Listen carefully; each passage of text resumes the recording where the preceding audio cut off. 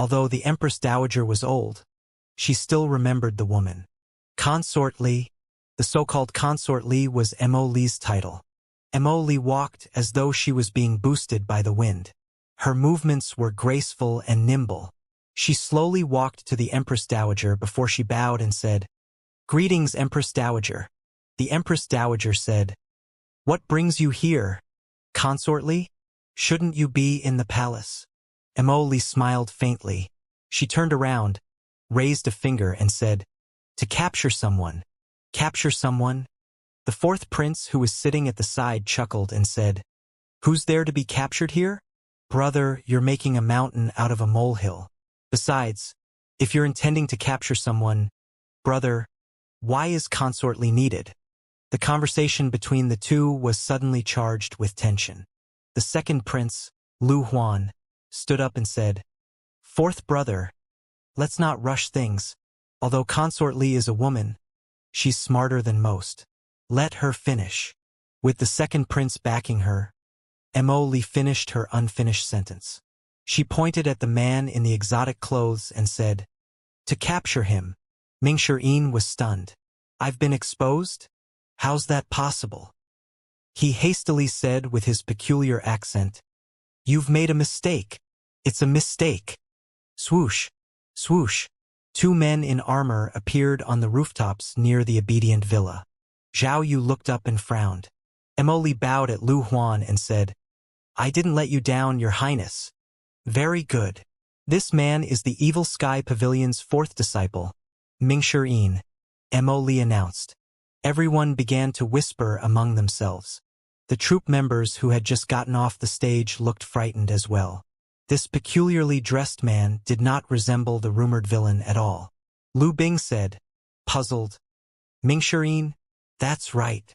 Grandmother, the Evil Sky Pavilion has always been at odds with the Imperial City. Many years ago, the Evil Sky Pavilion's old villain Ji stole the Imperial token from the palace. The princess from the western regions who was betrothed to our nation was also kidnapped by the Evil Sky Pavilion's Xianxia. The seventh disciple, Si Wuya, sowed dissension and caused a conflict between Great Yen and Rongbei. 10 of thousands of cultivators lost their lives because of that. How can we not execute people who have committed such grave sins?" Mo Li said. The Empress Dowager looked at Mo Li and said, "Is this the great show you want to show me?" Mo Li replied, "Grandmother, as a consort, it's only natural for me to share His Highness' burdens." "What do you intend to do?" the Empress Dowager asked. "Behead him," Mo Li said coldly. The others were taken aback. They looked at Mo Li incredulously. The people from the palace merely knew that the woman by the second prince's side was exceptional. They did not expect her to be so decisive and ruthless. Whoosh! Suddenly, Mingxian stomped his foot on the ground. Like a fired arrow, he shot toward Obedient Villa. "You caught me this time around. I'll be back." Whiz! One of the elites who were standing on the rooftops flew toward Mingxian. Mingxian smiled. 5-leaf. His separation hook gleamed. The elite from the palace sneered and said, 5-leaf is enough to take you down." An avatar appeared. The 60-foot avatar attracted everyone's attention. Bam! Bam! Bam! The two opponents began to engage in a fight. Initially, Mingxian intended to flee. However, he was tied down now. Mo Li nodded in satisfaction. "Princess Zhao Yu, what do you think?" Zhao Yu said, "Are you talking to me? You're the Evil Sky Pavilion's 5th disciple, princess. Since I'm going to capture your senior brother, I hope you'll forgive me," Mo Li said with a slight bow. The Empress Dowager frowned. She had never troubled herself with secular affairs and rarely paid attention to the cultivation world as well. She would not have cultivated if she did not wish to live longer. She disliked fights and killings. Hence, she learned cultivation methods that focused on nurturing a person's character and were helpful in healing. After the long-lived emperor passed away, she had given up on those cultivation methods. However, she did not expect that she would be able to meet Princess Yun Zhao's orphan in this lifetime. How could she allow anyone to harm Zhao Yu? "Consort Li, you're being audacious." The Empress Dowager raised her voice. Li kneeled immediately. Grandmother, I don't know what you mean. Zhao Yu is a member of the imperial family, the orphan of Princess Yun Zhao. Now that she's returned to the imperial family, she's my granddaughter. Are you trying to go against me? The Empress Dowager said in a low voice. The second prince, Lu Huan, frowned. He had never seen the Empress Dowager show any interest in the struggles within the palace. Also, she rarely cared about anything, especially after the long-lived emperor left. He did not expect the Empress Dowager to stand up for Zhao Yu. This is going to complicate things. Bam! Bam! Bam! Above the obedient villa, Ming Shi'in and the five-leaf elite were still locked in battle. Ming Shi'in fought as he looked for a way to flee. The fourth prince, Lu Bing, said, Grandmother's right. Zhao Yu is our little sister after all. Lu Huan said with a scoff, Even the child of heaven bears the same sin as the common folk once a crime is committed. Zing! Zing! The soldiers at the side drew their swords. I'd like to see who dares to touch Zhao Yu. The Empress Dowager rose to her feet in anger as she stared at everyone coldly. The fourth prince, Lu Bing, said, Brother, grandmother came here to rest in peace. If her condition worsens because you agitated her, it'd be difficult for you to shake off the responsibility. Lu Huan bowed and said, Grandmother, please consider the bigger picture. Empress Dowager inside now. Li Yunzhao did not find himself in his current position without a knack to read the mood. He swiftly said, I only take orders from the Empress Dowager. The atmosphere suddenly turned heavy. Everyone had their own plans and agendas. The Empress Dowager had no intention of getting too involved in this. All she wanted was to protect Zhao Yu. Li said, Grandmother, please consider the bigger picture. The evil sky pavilion must be annihilated. You've kept yourself away from the affairs of the world, grandmother, so you don't know what the evil sky pavilion did. That's right, you can ask these performers. The Empress Dowager shook her head. Little Li. Li Yunzhao turned to face the Empress Dowager. Strike her mouth. Whoosh. Li Yunzhao moved at lightning speed and appeared next to Li. He drew up a blast of energy with just a swing of his arm. Smack! Li Yunzhao's palm landed on Li's mouth. Li did not dodge. She took the hit squarely. Blood trickled from the edge of her lips. Li Yunzhao returned to his original position in the next second. Lu Huan frowned. However, he did not dare to voice out his frustrations. Who dared to have an opinion if the Empress Dowager decided that someone should be hit? The Empress Dowager asked, Consort Li, do you have anything else to say? Li curtsied and said, I've made a mistake. I'll visit Sister Zhao Yu one of these days and offer my apologies. A hint of killing intent flashed in her eyes briefly before it disappeared. Then, she pointed at Ming Shi'in, who was fighting in the air, and continued to say, Grandmother, are you going to protect him as well? The Empress Dowager looked up at the two figures who were locked in battle. Zhao Yu wanted to say speak up. However, she was interrupted by Ming Shi'in's laughter. Soon after, he said, This isn't the divine capital, and yet you're thinking about keeping me here? Wishful thinking. Whoosh! A five-leaf avatar appeared out of thin air. Bam! Ming Shi'in raised his arms. He fell from the impact of the heavy blow. Boom! A building collapsed. Clouds of dust stirred up. Li smiled and said, You're not getting away. The five-leaf avatar continued to descend as the cultivator spoke loudly. This is all the evil sky pavilion's Ming Shi'in has got. Surrender yourself. An energy blade appeared in the avatar's hand as it dove down. In the other courtyard, the commotion could be heard as well. Let's go have a look. Zhang Aijin could not wait any longer. When they exited the courtyard, they saw the palace elite diving down to attack. His hands were wrapped around a sword covered in a thick layer of energy. An assassin? Zhang Aijin wondered aloud. Boom! The energy blade descended. Lu Zhou frowned slightly. He said, Let's take a look. Zhang Aijin sensed a change in the old senior's aura. He led Lu Zhou to the obedient villa.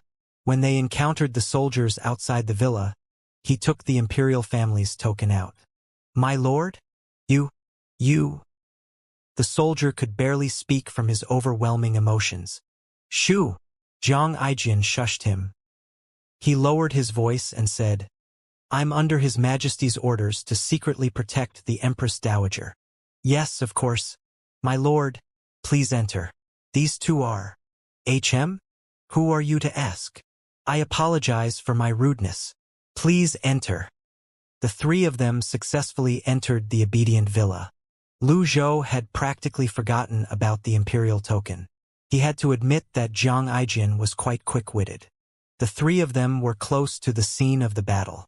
They did not even have time to look at Zhao Yu and the Empress Dowager when the dust around the crumbled building settled.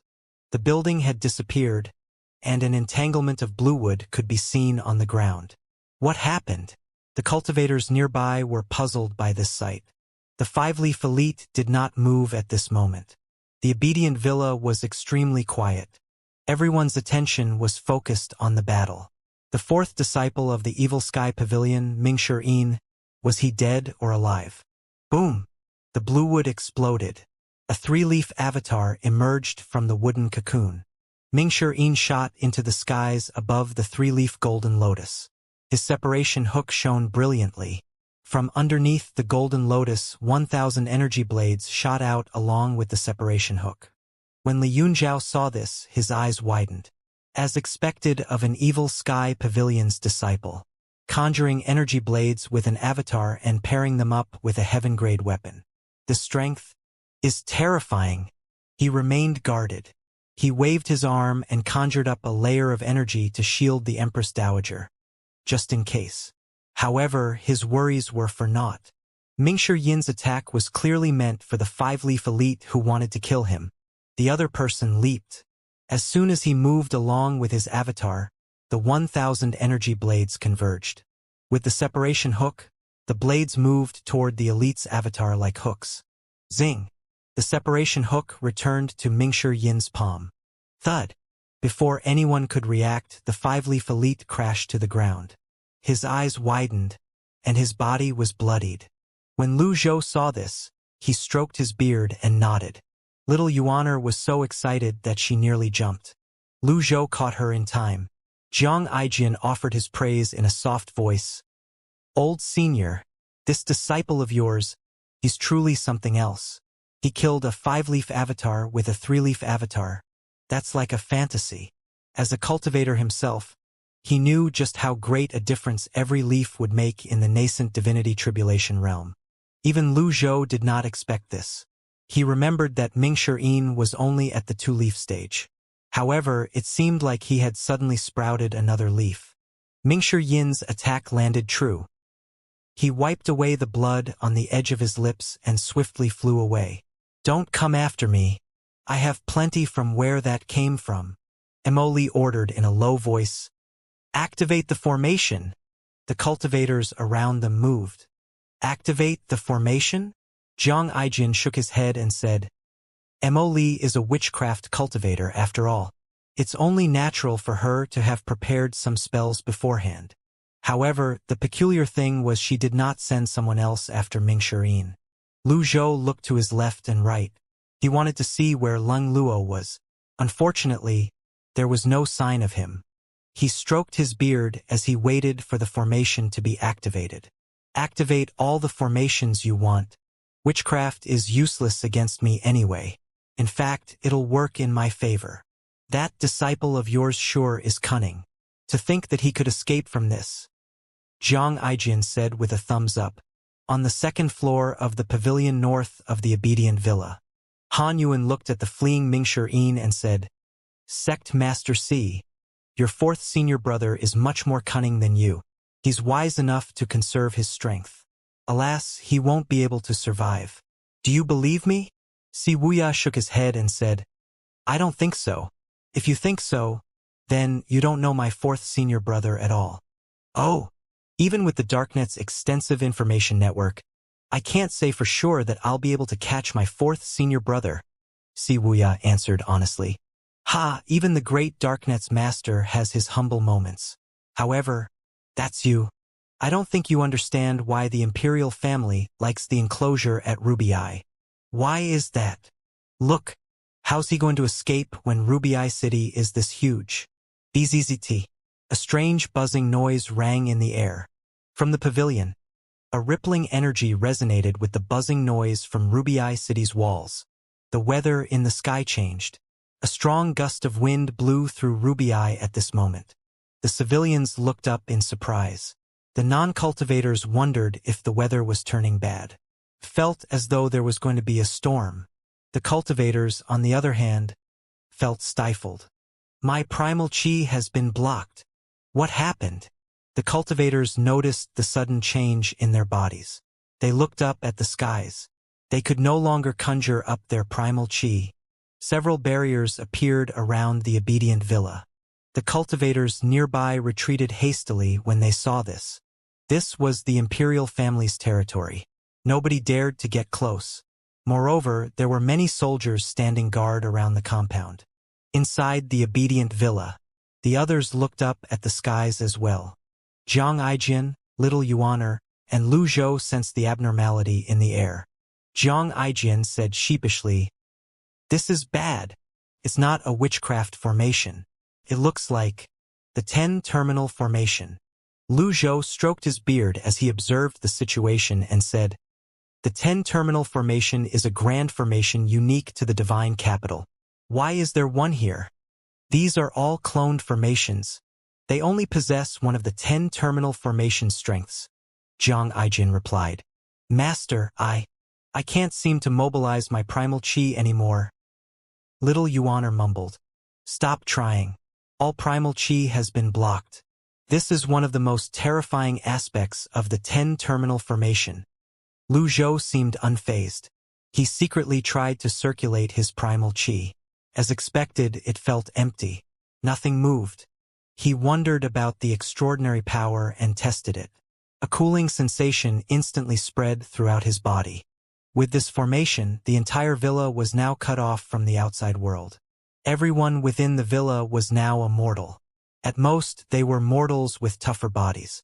"Let's leave this to Lung Luo." Lu Zhou wanted Jiang Aijin to lead the way to escape when they heard a sound from the villa's entrance. "I say, what a merciless bunch. I'm Princess Zhao Yu's senior brother. How rude. Unhand me." Two muscular generals flanked Mingshi Yin as they escorted him over. Clearly, Mingshi Yin had failed to escape. He was tossed by the two generals. A brilliant smile bloomed on Mo Li's face as she said, "This is the 10-terminal formation. It's quite unexpected, isn't it?" Li Yunzhao was slightly stunned. He frowned. Zhao Yu registered a slight change in her expression as well. The other soldiers and generals were neither shocked nor puzzled. Clearly, they were privy to this plan. Mo Li said, "Inside the 10-terminal formation, all beings are equal." This meant that everyone inside the obedient villa were mortals. The fourth prince, Lu Bing, clapped his hands and said, "I'm impressed. As expected of you, brother. That's a brilliant move." After spending years on the battlefield, he naturally knew how terrifying formations could be. If it were not for the cities and barriers, wars between nations could very well be fought by cultivators alone. There would have been no need for mortals. When the battle proceeded into the cities, the ones that would decide the outcome of the battle were these mortal fighters. "Your Highness, I've captured Mingshi Yin. Kindly pass your judgment." "Very well." The second prince, Lu Huan, rose to his feet and waved his arm as he said, "Behead him." A general drew his sword. Zing. "Wait." Zhao Yu took a step forward. The others looked at her in confusion. Zhao Yu frowned and said, "I'll kill anyone who dares to touch my fourth senior brother." Upon hearing this, the Empress Dowager could not help but glance at Zhao Yu. She sighed deeply before looking at the second prince, Lu Huan. Then, she pointed at Mingshi Yin and said, "In that case, I'll support Zhao Yu this time. As long as I'm here, nobody's allowed to touch a single strand of hair on his head." Mo Li turned around slowly. Her eyes were trained on the Empress Dowager, but her words were addressed to the second prince. "Your Highness, I've guessed correctly, haven't I?" Lu Huan bowed at the Empress Dowager and said, "Grandmother, please return to your room to rest. I'll explain this to the Emperor later." There was a faint scent in the air. Poison. The cultivators who took in this scent were unharmed. The Empress Dowager, on the other hand, fell immediately. Li Yunzhao caught the Empress Dowager at once. He pointed at Li and said, "You fiend! How dare you act against the Empress Dowager? I'll have your head for this." He rested the Empress Dowager on the chair behind him and leaped into action. Li retreated. Li Yunzhao had barely leaped over when he found himself losing control of his body. He staggered. He was not used to moving around without the support of his primal qi. Zing! 2 soldiers drew their swords and stood before Li Yunzhao. "Eunuch Li, you should conserve your energy," Lu Huan said coldly with his hands on his back. "Your Highness." At this moment, Lu Huan suddenly turned around. Boom! A loud noise reverberated in the air as Lu Huan suddenly kicked Li Yunzhao's chest. "You lowly slave! If it weren't for my grandmother, I would have never permitted you to foul my ears with that voice of yours." "Eunuch Li." Zhao Yu's expression changed. "I'm all right. I've promised someone that I'd protect you even if it costs me my life. Princess Zhao Yu, this is the Empress Dowager's jade token. Take it." Li Yunzhao produced a piece of jade from his pocket. Li said coldly, "Don't waste your energy. Even if the King of the Heavens himself is here, she can't be saved." Li waved her hands, and 2 men stepped forward and captured Zhao Yu. Zhao Yu struggled defiantly. Unfortunately, without her primal qi, she was no match for 2 grown men. She was eventually suppressed. "These are members of the Imperial Guard. You dare resist." Due to the 10-terminal formation in the Divine Capital, the Imperial Guard stationed there consisted of seasoned elites who did not control primal qi. Compared to them, cultivators who relied too much on primal qi were weak. Zhao Yu was dragged to Mingshi Yin's side. Li was in an exceptionally good mood to see the 2 villains being captured.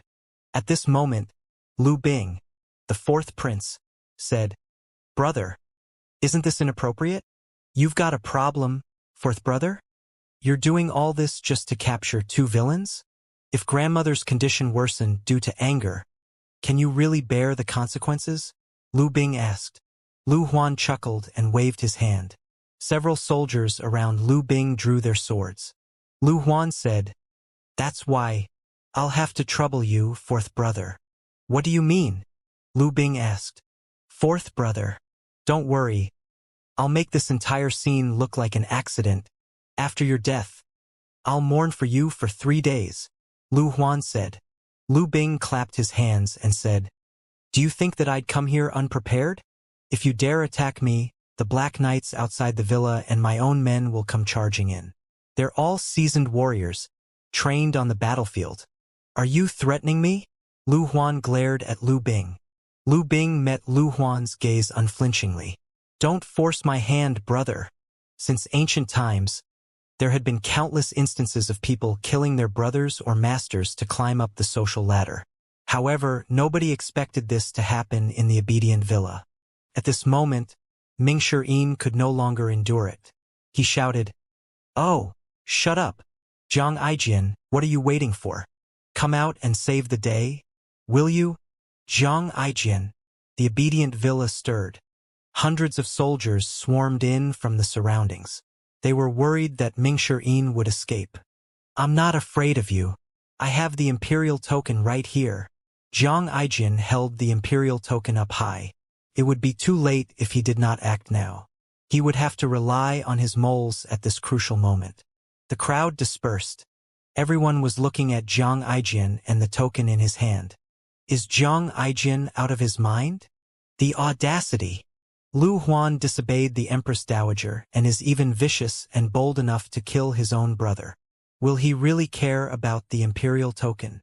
Lu Zhou stroked his beard as he held on to little Yuaner's hand. He did not think he could rely on Zhang Aijian completely. He could only count on himself at the most crucial moment. There was no use having the Imperial token. Most importantly, primal qi could not be used while the 10-terminal formation was activated. What was Zhang Aijian thinking? Jiang Aijin was going to be clobbered for this. Master! Little Yuaner was puzzled as to why her master was holding her hand. Lu Zhou gave little Yuaner a look, signaling her to keep quiet.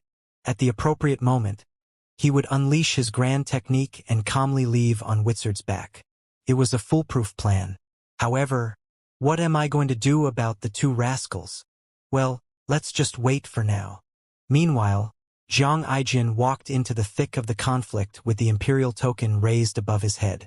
The two princes were not blind. The soldiers around them immediately recognized the imperial token. They knew that the item granted the wielder power to command the imperial guards. That's strange. Isn't that item lost a long time ago? Why would it be in the hands of a traveling performer? Seeing the token is like seeing His Majesty himself. Kneel! Jiang Aijin shouted. Swoosh! The soldiers did as they were told. However, they quickly realized that something was amiss. The two princes and Mo Li did not kneel. Lu Huan smiled and said, "A fake token. Take him as well and behead him." Jiang Aijin was speechless. Damn it! I knew this won't work.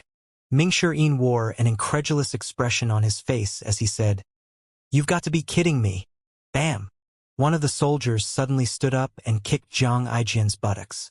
Jiang Aijin fell forward, flipped several times on the ground, and wailed in pain. He shouted, "What are you standing there for? Take them away." As expected, the soldiers behind Lu Huan brandished their swords and advanced on Lu Huan and Mo Li. Mo Li and Lu Huan drew the swords of their servants and parried the attacks. Bam! Bam! Bam! Lu Zhou observed the situation around him and mused that Jiang Aijin was slightly skilled. Are those the people you've planted around Lu Huan? Lu Huan's expression was one of shock as he stood back-to-back with Mo Li as they fought Jiang Aijin's men. When the imperial guards and the soldiers nearby saw their masters being attacked, they swarmed in like bees. Damn it! They're quite good at putting up a fight. Jiang Aijin was surprised. Amidst the flashes and shadows of blades, Jiang Aijin crawled to where Mingshi and Zhao Yu were standing. He pulled them to their feet and they left. Mingshi shook his head and said, "I shouldn't have trusted you. Now I can't get away." Swords upon swords barred their way. This was awkward. Jiang Aijin turned around to look at Mo Li and Lu Huan. His people suffered great losses. On the other hand, aside from slight tears in their clothes, Lu Huan and Mo Li seemed unharmed. Pa! Pa! Pa! Lu Bing clapped his hands and said, "Looks like you've not wasted your martial arts skills, brother." Lu Huan said coldly, "Cultivators have always been powerful. They're capable of going up against 1,000 and even 10,000 opponents at once. However, do you know why they aren't dominating the world?" He paused for a moment before he continued saying, "It's the cycle of all things. There's a bane for everything. If you're smart enough, one day, you'll come to realize that the entire world is nothing but a cage in which the cycle repeats itself." Mo Li wore a smile that was as charming as a flower. "Well said, Your Highness." She walked up to Li Yunzhao and kicked him. It was brutal and merciless. She did not behave like a woman at all. Li Yunzhao grunted in pain. He rolled on the ground before spitting out blood. See that? The powerful eunuch Li can't even take a kick. Meanwhile, Lu Zhou reconfirmed Mo Li's identity and information. He was not surprised to find that she was an other tribesman from Lulan. He released little Yuaner's hand as he searched for Lung Luo with his eyes. Eventually, he shook his head and sighed. His voice resounded loudly as he said, "Forget it." Everyone's attention was instantly drawn to Lu Zhou at this moment. People who have no business here. Mo Li trailed off. She found these people familiar. After a moment, she recalled the scene when one of her puppets was freed by a special power. She remembered seeing this wizened face at that time. A look of fear appeared on her face as she cried out, "It's you!" Lu Zhou stroked his beard as he stepped forward. "You're Mo Li?" Mo Li smiled and said, "What a surprising turn of events." The 10-terminal formation had been prepared for Mingshi, Zhao Yu, and the fourth prince. She did not expect to capture the Evil Sky Pavilion's Patriarch as well. How could she not feel delighted? It seemed like she had recovered from her surprise. Lu Huan seemed to have noticed something as well. There were flames in his eyes as he said, "Old villain Ji?" The others were in an uproar. The soldiers staggered backward despite their training. They felt their confidence leaking out of their body. Stand your ground. What is there to fear within the 10-terminal formation? Upon hearing this, the soldiers were greatly relieved. The path to heaven is wide, and yet, you chose to barge into hell where there's no escape. Emily did not waste any time and quickly waved her hand. The 10 great generals by her side spread out and took a step forward. In her opinion, only a 5-leaf cultivator or above was her match outside the formation. Within the formation, everyone was equal. Lu Zhou flipped his right palm and gauged his extraordinary power. I can use it. At the same time, unnamed materialized in his hand. The others appeared frightened. Lu Bing recognized Lu Zhou. He remembered meeting old villain Ji in the Prince of Cheese mansion back then. Due to the chaos in Obedient Villa, he did not notice Lu Zhou earlier. He was greatly shocked. He did not bother with putting on a tough act and stumbled backward. Old senior. Emily curtsied toward Lu Huan. Your Highness, may I deal with this? You may. Lu Huan placed his hands on his back. He walked to the seat next to where the Empress Dowager was seated and took a seat. After glancing at the unconscious Empress Dowager, he felt much more at ease. Thank you, Your Highness. Emily turned around. These 10 generals are all elites among the Imperial Guards. There are 3 3-leaf, 4 4-leaf, 2 2-leaf, and 1 6-leaf cultivator. I don't think I'd be doing you a disservice by having them entertain you. Kill his disciples first before you kill him. As you command. The air grew heavier as the atmosphere turned tense. Inside the pavilion in the distance, Han Yuyuan could barely contain his laughter. He slapped his thigh as he said, Sect Master C, would you look at that? One might be able to avoid natural disasters, but one can never escape from the consequences of one's sins. The Evil Sky Pavilion will be no more from today onward. When Si Wuya saw the old man calmly stroking his beard through the window, his expression was one of complete shock. He frowned deeply. What's Master doing here? He said, How dare you? What? Bam!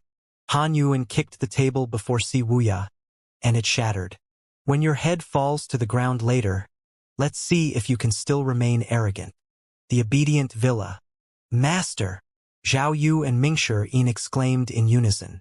When they saw Lu Zhou walking out, they did not know if they should feel happy. Lu Zhou ignored them. Instead, he stared at Emily and said, You dare touch my disciples? Kill him. You'll be a hero of great Yen. Emily said, As you command. One of the generals glanced at Lu Zhou. Then he unsheathed his sword. Without hesitation, he brought it down on Lu Zhou. Lu Zhou turned to the side slightly. Something glinted in his right hand. Whoosh! In just a blink of an eye, Lu Zhou shot past the general and was standing behind him. The general's body stiffened. He looked incredulous as his eyes widened. Lu Zhou's eyes were still trained on Emily. Thud! The general fell face down. He had been powerless to fight back. Ding! Killed a target. Reward: 1,000 merit points. The sunlight shone on the corpse. The flies picked up its scent soon enough and came buzzing. The smell of blood permeated the air. The Obedient Villa was deathly silent at this moment. Is this old villain G of the Evil Sky Pavilion? He's inside the 10-terminal formation with his old body deprived of primal chi. And yet, he can still kill. Emily's fingers immediately twitched. When she clenched her hands, she discovered they were drenched in sweat. Everyone's eyes were focused on Lu Zhou. You're wrong, Lu Zhou said with equanimity. My life's limit is upon me, and I'm no match for many of you in terms of cultivation base. I'm really pleased with this 10-terminal formation. Lu Zhou was telling the truth. If it had been a battle of cultivation bases, the Imperial Guards would have given him a headache. With the formation, everyone was equal. However, he had the support from the heavenly writing and unnamed. Nobody was a match for him in regard to techniques and killing experience. Emily shook her head in disbelief. She hastily ordered, "Don't listen to his lies. An old man like him won't last long."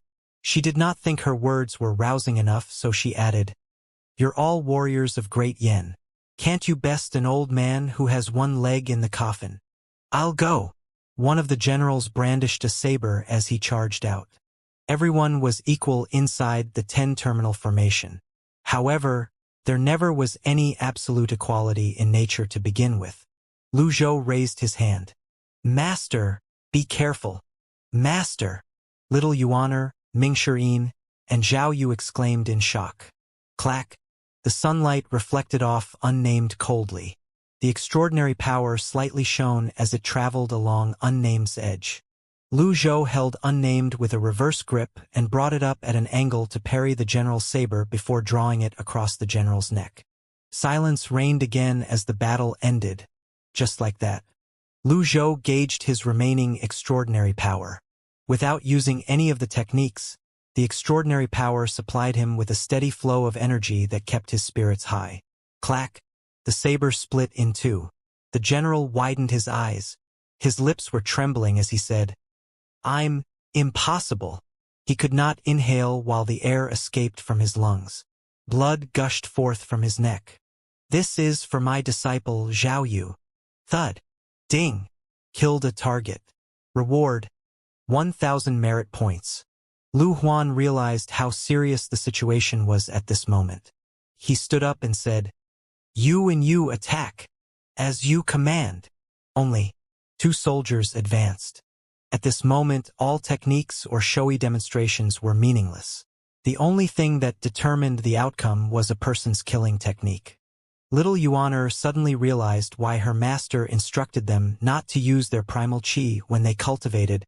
It was to prepare for a battle such as this. Lu Zhou was calm, his thumb pressed firmly against unnamed.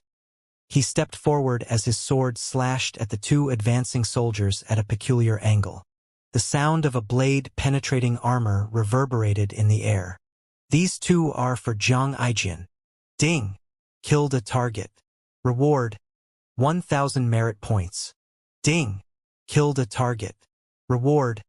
1,000 merit points. Emily's eyelids twitched. She was afraid and instinctively took a few steps back. Lu Zhou seemed completely at ease. He advanced with unnamed in hand. His speed was neither rushed nor slow. Zhang Aijian's sources had been walking on a knife's edge for many years. They slept with the tigers and did not know when they would lose their lives from the moment they decided to follow Zhang Aijian. They knew that they would most probably die. Their lives were light as a feather, and their deaths like a breeze.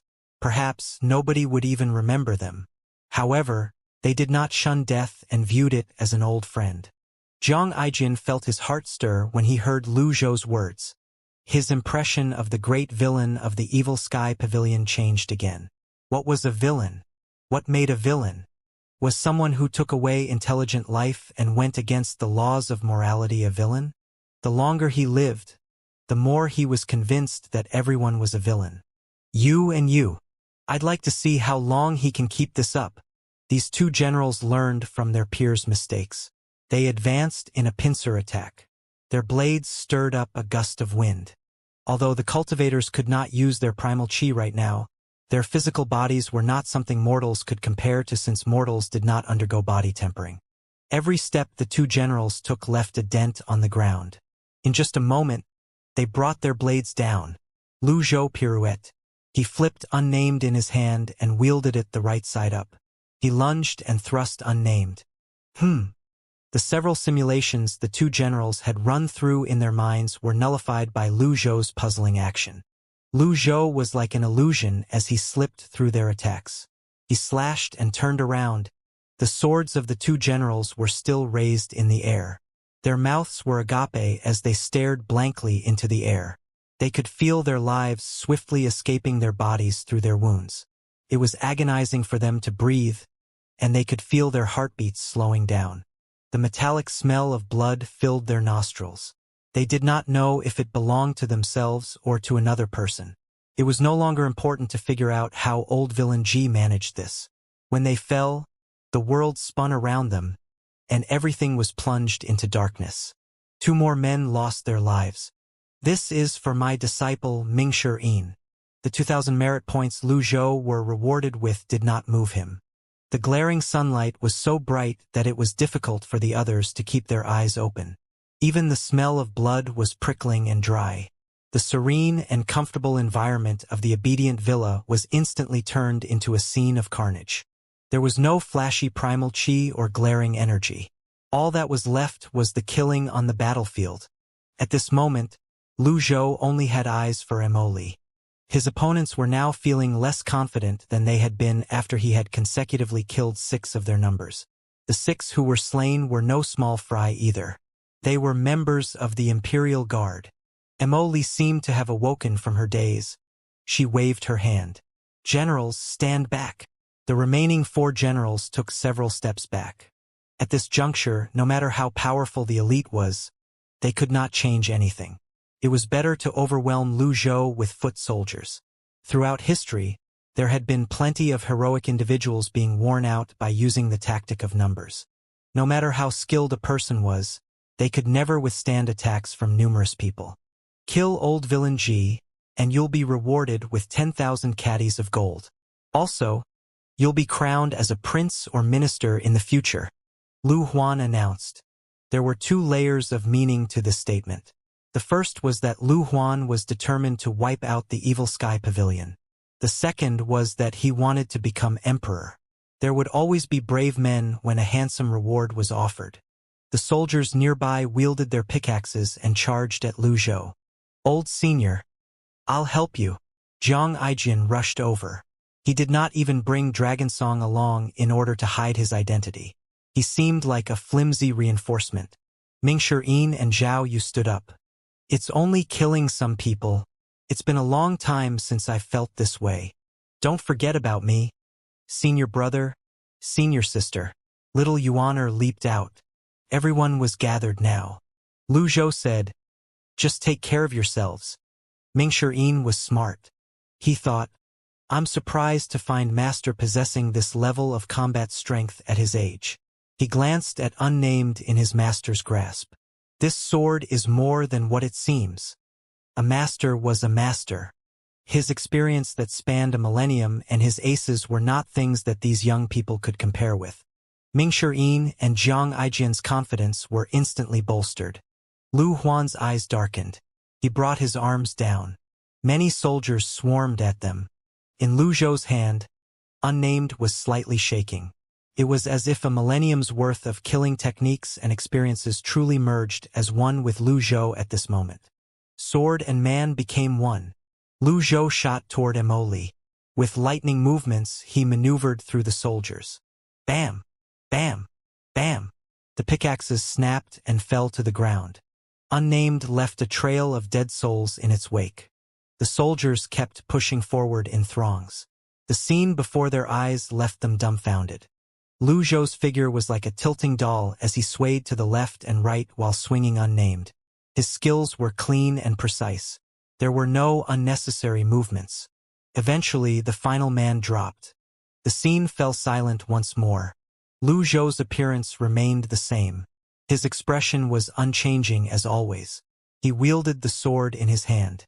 A drop of scarlet blood glistened in the sunlight as it dropped off the tip of Unnamed's blade and fell to the ground.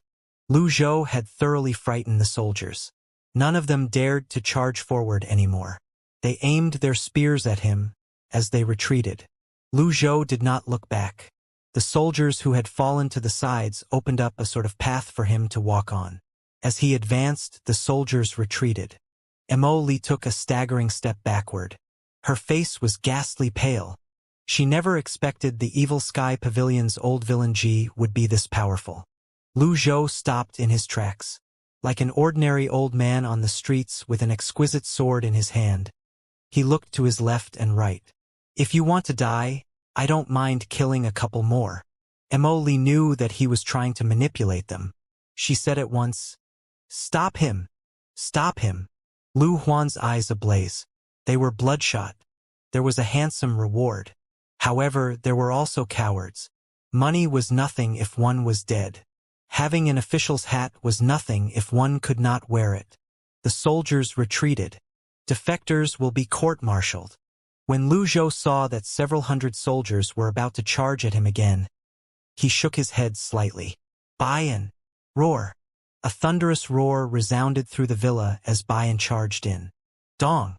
When it entered the 10-terminal formation, the auspicious clouds at its feet scattered, and it dropped to the ground. Bayan can't utilize its primal chi as well?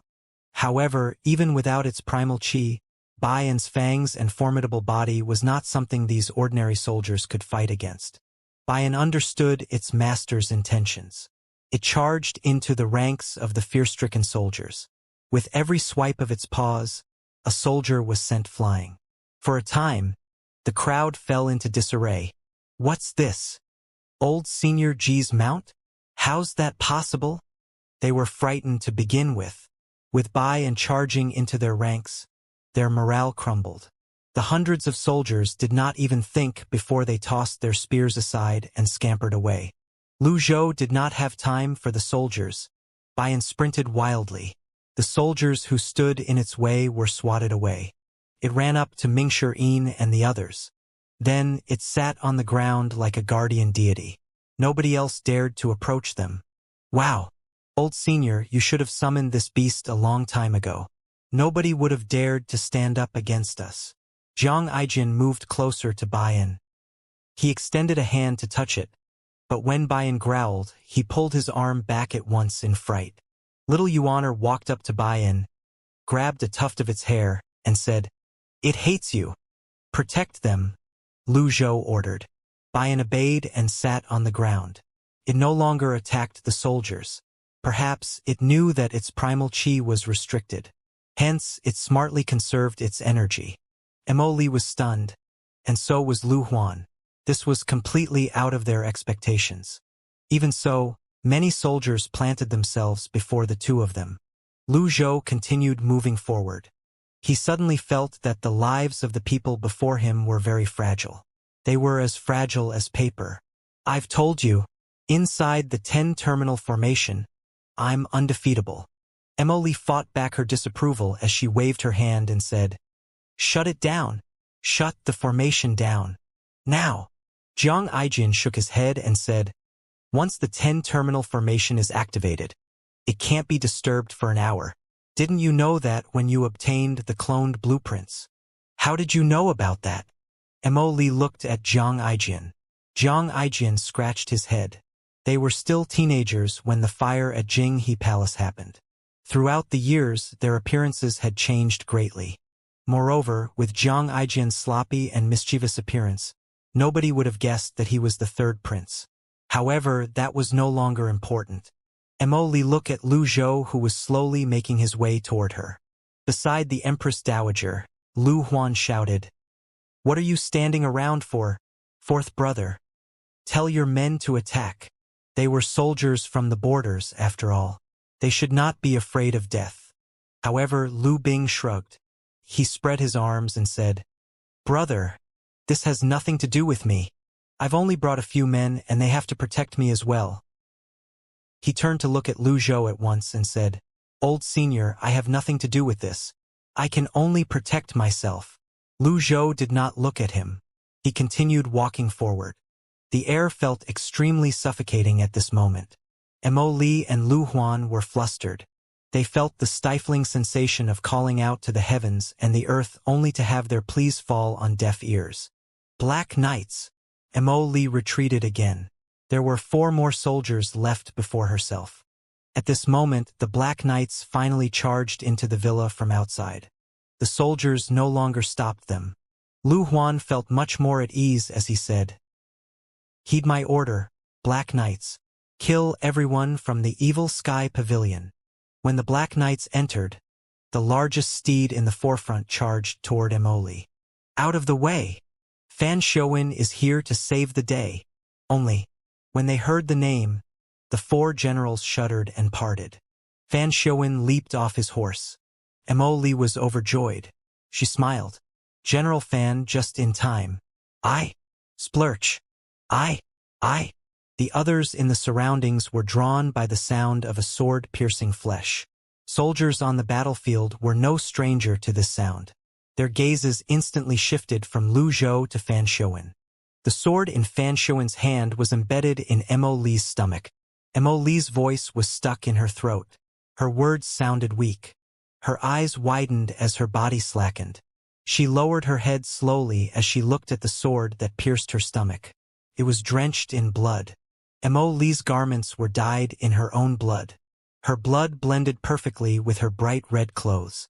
Her eyes continued to widen. She was still stubbornly holding on, unwilling to give up. Everyone was stunned. Even the second prince, Lu Huan, was as stunned as a wooden chicken. The leader of the Black Knights was an elite whom Mo Li had supported. Why would he suddenly attack Mo Li? Countless questions ran amok in his mind, but they never made it out of his mouth. The flames of his anger were stoked. Fan Shouwen had stabbed his beloved consort, his wonderful helper. He shook with rage. Mo Li was just as puzzled. Her life was escaping from her. She looked at her blood gushing forth from her stomach. She hastily waved her hand.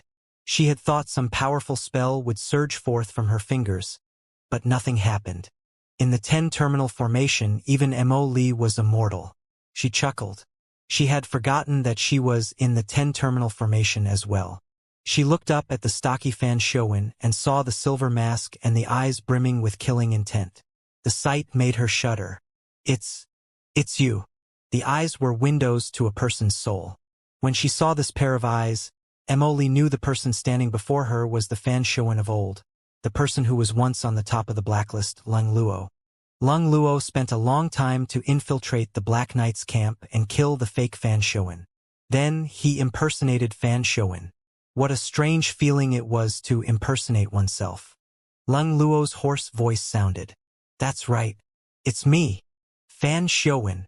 How dare you, Fan Shouwen? What are you doing? Consort Li. The four generals at the sides had incredulous expressions on their faces. They had sworn to protect Mo Li, and yet here she was, stabbed. Lung Luo suddenly raised his voice and said, "In the name of the Emperor, I hereby execute the disobedient subject, Mo Li.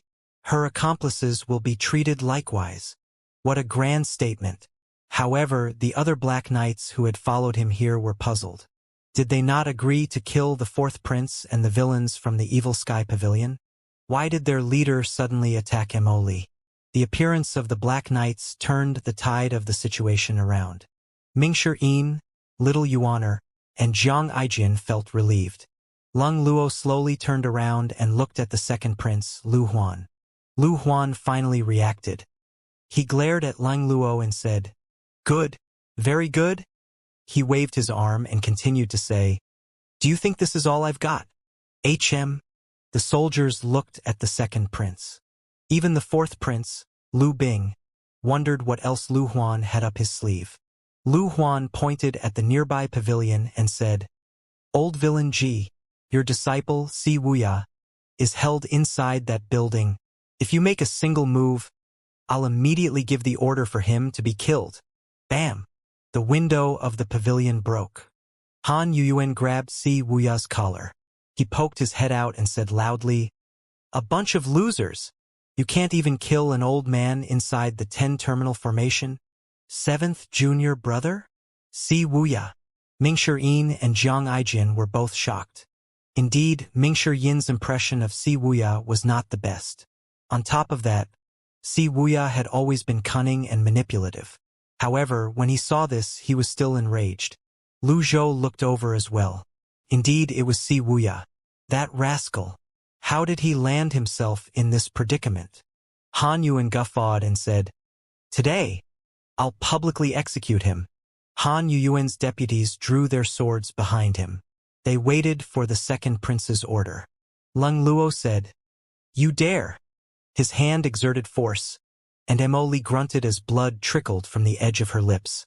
She suddenly leaned forward. Splurch! The blade impaled her. "Senior brother, avenge me." Lung Luo did not expect Mo Li to expedite her own death. However, he did not have time to process this. He pulled his sword out. Immersive fell backward. Outside the obedient villa, an ice-cold voice rang out. "No, junior sister." It resounded throughout the entire villa. The 10-terminal formation covered the entire villa. Hence, Immersive's senior brother, Bama, was lying in wait outside the formation as they had planned. This was to prevent anyone from escaping. However, their plans could not keep up with the changes. At this moment, Bama's purple energy formed dark clouds outside the villa. Lu Huan looked up and said, "Bama, I'll avenge Consort Li's death." A hoarse voice rang from the dark clouds. "No. My junior sister is dead. All of you shall die with her." Bama was not Immersive. He only had a single target, and that was the fourth prince, Lu Bing. Lu Bing was his sworn enemy who had cut down countless citizens of Lulan. Meanwhile, Han Yuyuan frowned. He grabbed Si Wuya and said, "Useless. A bunch of useless trash. Do I have to do everything myself?" Si Wuya looked up. He said with a chuckle, "Isn't it too early to celebrate? You and your cocky mouth." Bam!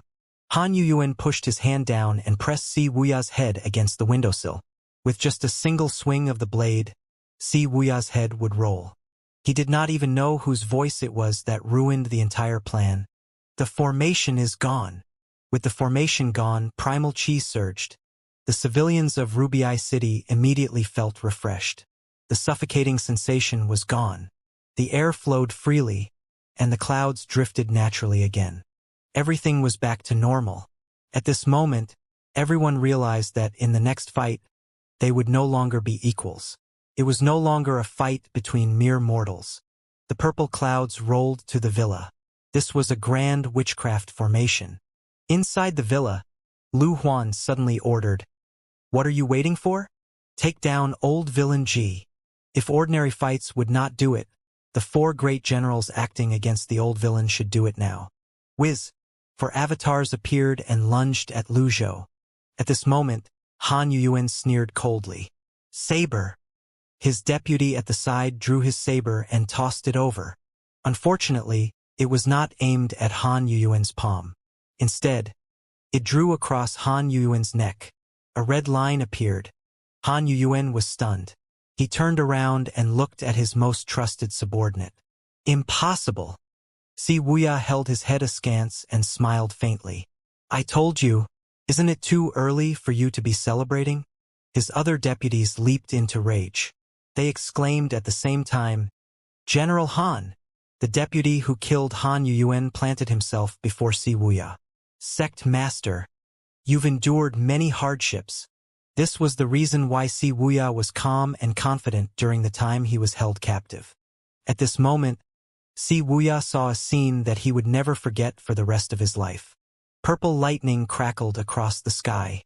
In the midst of the 4 avatars, Lu Zhou leaped into the skies. "What's that?" A blue lotus appeared under Lu Zhou's feet. Boom! A thunderous explosion shook the heavens. All of Lu Zhou's extraordinary power surged forth at this moment. The blue lotus blossomed. Like a blue firework, it expanded into the surroundings. Lu Zhou's silhouette could no longer be seen. Si Wuya covered his eyes with his sleeve. When Han Yuyuan's deputies behind him saw this, they swung their blades at him. Bam! Bam! Bam! The pavilion was filled with energy blades. It was in chaos. The subordinate who shielded Si Wuya parried the blows as best he could. Dozens of blows were exchanged in the blink of an eye. 2 fists were no match against 4 arms, after all. He took a few cuts and was pushed back. "We'll be rewarded if we kill Si Wuya." At the same time, the blue radiance in the sky covered the entire pavilion like seawater. Everyone's sight was obscured. From Lu Zhou's vantage point, it seemed like he was in the middle of a blue ocean. He could not see anything. Bam! Everyone inside the pavilion was pushed away without discrimination. Although they were far away, they were still affected by the blue lotus's energy. As for the 4 avatars, they were instantly destroyed as though they were made from paper. The 4 great generals and their avatars were the closest to the epicenter of the power.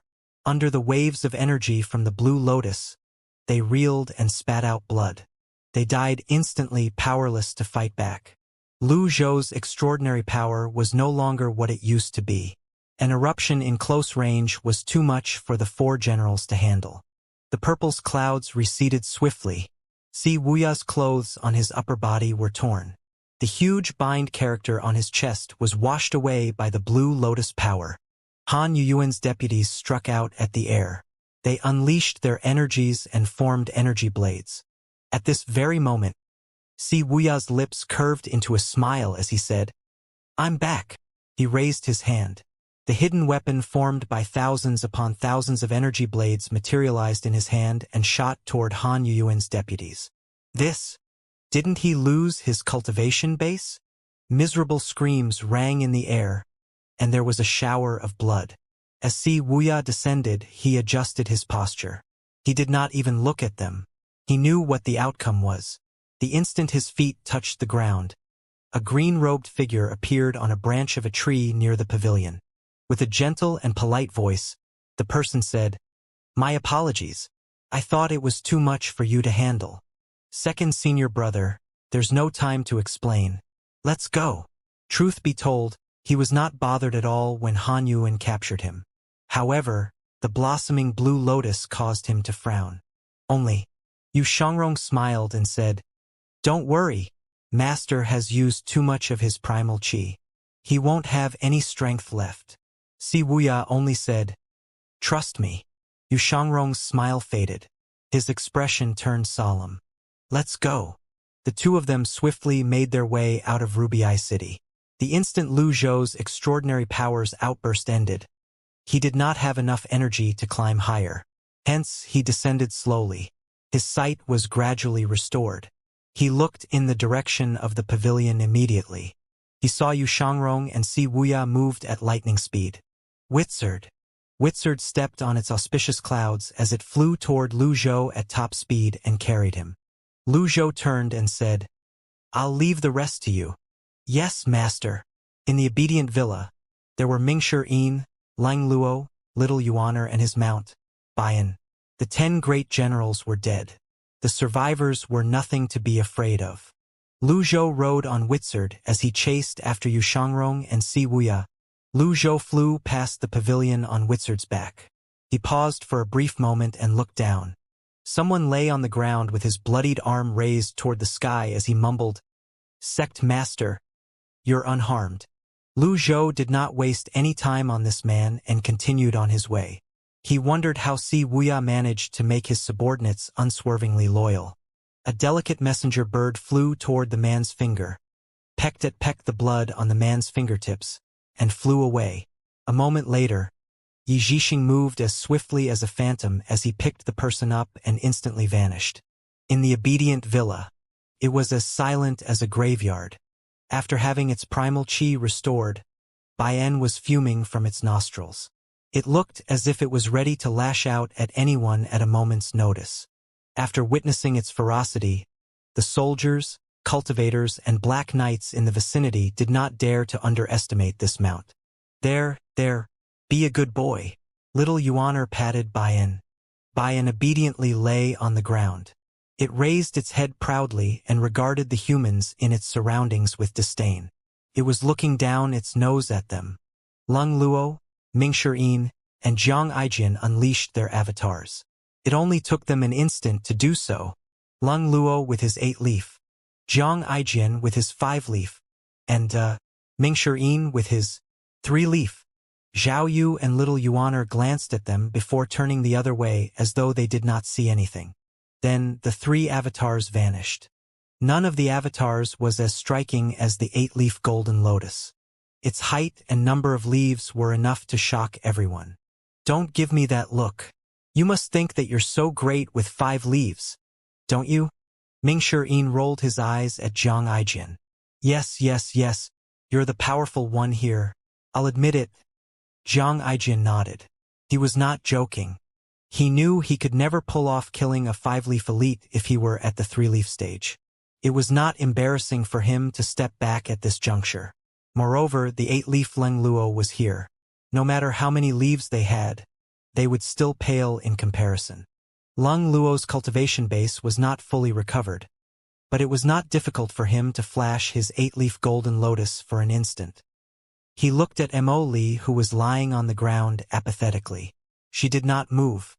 Zhang Aijin walked over to Lung Luo's side. He gave Mo Li a disgusted glance and said, "How tragic." "Tragic? Emicham, it's quite tragic." Lung Luo raised his hand. The blade was still covered in Mo Li's blood. Zhang Aijin did not know what Lung Luo was going to do. He took a step back. Primal Qi emerged from Lung Luo's hand and it condensed into energy. His golden energy wrapped around his saber as he brought it down at Mo Li's body. Zhang Aijin looked away. "It's best to not watch. If I did, my fucking mental state will be in jeopardy." Lung Luo was, perhaps, the only person under the heavens who was capable of such a feat. Bam! Bam! Bam! Several energy blades fell on the corpse. Lung Luo was hacking Mo Li into pieces and grinding her bones into dust. The others felt their scalps prickle and their hairs stand on end at this sight. When they thought about it, Lung Luo and Mo Li were enemies who could not bear to be under the same skies. Mo Li had Lung Luo under her control for many years and made him do countless despicable acts. His grudge might not even be assuaged after he hacked her up. The second prince, Lu Huan's lips trembled at this sight.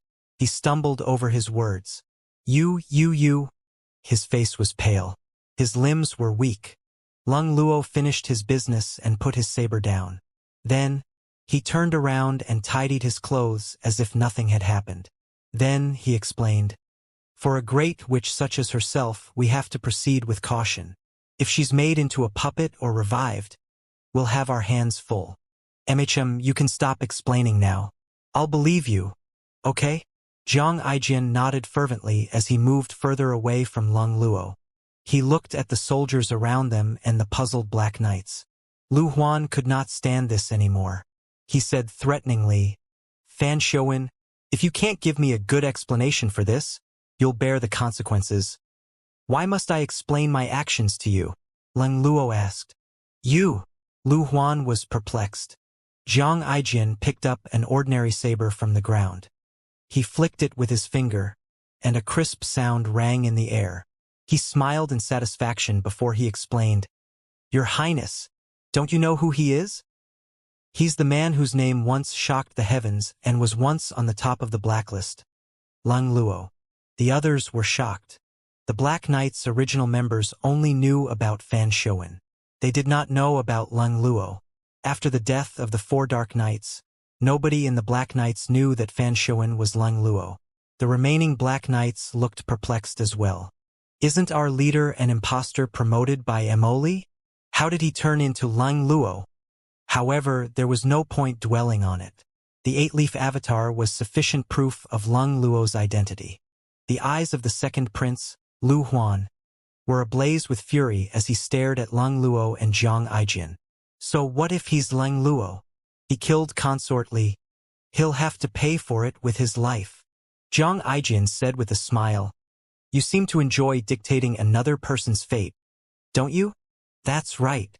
Zhang Aijin, I won't forgive you." "Oh, please no. I love my life very much. Your Second Highness, please don't stoop to my level." Zhang Aijin feigned a frightened expression on his face. Upon seeing this, Lu Huan felt disdain for Zhang Aijin. His fear toward Lung Luo's 8-leaf avatar greatly lessened as well. He pointed at Zhang Aijin and said domineeringly, "Kneel before your prince." Zhang Aijin did not seem angry. Instead, an amused expression appeared on his face. Upon seeing this, Mingshi said, "Why are we wasting words with him? Let's beat him up. When Master returns, he'll be further punished." Zhang Aijin walked up to Lu Huan. Lu Huan flicked a speck of dust off his sleeve and said, "Kneel. Right away." Splurch. The sound of a blade piercing flesh rang in the air again. The sound was unique and easily recognizable. The soldiers' eyes lit up. They finally understood Zhang Aijin had picked up the blade and flicked it earlier. It was all for this moment. The saber was completely embedded in the second prince's chest. The tip of the saber had exited through his back and was exposed in the air. Lu Huan's eyes widened. He glared at Zhang Aijian with a look of disbelief in his eyes. Zhang Aijian smiled back at Lu Huan. His hand was tightly gripping the hilt of the saber as he continued to push it into Lu Huan's chest. Drip, drip. The blade was drenched in blood. Drops of blood slid off the blade's edge. The droplets fell on the stone floor and splattered into the shapes of scarlet plum blossoms. The obedient villa was so quiet that the sound of the blood dripping was so clear. When Lung Luo saw this, he was only mildly surprised. He raised his hand and said threateningly, "Whoever moves will die by my hands." The remaining survivors did not dare to move. Zhang Aijin was still smiling as he looked at Lu Huan. After a long pause, he chuckled. It sounded indifferent, laced with a hint of sadness. At the corner, Lu Bing, the fourth prince, did not dare to make a sound at all. He tried to speak but found his voice stuck in his throat. In the end, he helplessly shook his head and lowered his arms. The fates of humans were determined by the heavens. A person would have to finish the path he had undertaken no matter the circumstances. Even unto death, there should be no complaints. A short cough rang in the air as Lu Huan's final breath escaped from his mouth. Blood was gushing from the edges of his lips as well. With his remaining strength, Lu Huan reached forward and grabbed Zhang Aijian's hands. Zhang Aijian did not flinch. Instead, he leaned forward and whispered into Lu Huan's ear, "The 1,000 lives in Jing, He Palace is looking at you as you pay for your sins." Lu Huan's eyes widened in shock. Zhang Aijian shook his head. His palm released some energy. Bam! Lu Huan reeled before he dropped to the ground with the saber protruding from his chest. The second prince, Lu Huan, was dead. He dropped to the ground. Zhang Aijian chuckled. Once again, he had returned to his usual lazy and flippant self. He returned to Bai and sighed and sheepishly said, "I didn't do that on purpose. Heh! I didn't know he was so weak." Ming Shirin, Little Yuaner, and Zhao Yu looked at Zhang Aijian speechlessly. Although Zhao Yu was closely related to them in name, they had never spent much time together. Hence, she did not feel sad at all. Moreover, Lu Huan had gone overboard. She felt relieved that he was dead. What do we do about the rest? Ming Shirin was getting excited. For some reason, he found himself pumped up as he looked at the proud Baiyan. He loved bullying others by taking advantage of the situation. Oh, to be more precise, taking advantage of the beast. Meanwhile, Lu Zhou rode on Witzard as they flew above the forest. He wondered how much time had passed. The only thing he knew was that he was getting closer. At the same time, he weighed his options in his mind. With Yu Shangrong and Si Wuya's speed, they were definitely no match for Witzard. "I'll continue giving chase this way. Rascals, where can you run to now?" Witzard understood its master's will. It shot past the mountain peaks and the forest. Lu Zhou suddenly said, "Wait a minute!" Witzard stopped and let out a loud cry. The sound waves spread out at a terrifying speed. Yu Shangrong and Si Wuya were caught off guard. They quickly dropped down. Fortunately, Yu Shangrong had very good control over his cultivation base. After the initial shock, he quickly adjusted his condition and landed slowly. "Second senior brother, stay calm." Si Wuya landed and looked up. He scanned the skies with widened eyes. Yu Shangrong appeared calm. "I am calm. It doesn't look like he's coming after us. There's no need to fear even if he is." Yu Shangrong remained composed. Si Wuya, after giving it some thought, he felt something was amiss. He said, "Your cultivation base is profound, second senior brother. It's only natural that you're unafraid. However, I've just been freed of the mantra, and I'm not in my best condition. I'd have to trouble you to bring me along as we leave this place as quickly as possible, senior brother." "Sure," Yu Shangrong replied without any hesitation. Before Si Wuya could say another word, Yu Shangrong's energy was already wrapped around him. The two of them flew toward Radiant Cloud Forest. They looked back occasionally as they flew forward.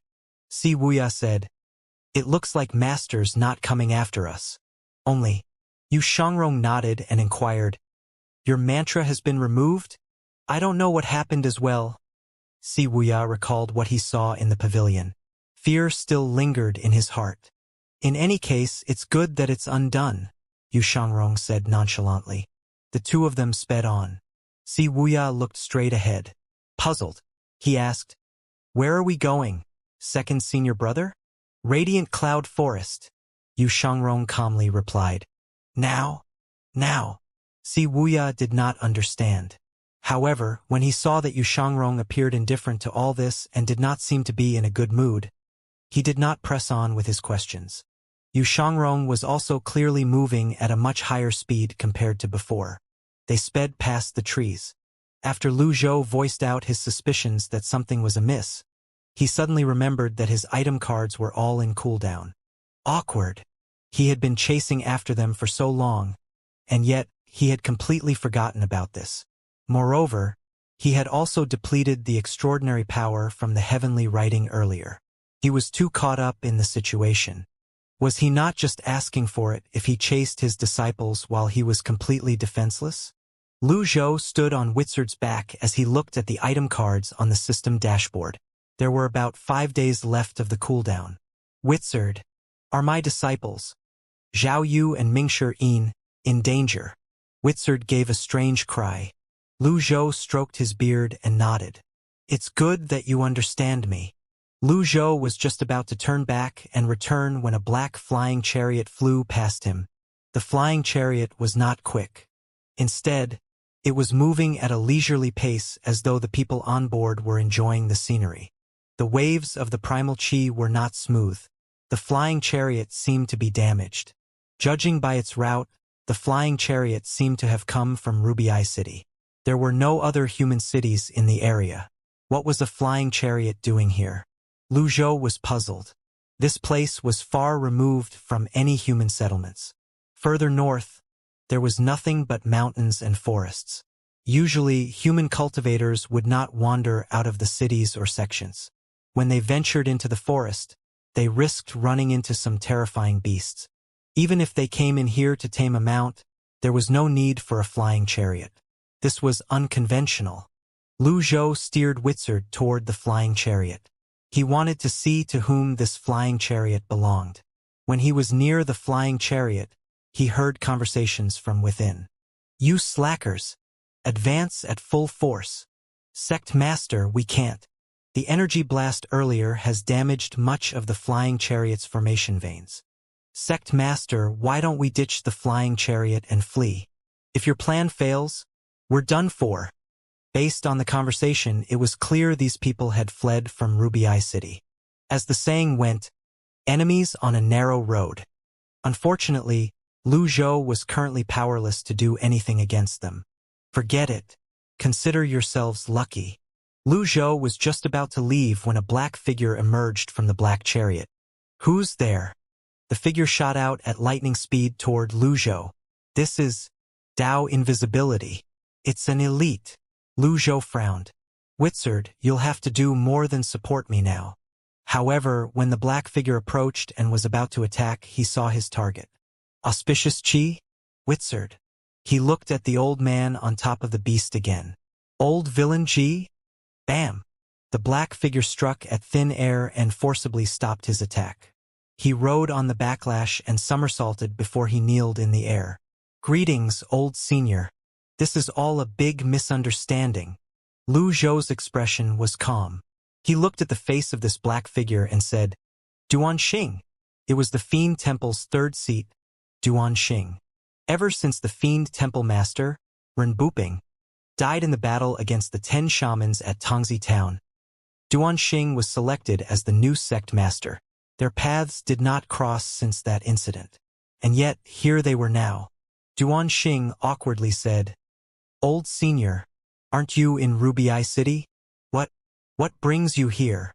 He immediately regretted asking that question. Was it not obvious? Look at the mount Lu Zhou was riding on. Compared to their dilapidated flying chariot that was threatening to crash, he was truly outclassed. You're asking me? Lu Zhou stroked his beard and replied with a question. No, I dare not. Duan Xing hastily replied. Where are you going? Lu Zhou asked. Well, Duanxing said hesitantly, to watch the show. Watch the show. Old senior, it's only natural that you're unaware of this. Duanxing shook his head. Your first and second disciples have agreed to battle on Cloudshine Peak. Not many know about this. It's truly a shame if we don't watch a battle between such elites. Hence, we mustered up our courage to go and have a look. You're saying that the rascals, Yu Zhenghai and Yu Shangrong, are gonna fight it out on Cloudshine Peak? Lu Zhou asked. That's right. Lu Zhou's gaze fell on Duanxing's flying chariot. Clearly, Duanxing knew many things that happened inside Ruby Eye City. Was it a coincidence? He did not think so. The blooming of the blue lotus in Ruby Eye City had affected Duanxing's flying chariot. This meant Duanxing was nearby at that time. Who was Duanxing pursuing? There was no reason for Duanxing to flee in this direction. Lu Zhou said tonelessly, Duanxing. Yes, senior. Don't try to play tricks with me, Lu Zhou said. You aren't fit to witness a battle of this level. I dare not. Duanxing broke out in cold sweat at once. His fingers shook as he honestly said, To tell you the truth, senior, I knew you're in Ruby Eye City and witnessed you unleash your great power earlier. Why? Lu Zhou asked. Duanxing shook his head and said with a sigh, The Fiend Temple is but a pale remnant of what it once was. My comrades need to survive as well. Alas, the Nether sect isn't giving us any chance. They want to wipe us out. I intended to visit you at the Evil Sky Pavilion, old senior, but you weren't there. After making several detours, we came to Ruby Eye. This explanation was reasonable. Duanxing continued to say, The flying chariot is damaged. I have been running after you, old senior, in fear of missing you. When he remembered what had nearly happened earlier, he hastily added, What happened earlier is an honest misunderstanding. I thought someone was trying to ambush us. After saying that, he thought to himself, You're riding Wuxia after all. No matter how slow the beast is, it can't be slower than this lousy flying chariot. I'm surprised we even caught up to you. That really frightened me to death. Lu Zhou stroked his beard and nodded. Accompany me to Cloudshine Peak. Duanxing was overjoyed. He hastily bowed and said, Of course, old senior. This is my first time riding the legendary mount, Wuxia. As he spoke, he prepared to hop on Wuxia's back. Scram, Lu Zhou said. Duanxing was taken aback. Look around you, look at the rivers and mountains. It would be such a waste not to enjoy the beautiful scenery. Don't you think? Lu Zhou steered Wuxia toward the flying chariot. Duanxing hastily said, I get it now. This way, old senior. He quickly boarded the flying chariot. Quit slacking off. What are you daydreaming about? Come and greet the old senior, Duanxing said. The Fiend Temple's disciples bowed. They did not even dare to breathe heavily. Lu Zhou landed on the flying chariot. With a wave of his arm, Wuxia left. Have a seat, old senior. This flying chariot isn't the best. It won't fly like the wind. I hope you don't mind. That's all right. Lu Zhou waved his hand and sat down. He stroked his beard and said, It's good to take it slow. At the same time, he glanced at the time on the dashboard. There was no need for him to rush things at the moment. The flying chariot sailed slowly, as if it was in a drunken stupor toward the setting sun. The waterfall fell like a curtain of water. The sun's rays glinted in the light. Lu Zhou sat on the flying chariot. He stroked his beard as he took in the scenery. The flying chariot was swaying. The flight was rough. However, this did not stop him from admiring the sights. The flying chariot arrived at a spot near Cloudshine Peak when it was getting dark. Old senior, we're at Cloudshine Peak. However, I'm guessing your disciples will only show up in 2 days. Duanxing walked to Lu Zhou's side. We're already here? Lu Zhou said. Duanxing scratched his head. Was it too fast? We have been flying for a long time. Even the sun has set. In fact, it would have been faster if he had flown on his own. In the end, he decided to play along and said, I personally manned the helm and put my back into it. I didn't dare to waste your time, old senior. Lu Zhou frowned slightly. He said nothing. He merely waved his arm irritably. Duanxing felt awkward. He wondered what he had done wrong. He did not even speak during the journey, afraid of disturbing Lu Zhou while Lu Zhou was enjoying the scenery. However, Lu Zhou was still displeased. Lu Zhou stood up and looked down at Cloud Shine Peak. At this moment, it seemed like images buried in the depth of his mind were slowly surfacing. Cloud Shine Nunnery. Lu Zhou saw the temple halfway up the mountain. He nearly forgot that Cloud Shine Nunnery was built here. The temple was located 1,000 miles away from the northern capital. It had a lonely and isolated air to it. Perhaps the monks and nuns were truly indifferent to material things. You're indeed knowledgeable, old senior. The temple here is indeed called Cloud Shine Nunnery. Only nuns occupy the temple, Duanxing said. After that, he entertained thoughts about seeking shelter at Cloud Shine Nunnery. However, there were only nuns there. He thought it was inappropriate for a group of men to stay there. Cultivators could spend the night anywhere. The location did not matter much to them. Since their bodies were impervious to cold, they could fall asleep even if they were hanging off a tree branch. Descend, Lu Zhou said curtly. At once. Duanxing hastily brought the flying chariot to a slow descent. There were no signs of civilization for 100 miles around Cloud Shine Peak. The trees were tall while the cliff faces were steep. When the flying chariot descended into the forest, they saw the dense canopy covering the sky. Lu Zhou had recovered some of his primal qi during the journey, so he leaped off the flying chariot. The others dropped down as well. Only a handful was left to guard the flying chariot. Shortly after, Lu Zhou and the others were outside Cloud Shine Nunnery. Duanxing volunteered without any prompt. I'll knock. He knocked twice on the door loudly. The doors swung open. An old nun came out. It's you. Lu Zhou recognized the nun immediately. Xianxia was startled. She immediately straightened a palm and bowed. Old benefactor Ji, forgive me for the hospitality even though you traveled so far. She pushed the doors until they were completely open. Lu Zhou was puzzled. Isn't there anyone else in the Cloud Shine Nunnery? Why would Buddhist Master Xianxia personally answer the door? He glanced at the courtyard. It was filled with overgrown weeds and fallen leaves. It seemed slightly desolate. This way, dear benefactors. When they entered the courtyard, Lu Zhou asked, Are you the only one here? Wu Nian left long ago. For now, I'm the only one in Cloud Shine Nunnery. Xianxia replied with a straightened palm. Lu Zhou stroked his beard and nodded. Just as well. There won't be as many rules if she's alone. The place was big enough. I'll be staying here for a few days, Lu Zhou said. Upon hearing this, Xianxia said, Benefactor Ji, this way please. She did not have time to settle the others in. She was short-handed after all. Duanxing shrugged helplessly. He glanced at his comrades. Don't look at me. There aren't any young nuns here. Clean it up yourselves. Lu Zhou followed Buddhist Master Xianxia to a secluded room. The view, location, and environment were clearly a notch above the rest. Buddhist Master Xianxia said, This way. Lu Zhou nodded slightly. He walked into the room with his hands on his back. The surroundings were unique and beautifully secluded. There was a bookshelf, a desk, and a round window ledge that provided a view of the mountains beyond Cloud Shine Nunnery. All those years ago, you had a discourse about the path with my master in this very room, Benefactor Ji, Xianxia said. They had a discourse about the path in Cloud Shine Nunnery, watched the moon on Lilac Mountain, and observed the fishes in Hundred Leaves Lake.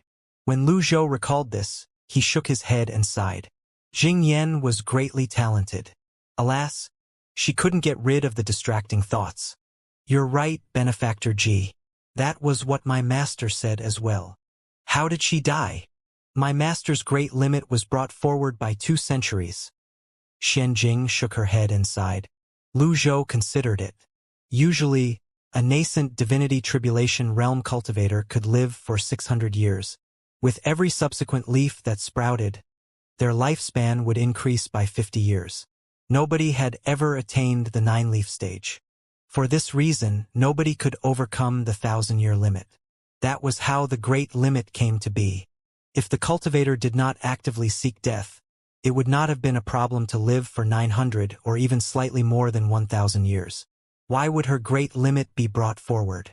My master attempted to enter the 9-leaf stage but failed in the end. For that, she depleted her essence and blood, Xianxia replied. Lu Zhou stroked his beard and nodded. It's the 9th leaf again. He remembered the sword path genius of the northern capital. Gong Yuandu said the same words before he died. Indeed, the loss of one's essence and blood would negatively impact one's longevity.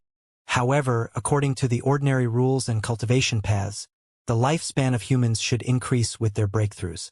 Why would the 9-leaf stage shorten their lives? Before my master died, she warned everyone who has reached the 8-leaf stage to not foolishly attempt breaking through to the 9-leaf stage, Xianxia said. When I had a discussion with her, she was filled with tenacity and courage, determined to reach the 9-leaf stage. Lu Zhou said with a hint of irony. You're at the peak of the 8-leaf stage since a long time ago, Benefactor Ji. You should have more experience and insight compared to my master about this matter. Lu Zhou said nothing. Xianxia had a point. Since Ji Tiandao was at peak of the 8-leaf stage, could he have attempted to enter the 9-leaf stage? Was that why he died? Make yourself comfortable, Benefactor. I'll take my leave. When Xianxia saw that it was getting late, she no longer bothered him. She turned around and left. Lu Zhou continued to entertain his thoughts. How many 8-leaf cultivators could not resist the temptation of attempting to break through to the 9-leaf stage? Lu Zhou remembered the reversal cards. If attempting to enter the 9-leaf stage would shorten his life, he had the reversal cards. Did this mean he would be different from others and would successfully become the first 9-leaf elite in the cultivation world? He thought about it for a while before he finally shook his head. It's useless to think about this now. I'll find out after my cultivation base improves and I can personally make an attempt. I should think about how to capture the 3 rascals instead. Lu Zhou needed to stay here for 5 days. He hoped that Yu Zhenghai and Yu Shangrong would not appear too early. His item cards were on cooldown. This meant that he could only depend on the heavenly writing scroll. When he thought about this, Lu Zhou walked up to the bed and sat on the floor. He faced the 100 Leaves lake that was miles away and entered his meditation state. Night. Near 100 Leaves lake. The moon was reflected on the lake's surface. Yu Shangrong stabbed his longevity sword into the ground and rested his hands on its hilt. He sighed and said, After this battle, should I conceal my identity and leave out the rest of my life near this lake? Nearby, Wuxia was trying to adjust his primal qi. He said with a smile, Indeed, this is a nice place. Alas, Cloudshine Peak is too near. In other words, their master had spent too much time here. Do you dare? Usually, he would not speak to his second senior brother in this manner. Yu Shangrong walked away from the longevity sword and walked toward the 100 Leaves lake. He slowly walked on the lake's surface as though he was walking on land as he said, The most dangerous place is also the safest place. The water did not touch him. He waved his arm gently. Zing! His longevity sword left its scabbard of its own accord. The red blade stood out in the dark of the night. The sword rose, and the water of the lake rose with it as well. The water rained down like a waterfall. Yu Shangrong remained above the lake's surface. He did not conjure up his protective energy before he swung his longevity sword around. He raised his hand and cast a shadow with his sword. Boom! Boom! Boom! The water droplets were hit by Yu Shangrong at a terrifying speed. They flew into the trees nearby and left holes in their wakes. The body of water fell back on the lake. Everything turned quiet again. Yu Shangrong's sword skills bordered on perfection. He was the only one who could remain dry using his sword skills alone without relying on his primal qi or energy blades. Crash! Several trees in the vicinity fell to the ground, and the longevity sword returned to its scabbard. Yu Shangrong said gently, 7th junior brother, in terms of sword skills, how would you rate this move? Wuxia said earnestly, You're peerless in terms of sword skills, 2nd senior brother. That's why, Even if Master is here, there's no need to worry. Si Wuya, on the other hand, was not as confident as Yu Shangrong. Otherwise, he would not have constantly reported their master's whereabouts to Yu Shangrong. Zhuoxinchan, Sword Saint Luo Shisan, Runins Zhuoping, Yu Shangrong feared none of them. He fearlessly met them in battles, risking running into their master in the process. However, those were different times.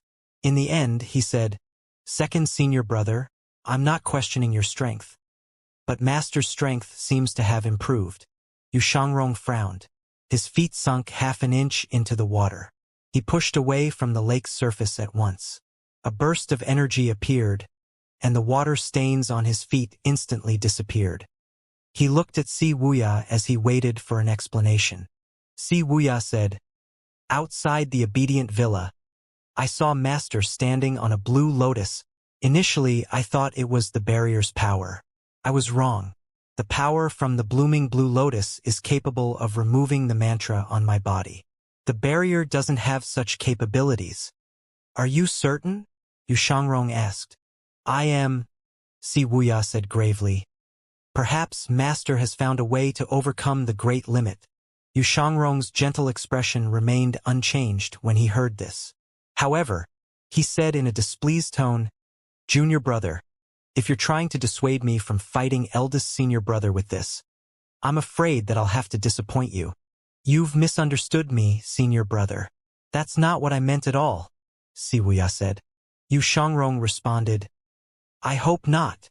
I swear to the heavens that I have no such intentions." Si Wuya raised 3 fingers in the air. Yu Shangrong let the matter rest. He turned around slowly, and the longevity sword flew into his hand. He asked, "Seventh junior brother, who do you think will win between eldest senior brother and I?" "Here we go again. This is too difficult." Si Wuya felt speechless, but he did not show it on his face. He said, "You will win, of course." "I think so too," Yu Shangrong said gently. "It's getting late. You should get some rest, seventh junior brother." His voice barely faded when a blue fluorescent light sparkled in Cloud Shine Peak's direction. It was like a firefly. Unfortunately, it was too far away. At a distance of several miles, this level of brightness was the same as darkness. Si Wuya continued to sit in the lotus position and adjusted his aura. He had to recover as much of his cultivation base as he could within these few days.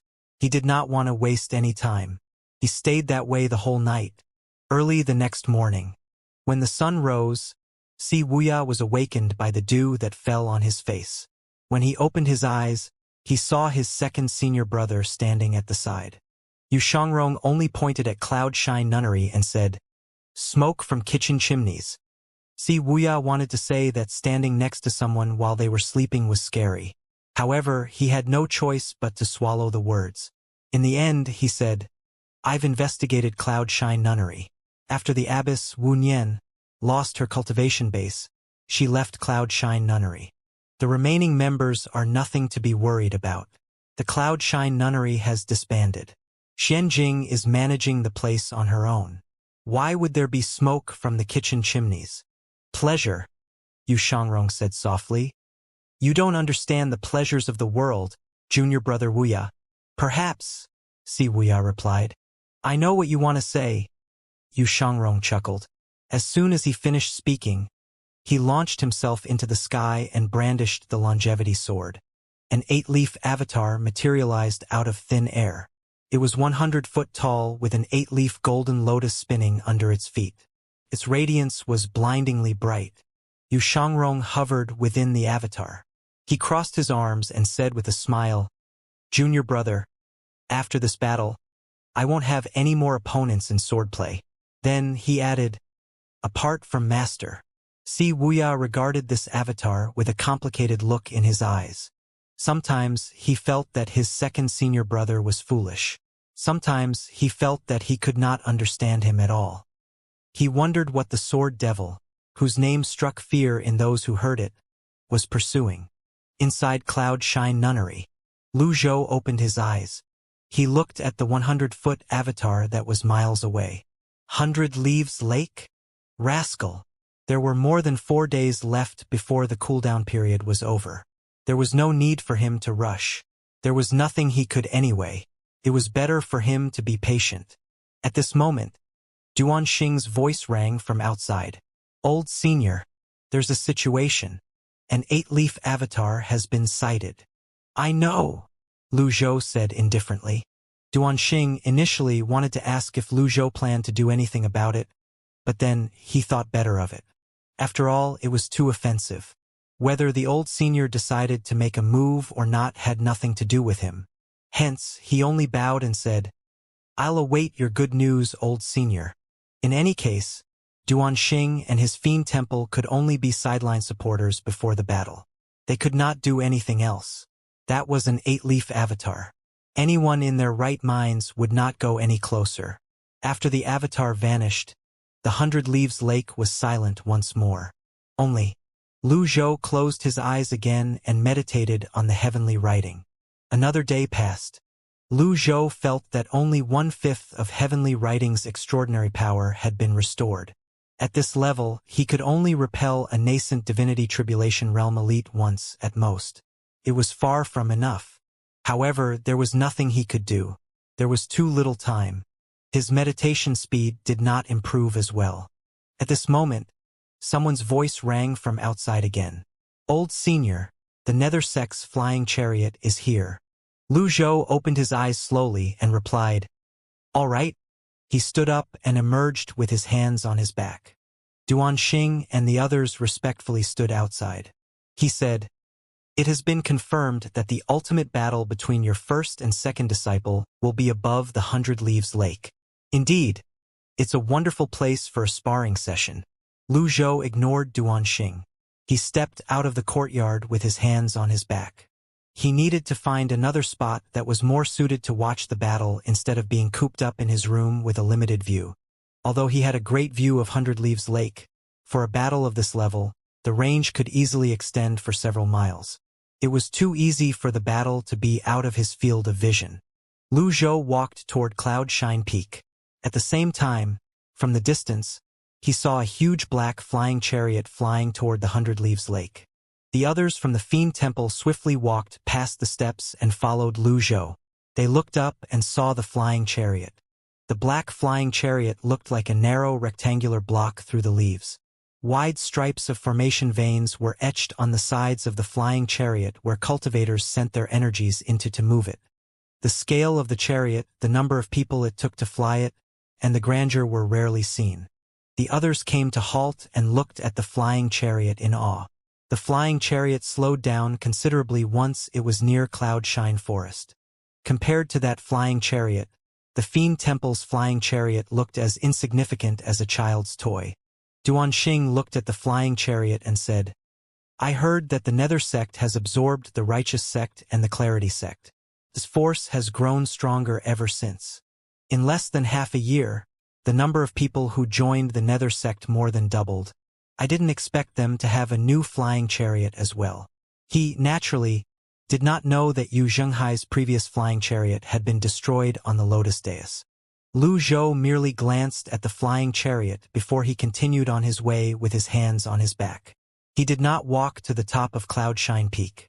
Instead, he walked toward an outcrop. There were several huge trees with bent trunks on each side of the rock that slanted outward. This could be a perfect place to avoid the sweltering summer heat. Duanxing nodded when he saw Lu Zhou walking as though he was strolling in the park. One of Duanxing's subordinates said, Although Sect Master you put on such a grand display, I still think someone like the old senior who remains humble and simple is the true elite. Duanxing turned to glance at that subordinate. The subordinate was startled. You've got a point, Duanxing praised him. The old senior stayed true to himself. Each of his steps was firm and simple, there were no flashy shows. This was the way experts should behave. Duanxing and the others stood on the huge boulder. All of them stood behind Lu Zhou and did not dare to move forward. Duanxing looked into the distance and saw the flying chariot had come to a stop. He bowed and asked, Old senior, when are you planning to make your move, if not now? Lu Zhou said nothing. He merely looked at Duanxing meaningfully before he turned back to observe the flying chariot. Duanxing shuddered inwardly. His palms were wet with sweat. His question was too foolish. Naturally, the old senior was waiting to swoop in and reap the benefits while the two parties fought. Rumor had it that Yu Zhenghai and Yu Shangrong's cultivation bases were on par with their master. In fact, there was also a rumor about them having surpassed their master. He did not know if those two people had surpassed their master, but he had no doubts that they were both eight-leaf elites. Apart from that, the Nether Sect's four great protectors, Hua Chongyang, Bai Yuqing, Yang Yan, and Di Qing were all first-rate elites. Apart from those four people, the Nether Sect had no lack of elites scattered across the land. Duanxing did not forget Si Wuya, the Darknet's master. He wondered where the cunning and mischievous man was hiding. If the old senior planned to take them down, it was better for him to secretly observe before he made a move. After thinking about all that, Duanxing was even more convinced that the old senior was a true elite. He was nothing like what the rumor had said. He was not someone with a fiery temper and strength to match. The huge flying chariot hovered above the Hundred Leaves Lake. Yu Shangrong crossed his arms and stood on the surface of Hundred Leaves Lake. His eyes were closed. The Azure Dragon first seat, Hua Chongyang, was the first to emerge. He cupped his fists and said, "Greetings, Mr. Second." The Hundred Leaves Lake was silent as usual. The clear surface of the lake was like a transparent mirror that reflected Yu Shangrong's chiseled face. Hua Chongyang felt awkward seeing Yu Shangrong's blatant disregard. He said again, "Greetings, Mr. Second." Similarly, Yu Shangrong did not reply again. At this moment, Bai Yuqing, Yang Yang, and Di Qing emerged as well. They stood in a row. Four of them said in unison, "Greetings, Mr. Second." Yu Shangrong seemed to have fallen asleep. The four of them exchanged glances and were at a loss. At this moment, inside the flying chariot, Yu Zhenghai broke into a burst of laughter. The sound waves from his laughter spread across the Hundred Leaves Lake. The fish at the bottom of the lake broke the surface as they leaped into the air, creating many ripples on the otherwise peaceful surface. Yu Shangrong opened his eyes. The four great protectors parted to the sides and bowed. "Sect Master." Yu Zhenghai emerged with his hands on his back. He looked down at Yu Shangrong, who was standing in the middle of the lake. Although Yu Shangrong looked small when he stood in the middle of the lake, there was no doubt he could destroy the Hundred Leaves Lake if he so wished. Finally, he said, "Second junior brother, how long has it been? You've become cold and heartless. My four great protectors are first-rate elites. They've always wanted to fight you. Although they know they would lose, it doesn't stop them from trying. Why don't you give them a chance?" Yu Shangrong finally spoke. "My apologies, eldest senior brother." In other words, he refused. Yu Zhenghai asked, "Why?" "Throughout the years, I've fought 135 opponents. There was only a single person who has yet to die under my sword." Hua Chongyang, Bai Yuqing, Yang Yan, and Di Qing were speechless. Sword freak Chen Wenjie, Mabe's sword slave Wang Haichao, the sect master Wang of the first sword king in the Green Province, the Lu Land sword emperor of the western region, Yu Zhengrong. All of them died under my blade. Yu Shangrong did not think there was a need for him to list out all the names. Just these few names were enough to strike fear into the listeners' hearts. He looked up and swept his eyes across the four great protectors. He smiled faintly. "Apart from that, I don't recommend them to watch the battle." The four of them exchanged glances again. They could accept that he found them unworthy to challenge him. However, he even said they were unworthy of watching the fight. The words were too hurtful even for his standard. "It's so that they won't be traumatized." Hua Chongyang, Bai Yuqing, Yang Yan, and Di Qing were speechless. Elites of the sword path could not help but obsess with sword skills. There were many with exceptional sword skills who plunged into the depths of self-abasement and lost their minds after witnessing Yu Shangrong's sword skills. Yu Zhenghai smiled earnestly and said, "You don't have to worry about that. Those people are weak. However, if my subordinates can't even acknowledge the fact there's someone stronger than them, then they're not worthy of being in my nether sect." "Glad to hear that." Yu Zhenghai tapped with the tips of his feet. He flew forward as though he was as light as a feather before he dove down. He dropped swiftly. In a blink of an eye, he was already above the lake's surface. Surprisingly, the lake's surface remained calm. It seemed like it was not affected by the disturbance. Based on this, one could see how terrifying his control over his strength was. Yu Shangrong uncrossed his arms and cupped his fists lightly. "Greetings, eldest senior brother. This was just a courtesy. Go ahead, junior brother. You're older, senior brother. Go ahead. You're younger, junior brother. You go ahead. In that case, let's do it together." Swoosh! The water from the 100 Leaves Lake that was several miles wide shot into the air under the pressure of their primal chi. The water droplets fell. The water droplets seemed to be wrapped by their energies. Every water droplet formed energy cones. The lotus leaves were now riddled with holes. The huge chariot retreated. Wuxia retreated as well. The two opponents did not budge from the center of the lake. However, the energy cones did not harm them. They dispersed before they could even get near their bodies. Water droplets continued to fall. Energy seals that shined like starlight appeared behind Yu Zhenghai. Jasper Saber. The Jasper Saber spun out of the flying chariot and flew toward its owner. At the same time, it dropped down as a huge burst of energy shrouded it, making it look like a huge pinwheel. This was the Great Dark Heaven Memorial, the Dark Heaven Starlight. Longevity Sword. Zing! The longevity sword shot out of its scabbard. There was a rain of blades. This was the Guiyuan sword technique, the sword devil's destiny. The two blades clashed. Everyone was dumbstruck. Duanxing's jaw dropped. His eyeballs threatened to fall out of their sockets. Was this a battle? Even if they retired from the cultivation world in the future, he was certain that they would still be handsomely rewarded with a career in removing mountains. As for the disciples of Fiend Temple, they were utterly stupefied. They did not know what to think. A battle of this level had well exceeded their imaginations and expectations. Although they had thought about the battle and what it would be like, none of them could have imagined this. In the middle of the 100 Leaves Lake, the two opponents stood motionlessly as a sword and saber clashed in the air. Duanxing exclaimed in amazement, "Is this what the 8-leaf stage is like? If the disciples were this mind-blowingly powerful, just how powerful would Ji Tiandao be at his peak?" Duanxing could no longer suppress his curiosity. He asked, "Old senior, who do you think will win?" "Just watch," Lu Zhou answered in a vague manner. "Yes, old senior."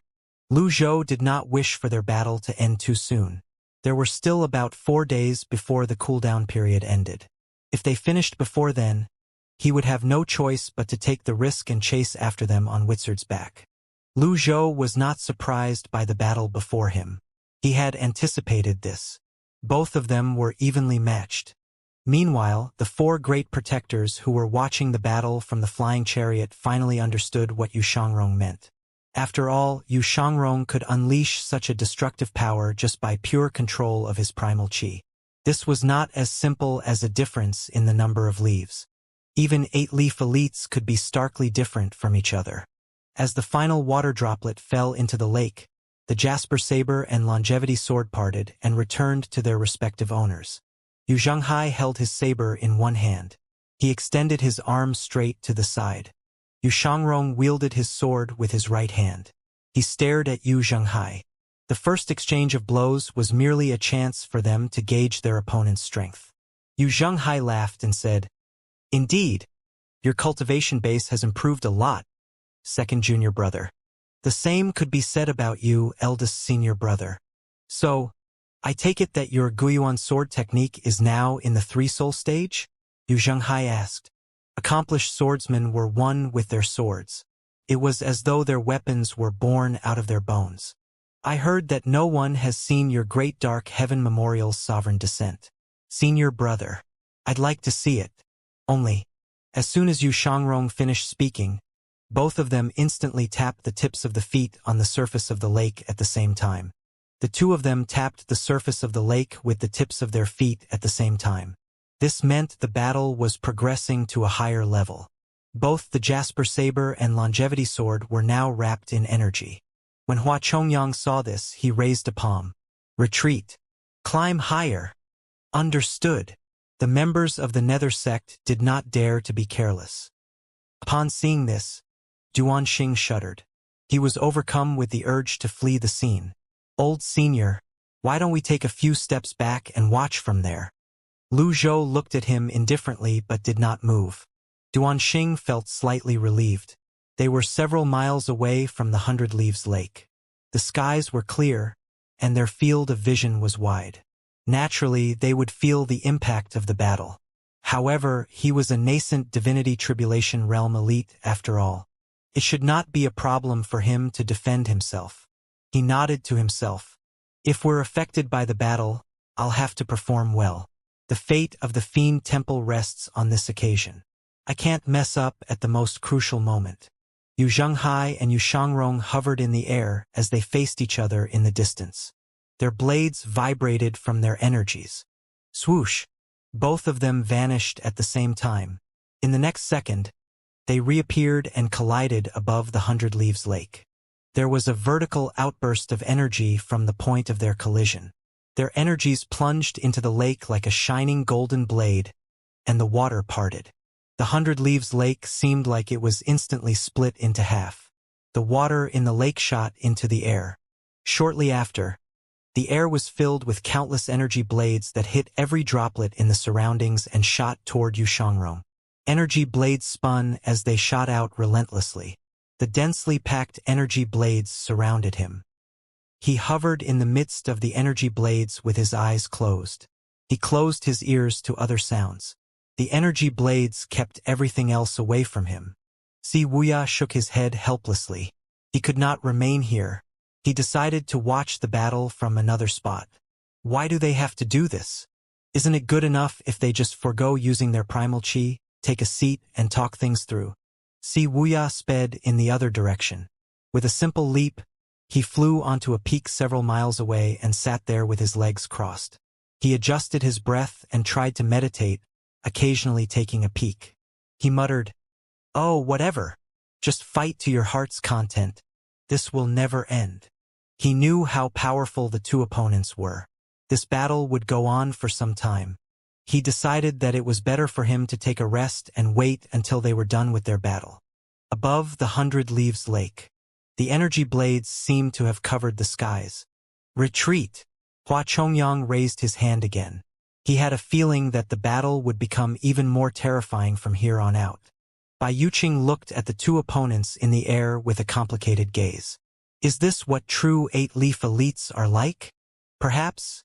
Hua Chongyang glanced at the other three and said, "They haven't even unleashed their avatars yet." The three of them nodded. If those two decided to unleash their avatars and grand techniques, just how destructive would the battle be? The flying chariot retreated and climbed even higher into the sky.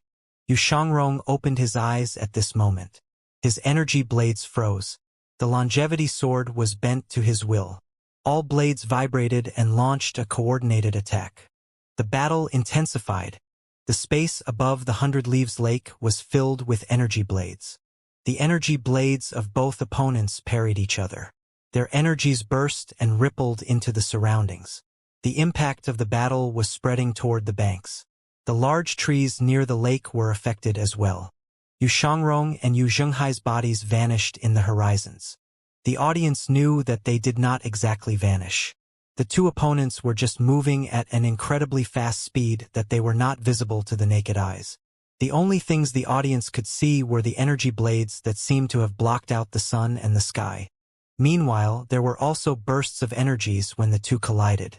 A battle such as this was boring for Lu Zhou. He shook his head and no longer stroked his beard. Instead, he turned around and walked back to Cloudshine Nunnery with his hands on his back. Duanxing asked, perplexed, "Old senior, you're not going to watch the battle?"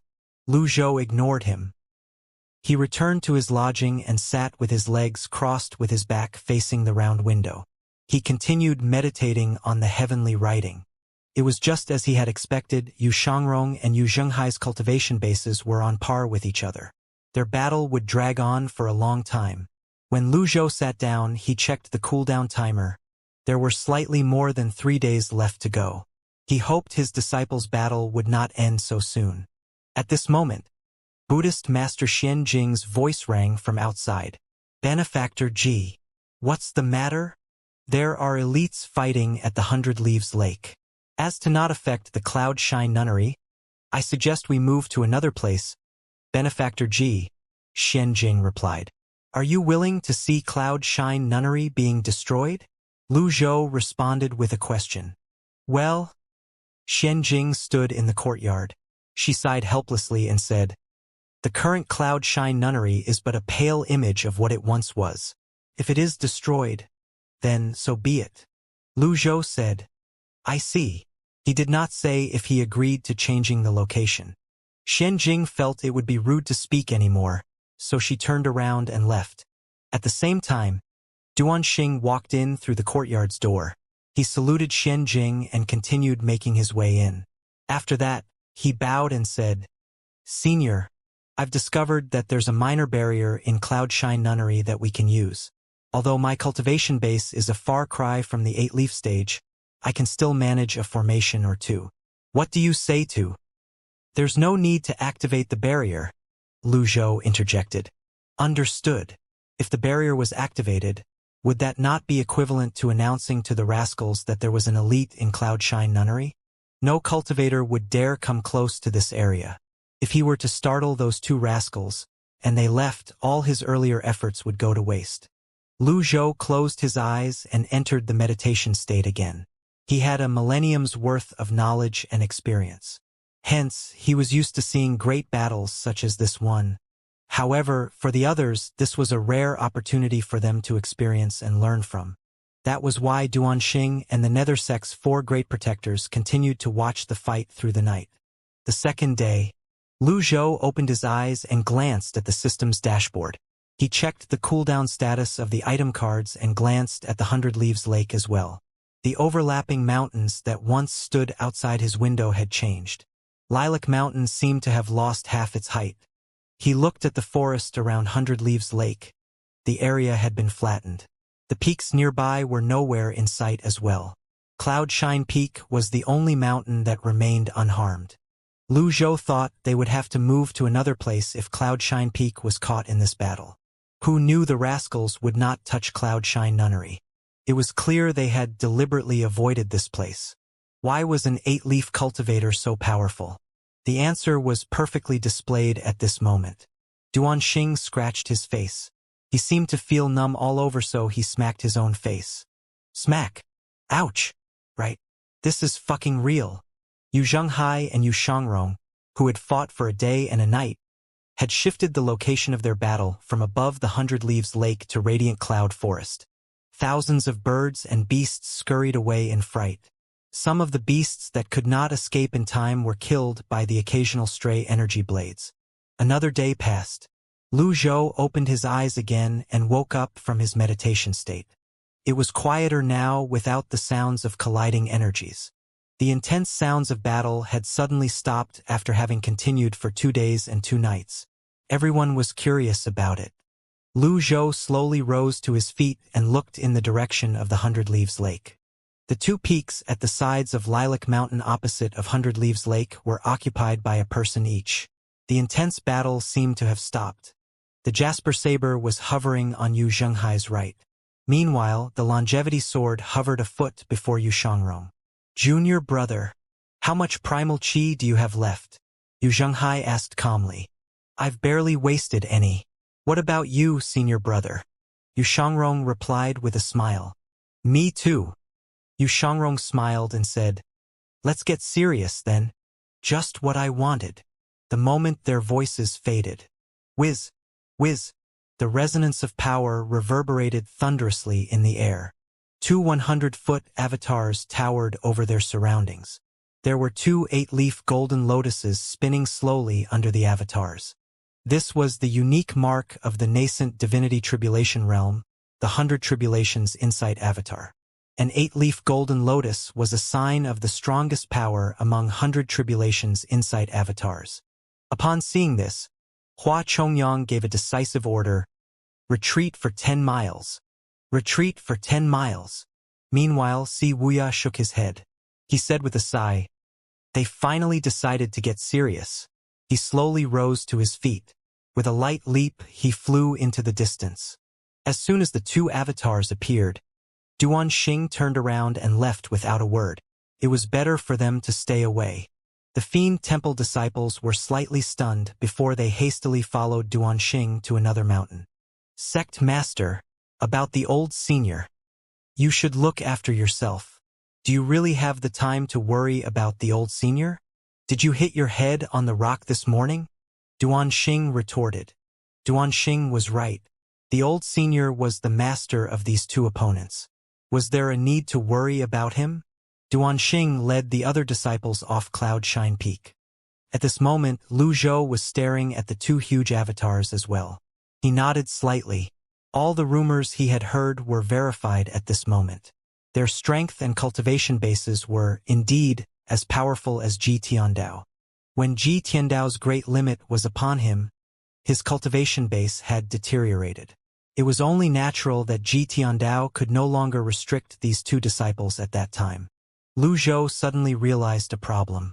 How should I defend myself? His divine court realm cultivation base was not completely restored, and he only recovered 2/5 of the heavenly writing's extraordinary power.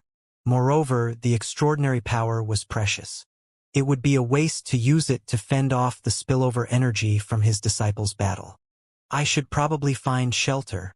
Lu Zhou was about to leave when the two 100-foot avatars shot toward Lilac Mountain. Yu Zhenghai and Yu Shangrong attacked at the same time with their 100 Tribulations Insight avatars. Cloud Shine Peak is a nice place. It can't be ruined. Agreed. The saber and sword collided. Rocks split open, and the heavens trembled. The 8-leaf golden lotuses gathered power like whirlpools. Yu Zhenghai joined his palms together and placed them before himself. His jasper saber hovered above him. Under the avatar's enhancement, the jasper saber that was wrapped in energy was now 1,000 times larger. Slash! Yu Shangrong's avatar dispersed. He shot upward and raised his longevity sword. Thousands of energy blades merged with it, and he brought it down on the jasper saber's energy blades. His avatar reappeared. Boom! The huge energy blades struck Lilac Mountain, causing a deep gorge on the mountain. If one looked up from the base of the mountain, the cut would resemble a slot canyon. The slot canyon did not last long before the sounds of cracking reverberated in the air. Rocks began to fall off Lilac Mountain's face. With its support gone, Lilac Mountain began to crumble. Huge boulders rolled down the mountain, crushing trees along their way. The beasts on land ran for their lives. Hua Chongyang looked down from above. He watched as Lilac Mountain crumbled. Keep up. Understood. The flying chariot flew toward Radiant Cloud Forest. Yu Zhenghai and Yu Shangrong fought fiercely along the way.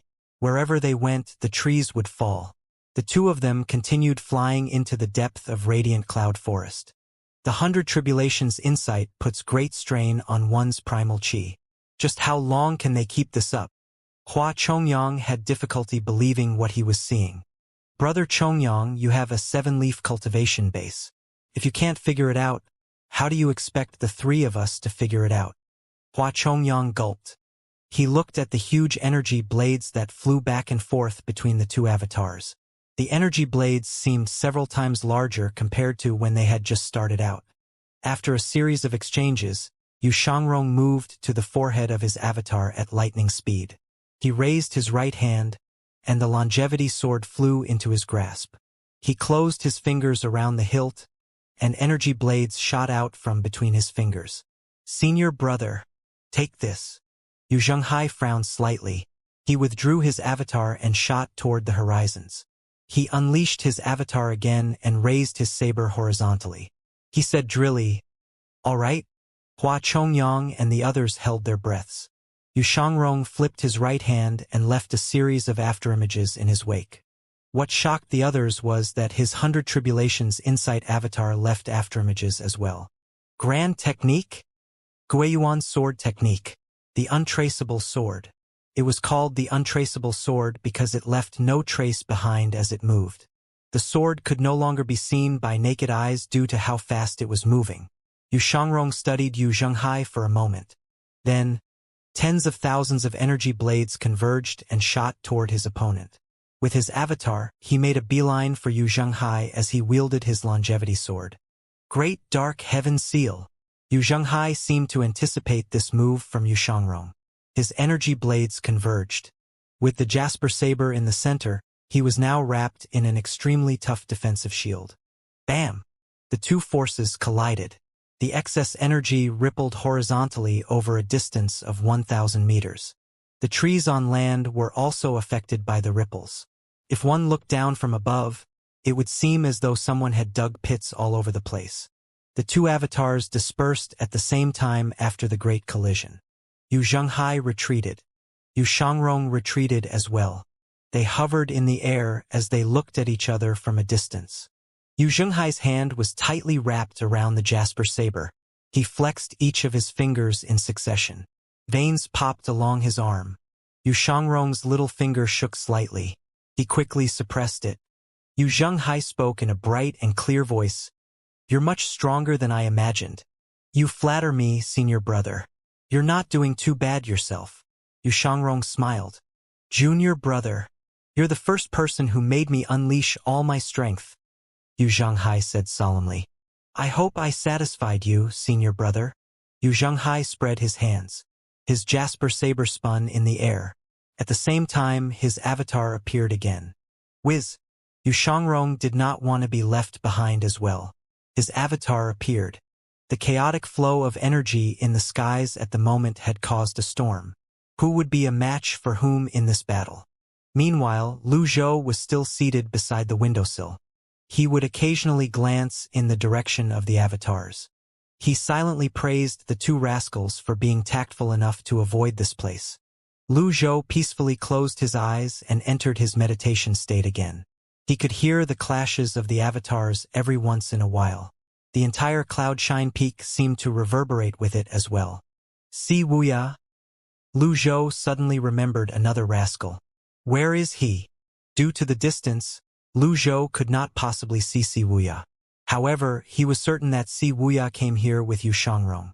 In that case, where would he be watching the battle from? He had 3 more improved binding cage cards. Everything was ready. All he needed now was time. Time passed by in a blink of an eye. It was a new day. When the sun slowly rose from the horizon, Lu Zhou heard thunderous clashes. He opened his eyes and looked in the direction of Hundred Leaves Lake. It was a complete disaster. His disciples were nowhere to be seen. Lu Zhou looked at the cooldown timer for his item cards. 5 hours. "Old senior," Duanxing called out at this moment. Lu Zhou emerged from the room with his hands on his back. He saw Duanxing standing respectfully in the center of the courtyard. The battle, which had gone on for 3 days and 3 nights, did not make Duanxing lose his enthusiasm. In fact, he seemed more invigorated than ever. He said, filled with praise, "My horizons have greatly been widened. Truly." "What's the outcome?" Lu Zhou asked. Although their cultivation bases are equally matched, in a dragged-out battle, the factors that determine the victor and the loser are determination and experience. Based on this, Xianxia would most probably win. However, it had been many years since he had spent any time with them. Perhaps Xianglong had matured after so many years. It might be too presumptuous of him to say that Xianxia would win. It's hard to tell. However, in terms of intensity, the battle isn't as exciting as it was 2 days ago, Duanxing said. They were progressing into the late stage of their battle. Lu Zhou stroked his beard. They should be getting tired by now. It was just like running. The longer one was in the race, the more tired one would feel. After considering it for a moment, Lu Zhou said, "Let's take a look." "All right." Duanxing wanted to watch up close as well. Alas, they were not brave enough. Now that the battle was not as intense, it was difficult for them to watch from a distance. However, if they were too close, they were worried they would be discovered by the Nethersex 4 great protectors. With the old senior backing them, they naturally had nothing to fear. "Kindly board the flying chariot, old senior." Duanxing extended his arm at once. How else would they travel together if not on the flying chariot? The others boarded the flying chariot as well. Although it was damaged, it played a role at the crucial moment. As soon as Duanxing boarded the flying chariot, he gave the disciple at the helm a kick and said, "With the old senior riding with us, I must personally man the helm." Lu Zhou glanced at Duanxing. He said nothing.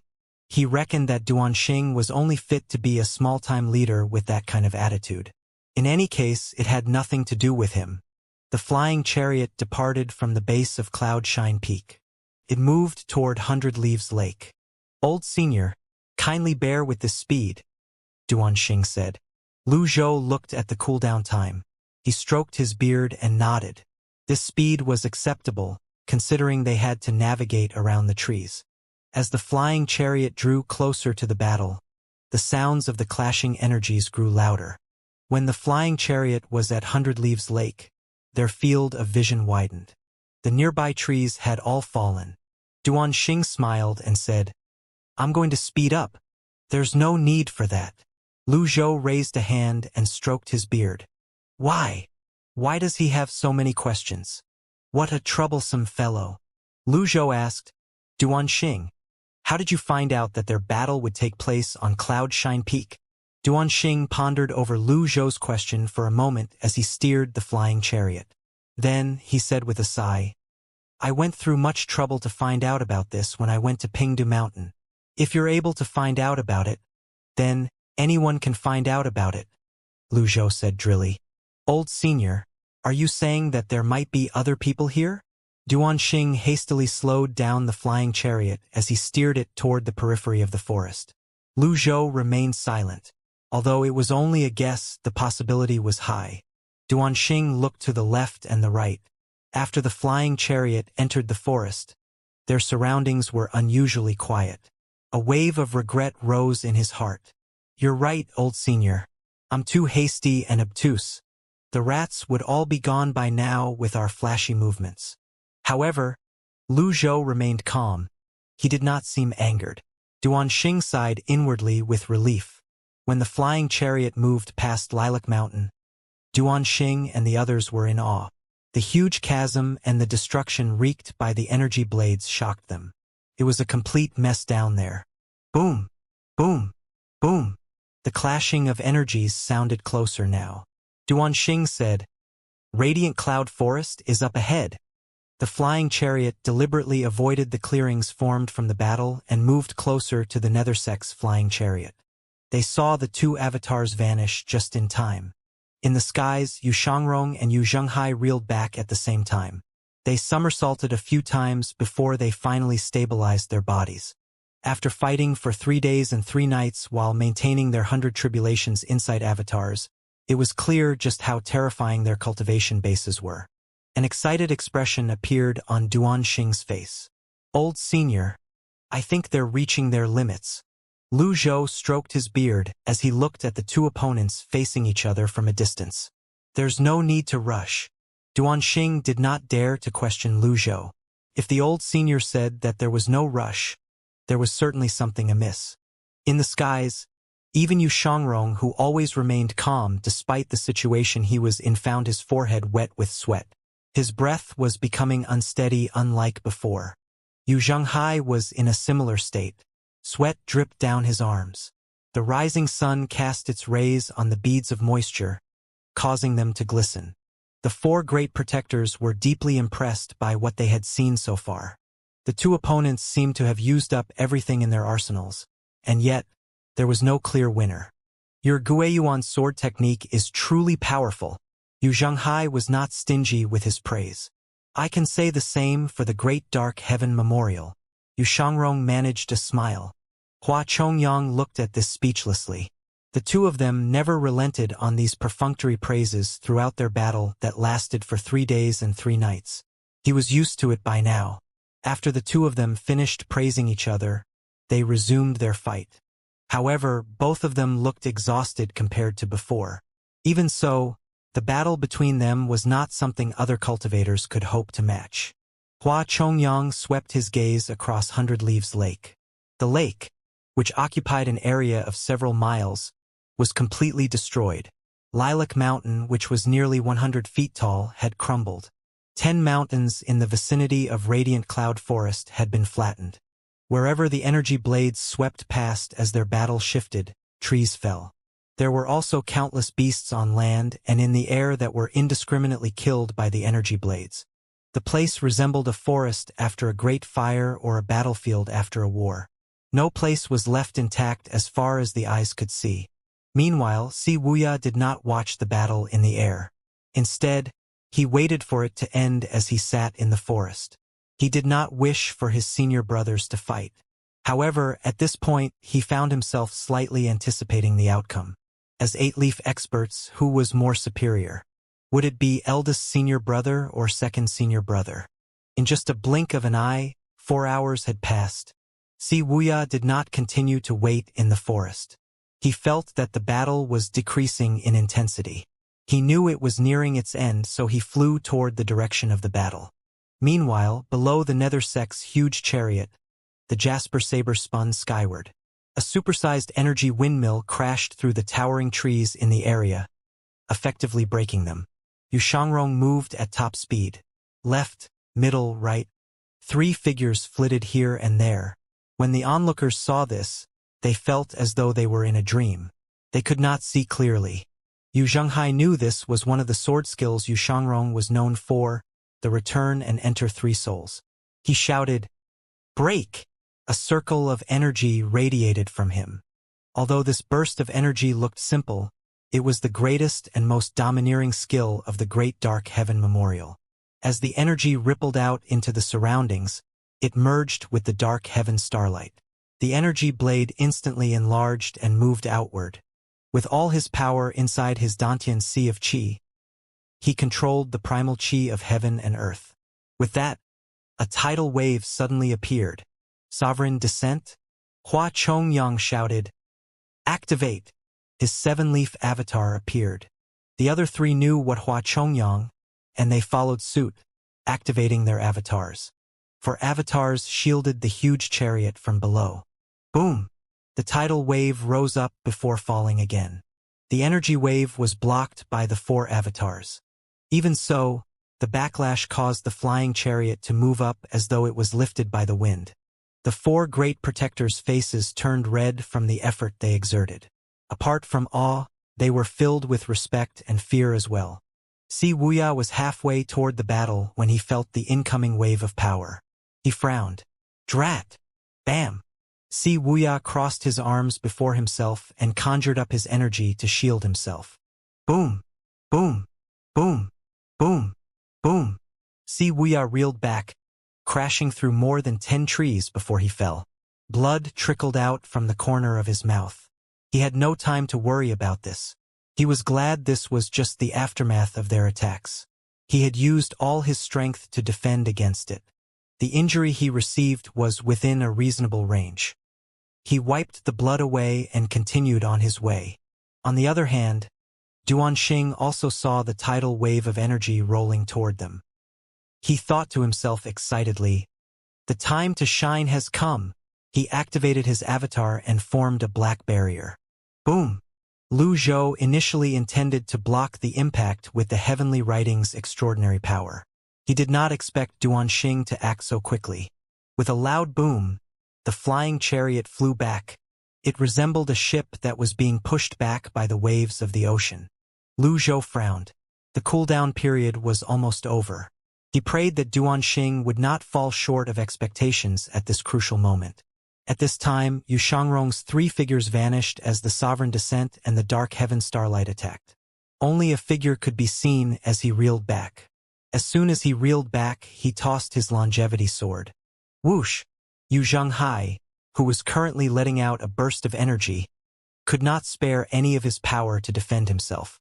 He could only widen his eyes and try his best to turn to the other side. Whoosh! The longevity sword slashed past Xianxia's shoulder before it dove and stabbed into the ground. At the same time, the Jasper Saber plunged into the soil with a thud as well. Xianxia and Xianxia landed. The entire place fell silent. The battle had ended abruptly. After an unknown span of time, both of them rose to their feet and faced each other from a distance. They no longer launched any attacks. The pride that was deeply etched into their bones would never allow them to be in a battered state. There were hints of blood at the edge of Yu Xiangrong's lips. There was an angry red line on Yu Zhenghai's shoulder. Silence loomed over them as they smiled. Yu Zhenghai was the first to break the silence. He grinned and said, "The enter and return 3 souls isn't what I expected it to be honest."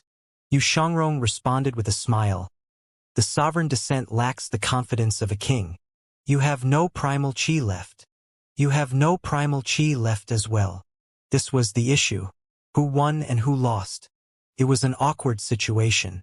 None of them could say they were the victor. The 4 great protectors were from the Nether sect. They did not have the right to be the judges of this battle. There was only one person cut out for the job. Yu Zhenghai and Yu Xiangrong both thought of the same person. Si Wuya. Speak of the devil. Si Wuya appeared in their sights.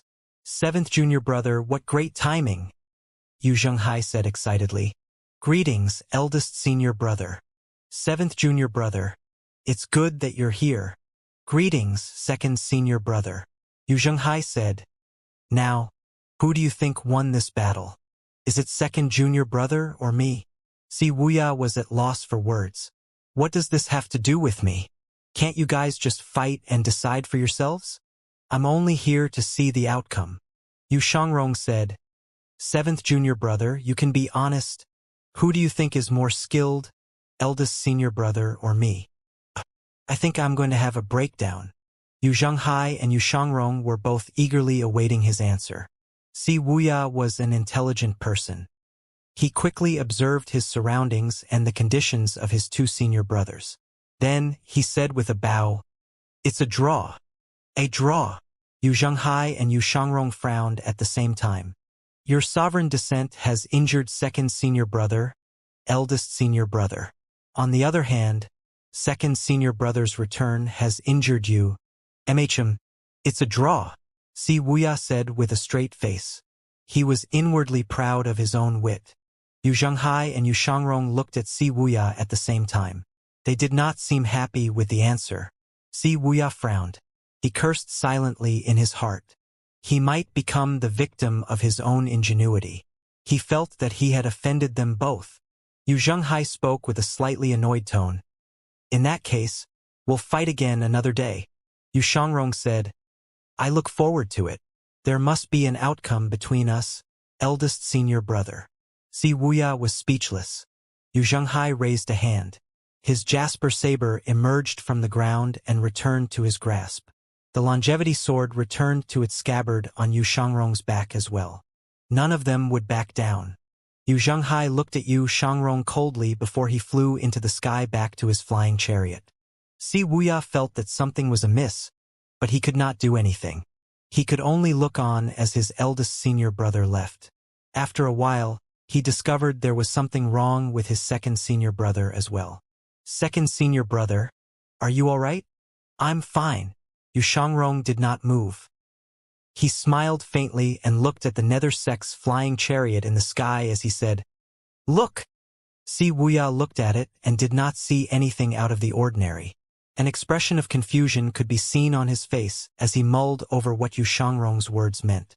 Yu Xiangrong continued to say, "Eldest senior brother has been injured by me. He's only pretending he's unaffected. Well, I'm his junior brother after all.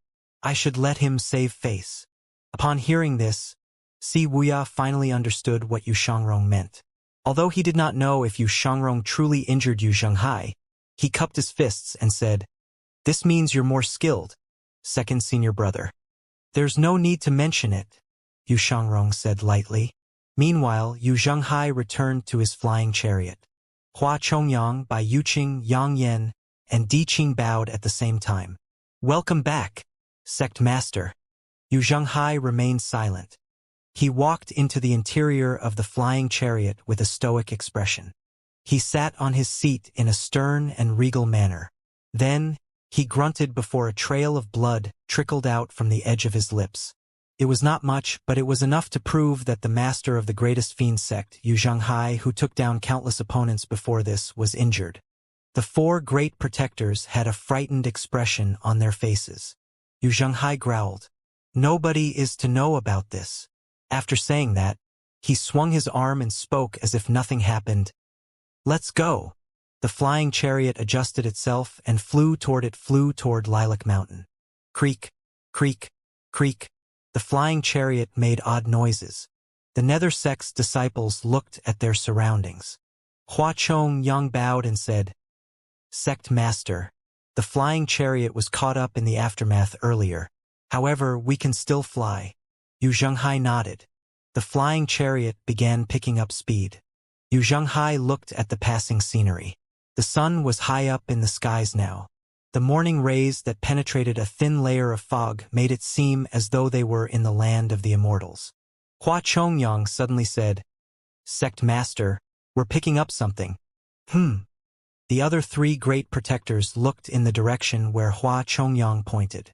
It was a small, dark flying chariot that hung on the branches of two huge trees. There's people around? Bai Yuqing was puzzled.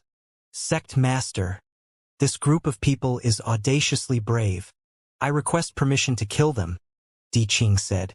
Yu Zhenghai was feeling furious himself, so he said, Go ahead. What's that? Bai Yuqing saw a cluster of auspicious qi shooting toward the fallen flying chariot. Yu Zhenghai glanced at it before he shifted his attention to the stern of the flying chariot. Usually, the more profound a cultivator's cultivation base was, the sharper their eyes would be. With that single glance, Yu Zhenghai saw a familiar old figure. His regal posture immediately withered as he burst into a coughing fit. The four great protectors did not even have a good look at the auspicious qi. They hastily turned around with a worried expression on their faces as they cried out in unison, Sect Master, I'm fine. Go. Return at full speed. Hua Chongyang saw the grave expression on their sect master's face as he coughed. He thought their sect master had suffered serious injuries from the fight. He hastily gave an order, As you command, sect master. Return at full speed. The flying chariot immediately fired up as it moved creakily toward the horizon. At the periphery of radiant cloud forest, the Fiend Temple's flying chariot reeled for several miles after being hit by the energy from the collision between Yu Zhenghai and Yu Shangrong. Took a huge damage, so it eventually fell. Please forgive me for being useless, old senior. Duan Xing's face fell as he hastily bowed and apologized. Lu Zhou looked at the cooldown time of his item cards. 15 minutes. A quarter of an hour. Time was passing excruciatingly slowly. Every second felt like a year. Just when Duan Xing was apologizing, one of his subordinates pointed at the huge flying chariot shooting past and said, Old senior, the nether sect's flying chariot. Lu Zhou had been preoccupied with the system's dashboard. When he heard that, he turned to look at once. The huge flying chariot was already speeding into the distance. There were more than 10 minutes left. In that case, he could only act against the other rascals. There were Yu Shangrong and Si Wuya. They did not have the four great protectors. They should not have any means of escape.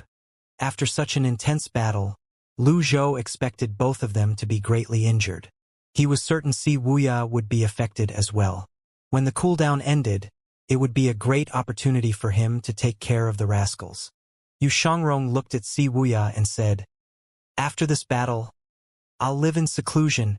Junior brother Wuya, you should go. Si Wuya had trouble understanding this. He asked, Have you thought things through? Yu Shangrong sighed and said, Under the heavens, if even you can't understand my thoughts, seventh junior brother, who can? My mind is set. You should understand. After the battle, Yu Shangrong seemed to have gained some insight. He no longer had any ties to the world. What should I tell eldest senior brother? Si Wuya asked. He's injured, and the victor has been decided. He won't spar with me again. Yu Shangrong's tone was cold. Si Wuya saw the lack of expression on Yu Shangrong's face and said, Second senior brother, I support your decision to live in seclusion, but there's no need to sever all ties. Perhaps. Before he could finish, Yu Shangrong said coldly, Get lost. Si Wuya was stunned. He did not expect the gentle Yu Shangrong to utter such words. He swallowed the words that hung on the tip of his tongue. His second senior brother had always been gentle, humble, and polite. He never saw his second senior brother using words such as, "get lost," before. In any case, it was just as Yu Shangrong had said. Was there anyone else who understood Yu Shangrong more than he did? No. He knew he could not persuade Yu Shangrong. He cupped his fists before he walked toward the forest. Take care. The surroundings were deathly still. Yu Shangrong did not leave. When he was sure that he was alone, he staggered backward, spitting out a mouthful of blood. Although he had tried his best to keep it down, he could not stop his qi and blood from surging. He was also clearly injured by the battle. Yu Shangrong sat with his legs crossed and with one hand over the other. He circulated his primal qi. He had to adjust his breathing and meditate to calm his chaotic qi and blood. It gradually stabilized after a few breaths. At this moment, thud, thud, thud, person emerged from the forest. He had long hair and wore long robes. There was a sword in his hand as he approached Yu Shangrong. Yu Shangrong opened his eyes and turned to look in the direction of the sound. The dense leaves covered the newcomer's face. However, Yu Shangrong could tell from the skinny figure that he was a sword path elite. Senior Sword Devil. The person stepped forward. He was now in the clearing that was caused by the battle. Yu Shangrong's gaze on the newcomer. He had a thin beard and wore embroidered robes. It was a middle-aged man with a weathered face. After a glance, he ignored the newcomer. The middle-aged man was neither delighted nor annoyed. Instead, he calmly cupped his fists and bowed at Yu Shangrong. Yun Sek's Luo Changqing offers his greetings to Senior Sword Devil. The newcomer was Sword Saint Luo Shursan's junior brother. He was one of the 3 sword freaks Luo Changqing of the Yun sect. He was also a rare sword path genius. Yu Shangrong continued to ignore him.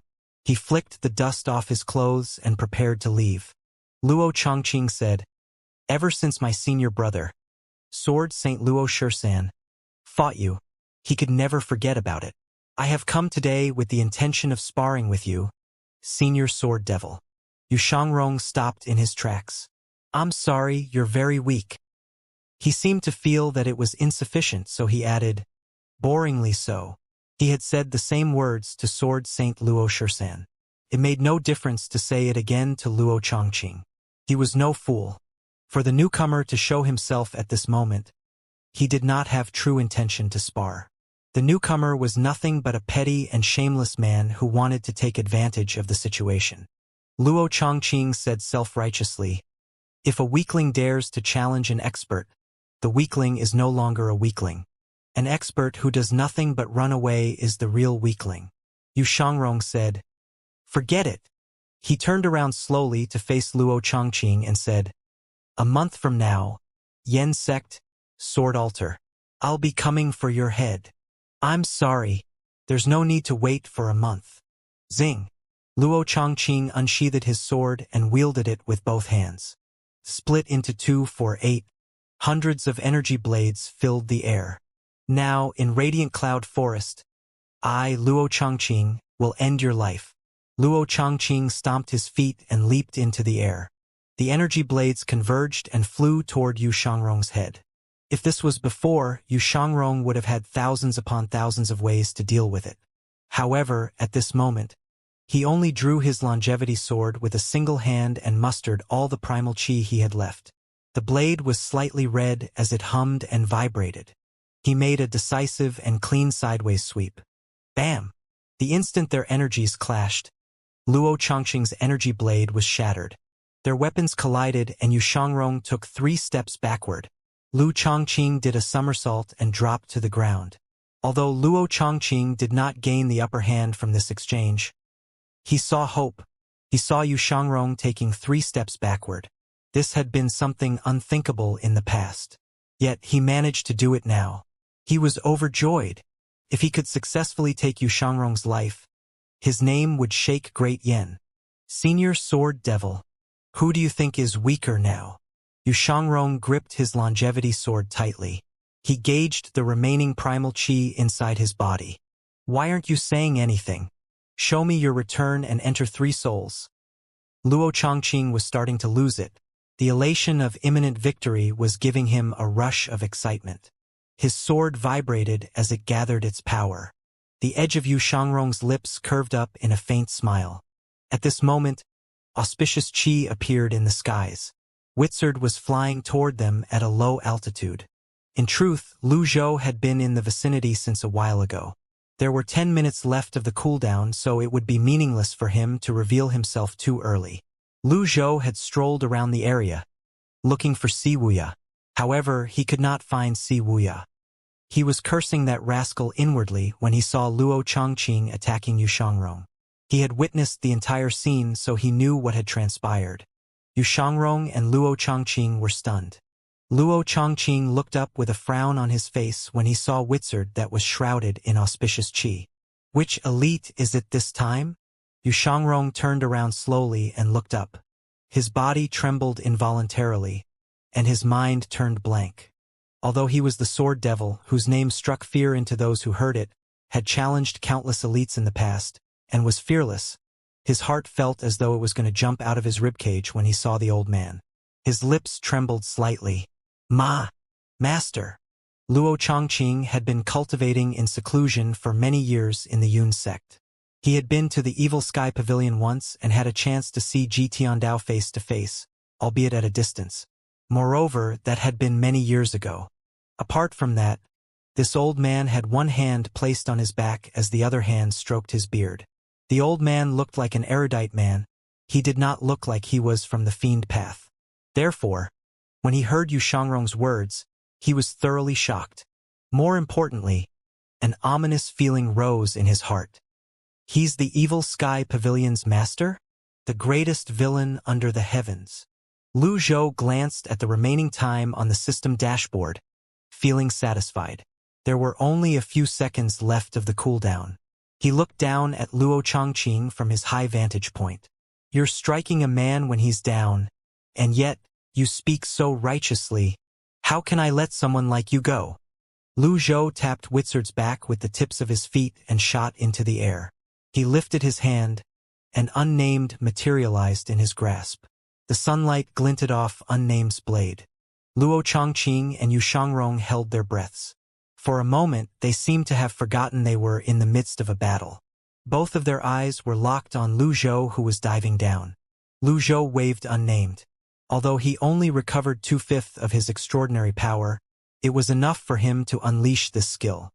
He referred to the Guiyuan sword technique in his memories as he chanted to release the heavenly writings power, originating from nothing and everything, living in samsara and learning from it. This is the power of past lives. Spectral figures appeared, left, middle, and right. This was Yu Shangrong's famous move, the Guiyuan sword technique, the return and enter 3 souls. Luo Chongqing was completely flustered as he retreated in haste.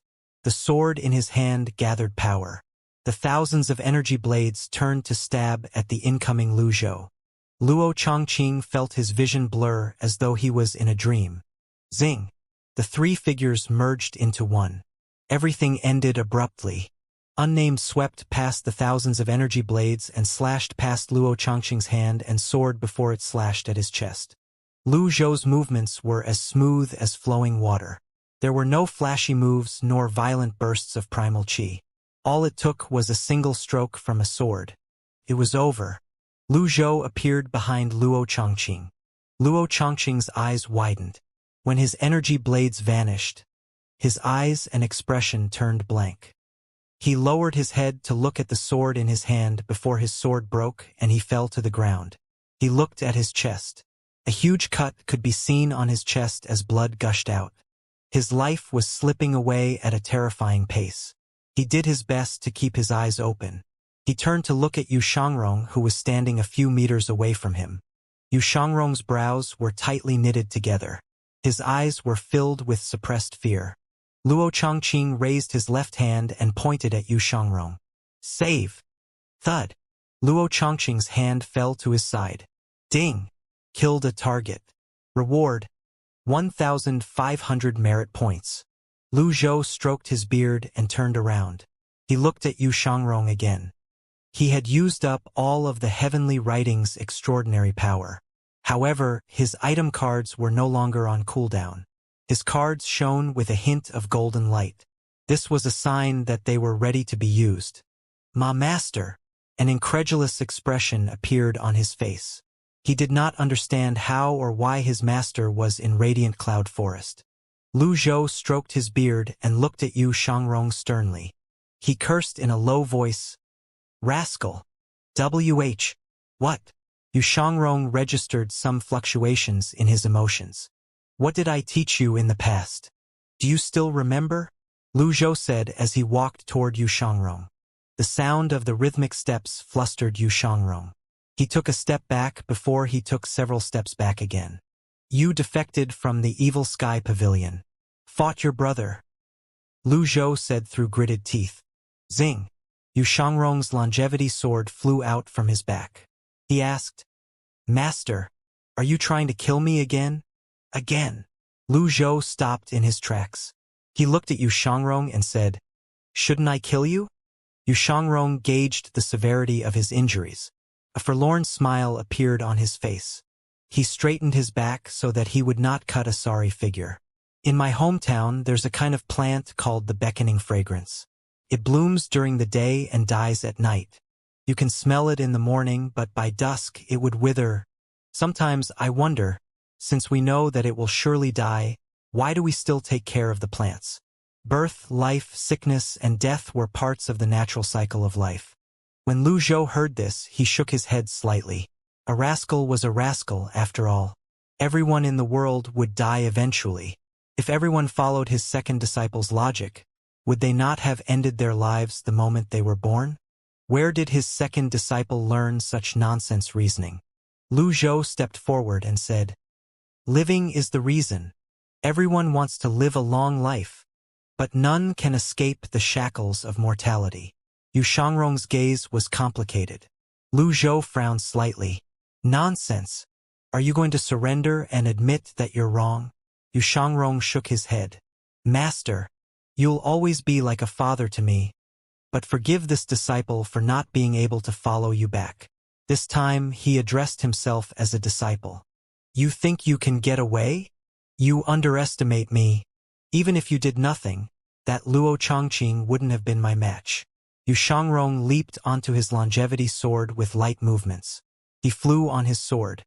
Relying on his high affinity with the longevity sword, he could greatly reduce the use of his primal chi while he increased the speed of his flight. Unfortunately, not many could manage this. After all, heaven-grade weapons were rare and precious to begin with. On top of that, they would have to be in perfect harmony with it. Lu Zhou's expression was indifferent. He raised a hand and shouted, "Running away, rascal?" An improved cage binding card shattered in his palm with a burst of golden light. A vortex that was spinning anti-clockwise appeared immediately. Yu Shangrong flew on his sword toward the deeper parts of Radiant Cloud Forest at top speed.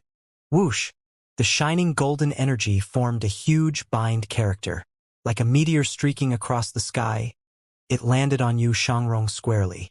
Bam! Yu Shangrong gave a muffled grunt. His primal chi was instantly restricted. He staggered and fell.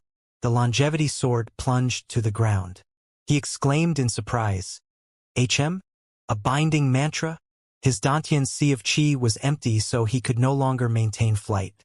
He fell to the ground immediately. From the shadows of the trees, Duanxing led the Fiend Temple's disciples and slowly surrounded Yu Shangrong. "Don't get too close. This is the Sword Devil. Wait for the old senior." Duanxing raised a hand and ordered the others to stop. Thud, thud, thud.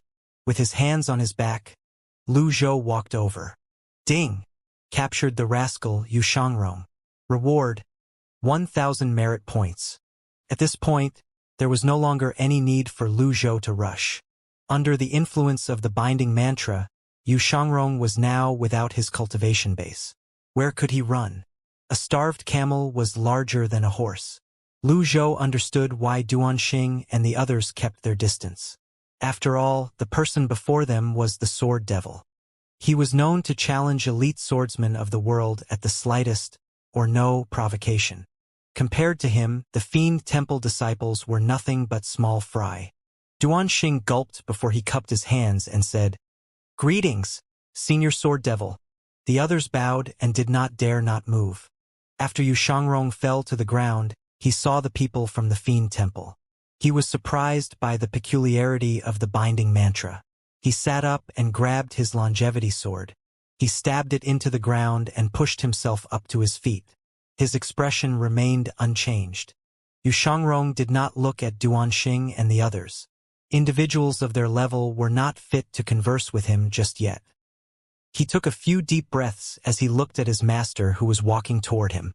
The old man was the only one in the world who could evoke a sense of powerlessness in him.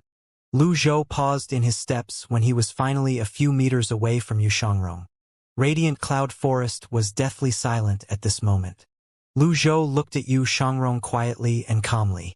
Dong! Dong! Dong! The Cloud Shine Nunnery's bell tolled and broke the silence. Lu Zhou was surprised. Throughout the days he stayed in Cloud Shine Nunnery, he was getting used to the sound of the bell and drums which signaled daybreak and dusk. However, the forest was untrodden for a long time now and the nunnery was a distance away. Where did the sound of a tolling bell come from? He finally asked, "Where's the rascal, Siwuya?" Yu Shangrong shook his head. "He has left." Lu Zhou saw the unwillingness in Yu Shangrong's eyes. He said, "I've given you your cultivation base, and this is all you've got." Yu Shangrong was puzzled. He wondered what his master meant. However, he said nothing. The victor was the king, and the loser could only submit. This was the hard truth since time immemorial. "Take him away." Lu Zhou waved his sleeve. Duanxing bowed at once. "Understood." Yu Shangrong glanced at Duanxing and the others. He put some strength in his arms and stood up. He said, "I can walk on my own." Duanxing and the others retreated. They lowered their heads and did not dare to. Duanxing felt useless. Although Yu Shangrong was a prisoner now, he was not someone Duanxing could handle. However, he felt fortunate he was able to witness a peerless individual like Yu Shangrong being captured by his master. Perhaps, when he became an old man, he could boast about witnessing this. At the same time, he could reminisce about how amazing and majestic the ultimate battle between the Evil Sky Pavilion's first and second disciple was. He would never forget it. Yu Shangrong carried his longevity sword in one hand as though nothing had happened. Lu Zhou swept his gaze across the others and said, "Return to the Cloud Shine Nunnery for now." Yu Shangrong felt speechless. Did this mean that his master had been waiting inside Cloud Shine Nunnery all this while? If that was the case, why did his master hide himself and reap the benefits of the third party? Unfortunately, it was now meaningless to dwell on it now. He had no choice but to follow Lu Zhou back to Cloud Shine Nunnery. After the others left the area, in the depths of Cloud Radiant Forest, Siwuya sighed in relief. If he had not noticed it sooner, he would have been captured as well. He calmed himself down. After his breathing stabilized, he muttered under his breath, "Poor second senior brother. What should I do now?" Siwuya hastily shook his head. When he remembered that binding mantra, he frowned. The same method was repeated. This reminded him of his earlier speculation. His master had found a way to overcome the great life limit. When he thought about this, Siwuya smiled wryly and shook his head. "You'll only put yourself through hell by trying to keep up appearances." He insisted on acting tough when he was actually injured. Where has that gotten him? If his second senior brother had not placed such importance on his pride, he would have been able to escape capture. Perhaps this was fate.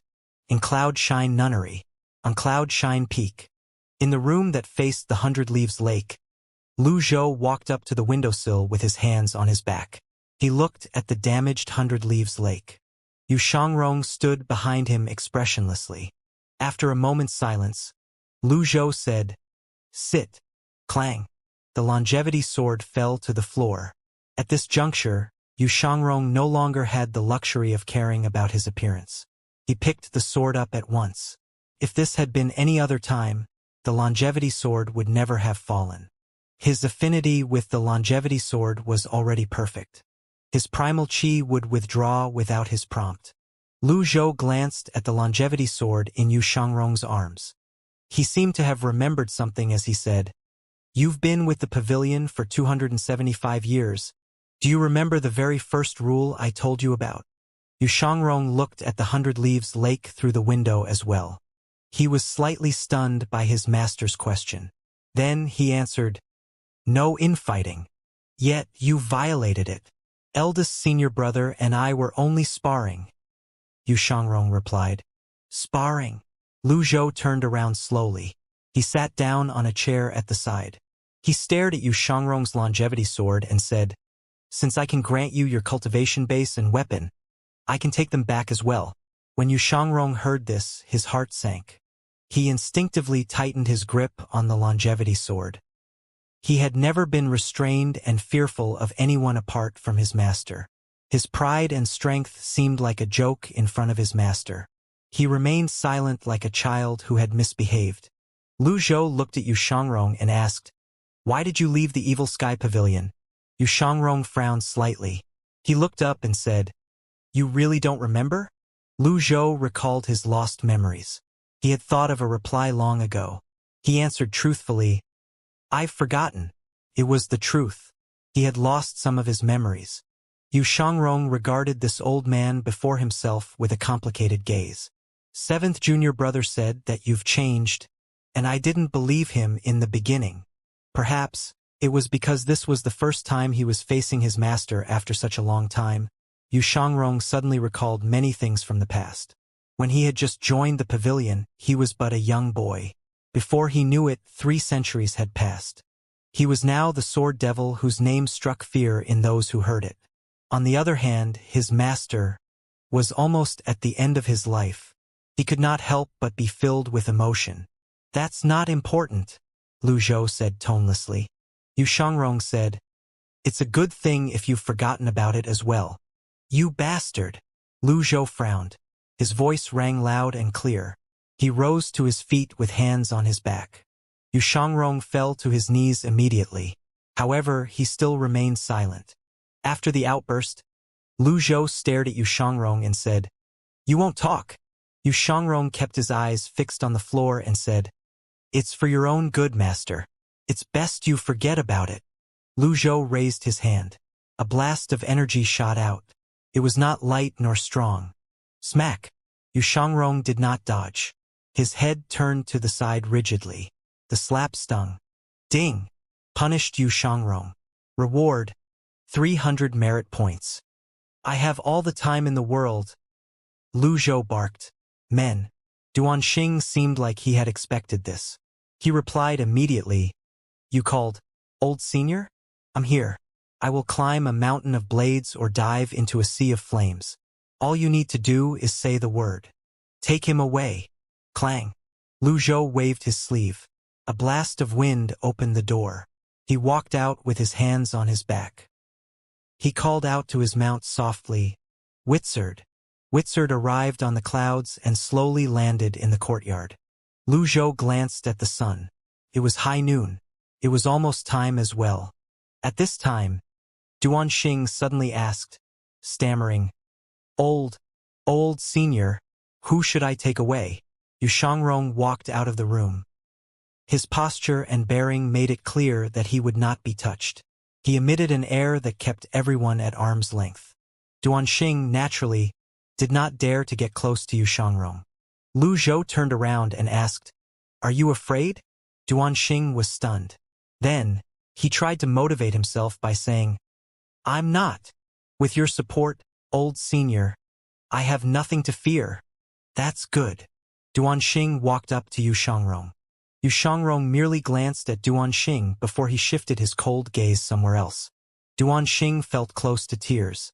Could he not be afraid? Impossible. Lu Zhou rode on Witzard's back. They lingered in the sky above Cloud Shine Nunnery for a moment. Initially, he wanted to stay for a few more days to reminisce. When he looked at the nunnery, he saw the past and regrets. Alas, there were still many things he had to attend to. He had no choice but to return. The sound of a bell tolling rang in the air again. How far up the mountain was Cloudshine Nunnery? The forest path was left untrodden. Lu Zhou was preparing to leave when Cloud Shine Nunnery's abbess, Buddhist master Xianxia, appeared. She straightened a palm at Lu Zhou. Amitba. Take care, benefactor Ji. Lu Zhou sighed. He could see traces of Jing Yan in Xianxia. Stubborn, independent, and determined. It would have been a pity and a big regret if this beautiful place was laid to waste. This place was isolated from the masses. It was a natural and great place to escape the heat and to recuperate. If someone were to establish a sect and recruit disciples, this would also be an ideal place for cultivation. If he had nothing to do in the future and wanted to rest, this would be one of the places he would think of. With these thoughts in mind, Lu Zhou said loudly, I've left a Buddhist cultivation method in my portrait in the study. I hope that you'd cultivate it well and not give up halfway. Cloud Shine Nunnery is a nice place. When Xianxia heard this, her dim eyes brightened. She kneeled at once and said, Thank you, benefactor Ji. I thank you on behalf of my master. Take care of yourself. Lu Zhou rode on Wizard's back and flew toward the sea of clouds. Duanxing emboldened himself, carried Yu Shangrong with his energy, and followed Lu Zhou. Safe travel, sect master. We'll await your return in Fiend Temple, the Evil Sky Pavilion. It was close to dusk. Zhou Jifeng and Pan Zhong were sparring in the plaza. They looked up and saw Wizard among the sea of clouds. The pavilion master is back. Pan Zhong saw Duanxing bringing Yu Shangrong behind Wizard. He was puzzled. Who are those two people? Pan Zhong and Zhou Jifeng were from the Clarity Sect and Heavenly Sword Sect, respectively. They were young juniors. At most, they had only heard about Yu Shangrong's stories. It was natural that they did not recognize him. Pan Zhong and Zhou Jifeng were not the only ones. Many renowned individuals did not recognize Yu Shangrong as well. Pan Zhong speculated, Looks like he's a newcomer. SU. MHM. You're probably right. Both of them had learned from their past mistakes. They assumed a respectful and humble attitude. Regardless of who the individual was, they decided that it was better to keep a low profile. After all, the pavilion master would never be interested in average and ordinary individuals. After a short while, Wizard descended slowly. Greetings, pavilion master. Greetings, pavilion master. Lu Zhou leaped off Wizard's back and waved his sleeve as he said, Lock him up in the cave of reflection. Pan Zhong and Zhou Jifeng were slightly stunned. Isn't he a newcomer? Pan Zhong suddenly felt a sense of déjà vu. He remembered Zhu Honggong was given the same treatment when he was first brought back to the Evil Sky Pavilion. His heart skipped a beat. Was this cultured and refined man another one of the pavilion master's disciples? I wonder if he's Mr. First or Mr. Second? Regardless, they were not individuals whom he could afford to cross. Pan Zhong quickly nudged Zhou Jifeng with his elbow. He did not fear a godly opponent but a useless teammate. He hoped that Zhou Jifeng would not act out of turn. Both of them seemed to have a tacit agreement as they said in unison, Understood. Pan Zhong and Zhou Jifeng walked up to Yu Shangrong and Duanxing before they said, This way, please. Their attitude was respectful, and they made sure they had the correct posture. Even their tones and expressions were on point. They felt quite pleased with themselves. Lu Zhou turned to look at Pan Zhong and Zhou Jifeng suspiciously. He said indifferently, What are you two doing? Ha! Duanxing hastily waved his hand and said, I'm a guest. I'm not. He pointed at Yu Shangrong. Yu Shangrong found their antics comical. He smiled faintly and said, I can walk on my own. There's no need to trouble you two. He was humble and polite as he walked to the back of the mountain. There was a barrier at the entrance of the cave of reflection at the back of the mountain. One could enter but not exit. Yu Shangrong had lost access to his cultivation base. Once he passed through the barrier, it would be nigh impossible to get out. Zhou Jifeng hastily walked up and escorted Yu Shangrong to the cave of reflection.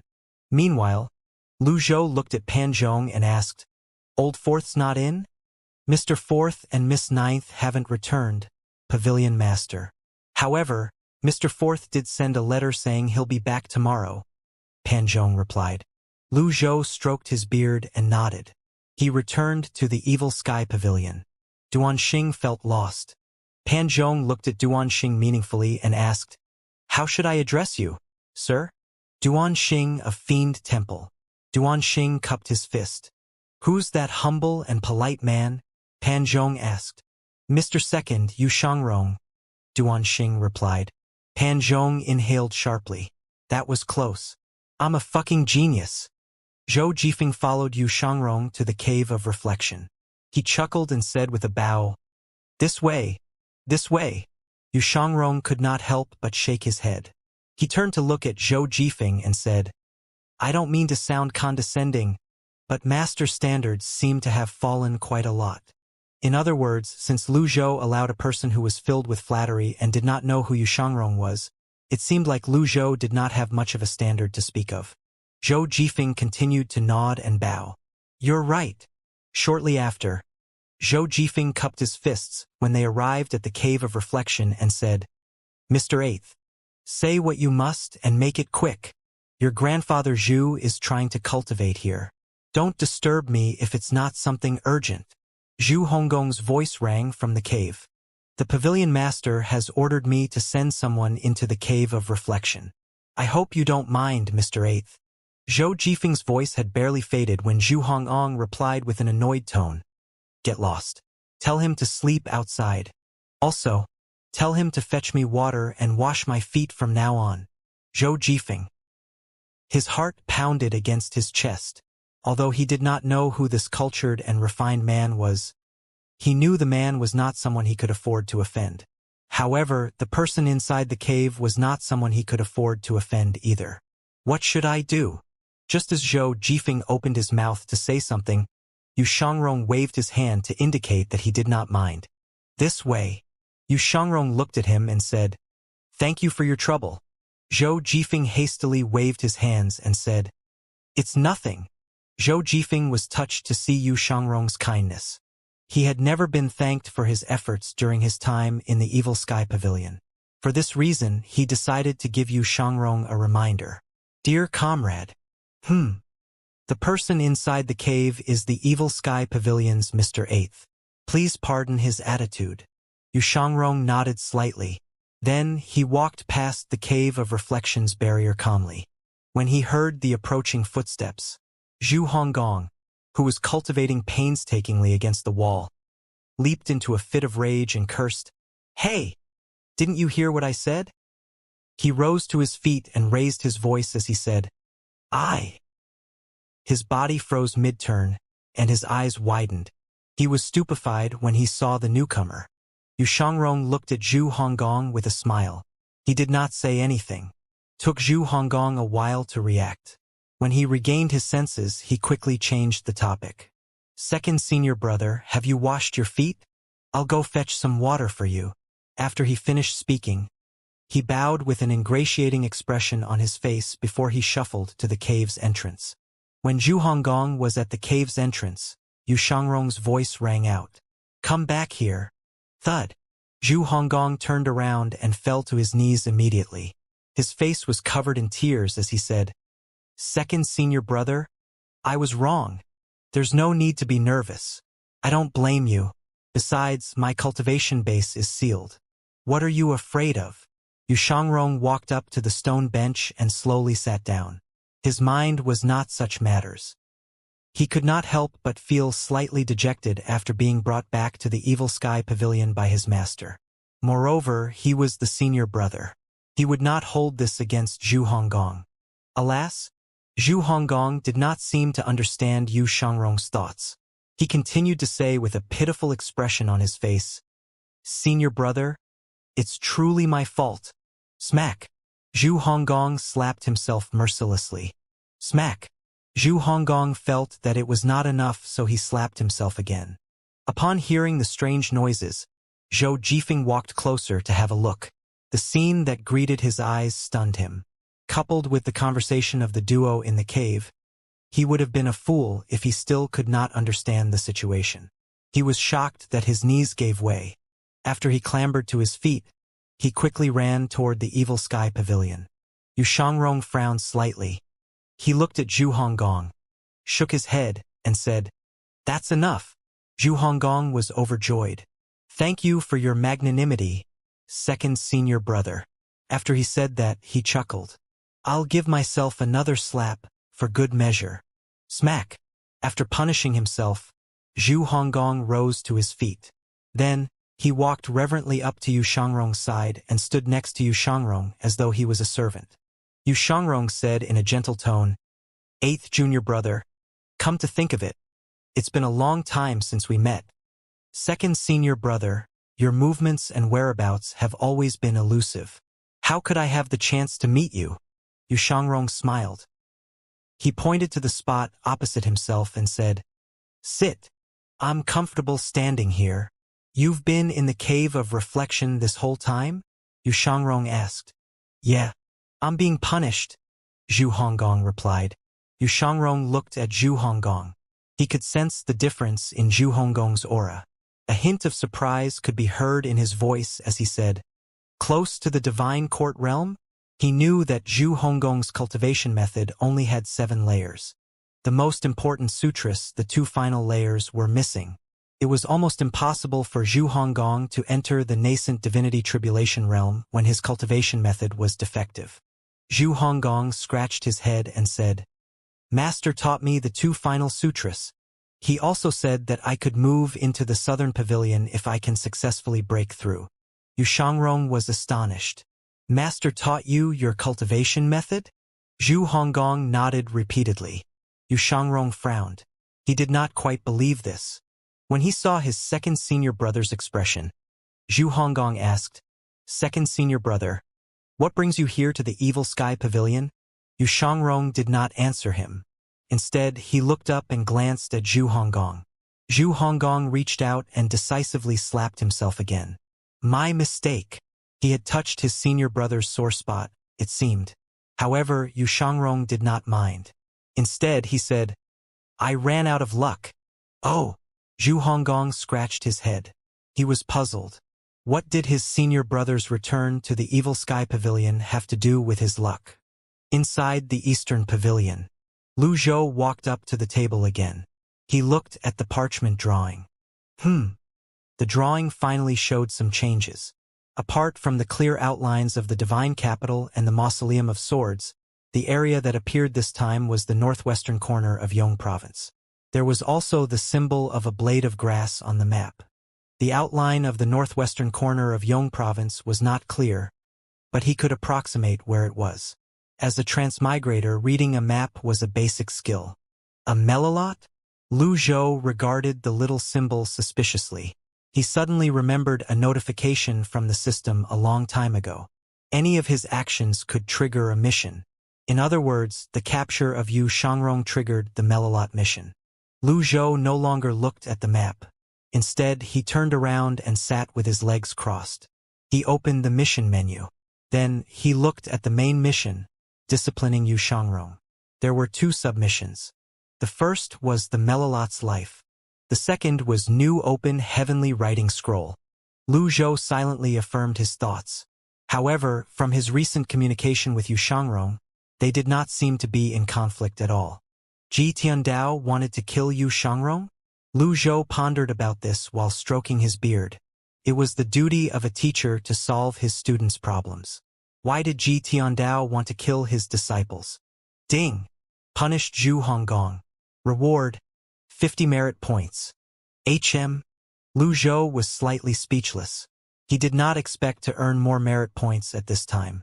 However, the merit points he gained from disciplining Zhu Honggong were clearly fewer compared to before.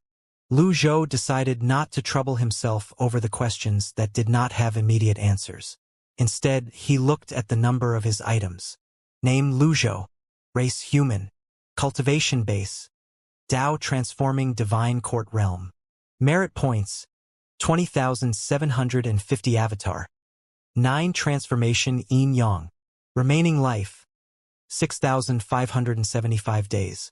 Items: Deadly Strike card X2, Impeccable card X2, Critical Block card X62, Passive. Binding Cage card X4, Refining Talisman X1, Ji Tiandao's Peak Form Trial card X1, Wizard, Buy-in Critical Heal card, Strengthen Binding Cage card X2, Strengthen Critical Heal card X2, Thunderblast X2. Reversal card X22. Weapons. Unnamed. Life Cutter.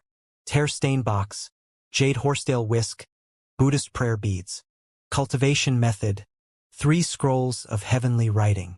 From the unlocking of the treasure box and the killing of the 10 great generals who were under Mo Li's influence at the Obedient Villa, he gained a lot. His avatar was still the 9 transformation Yin Yang.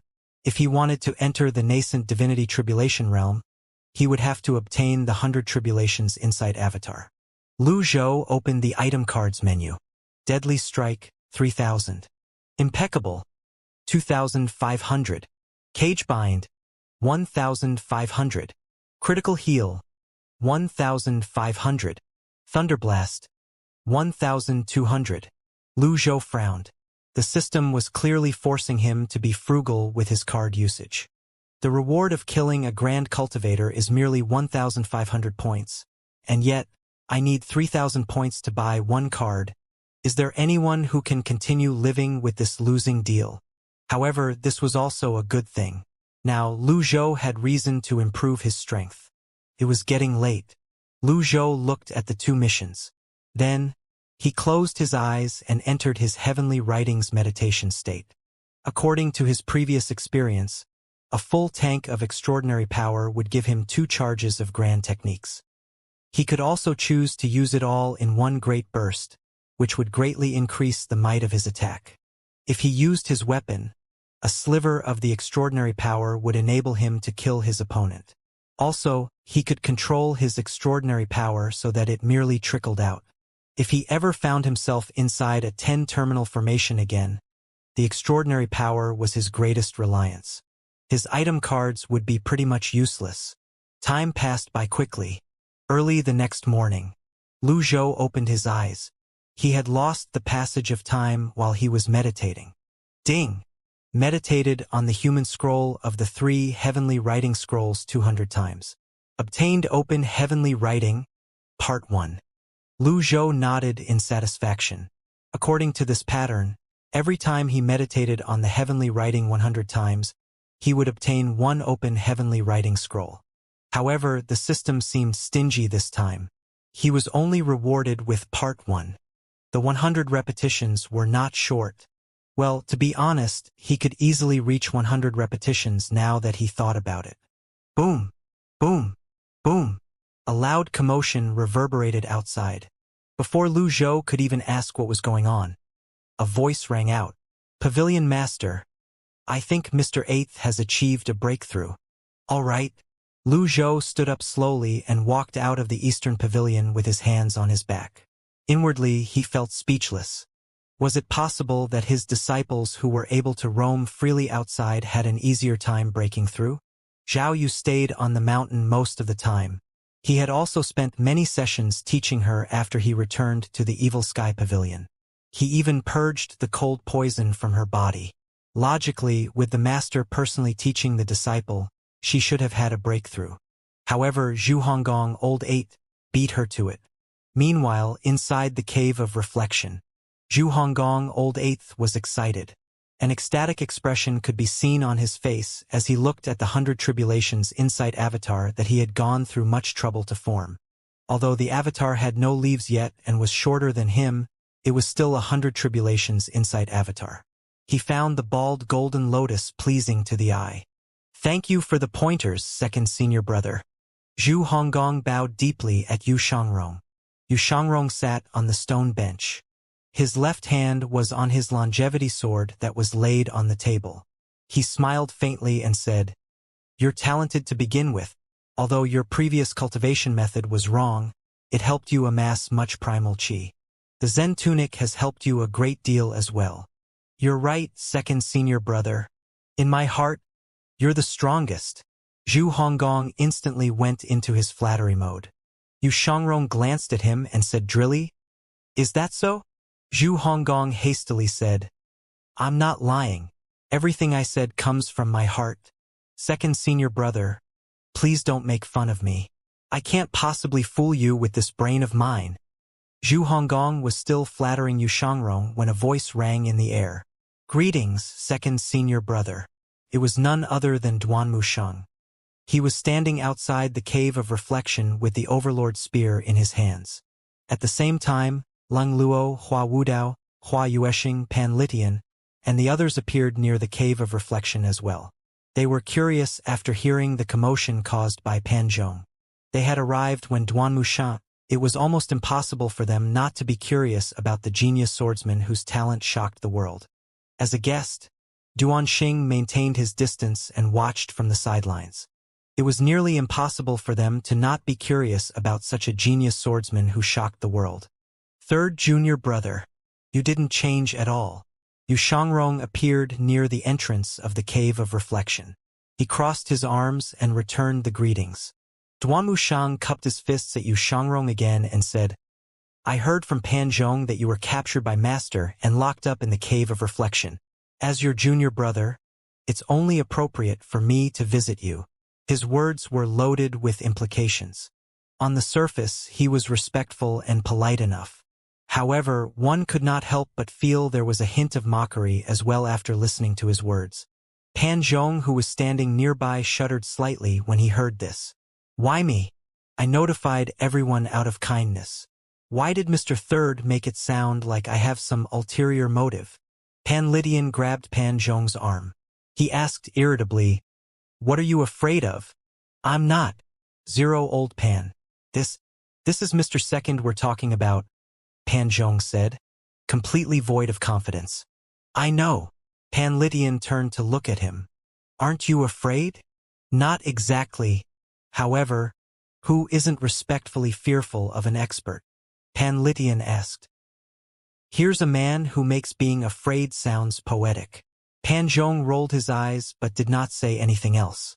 Pan Lydian had roamed the lands and had many close calls with death. He even went into Black Forest.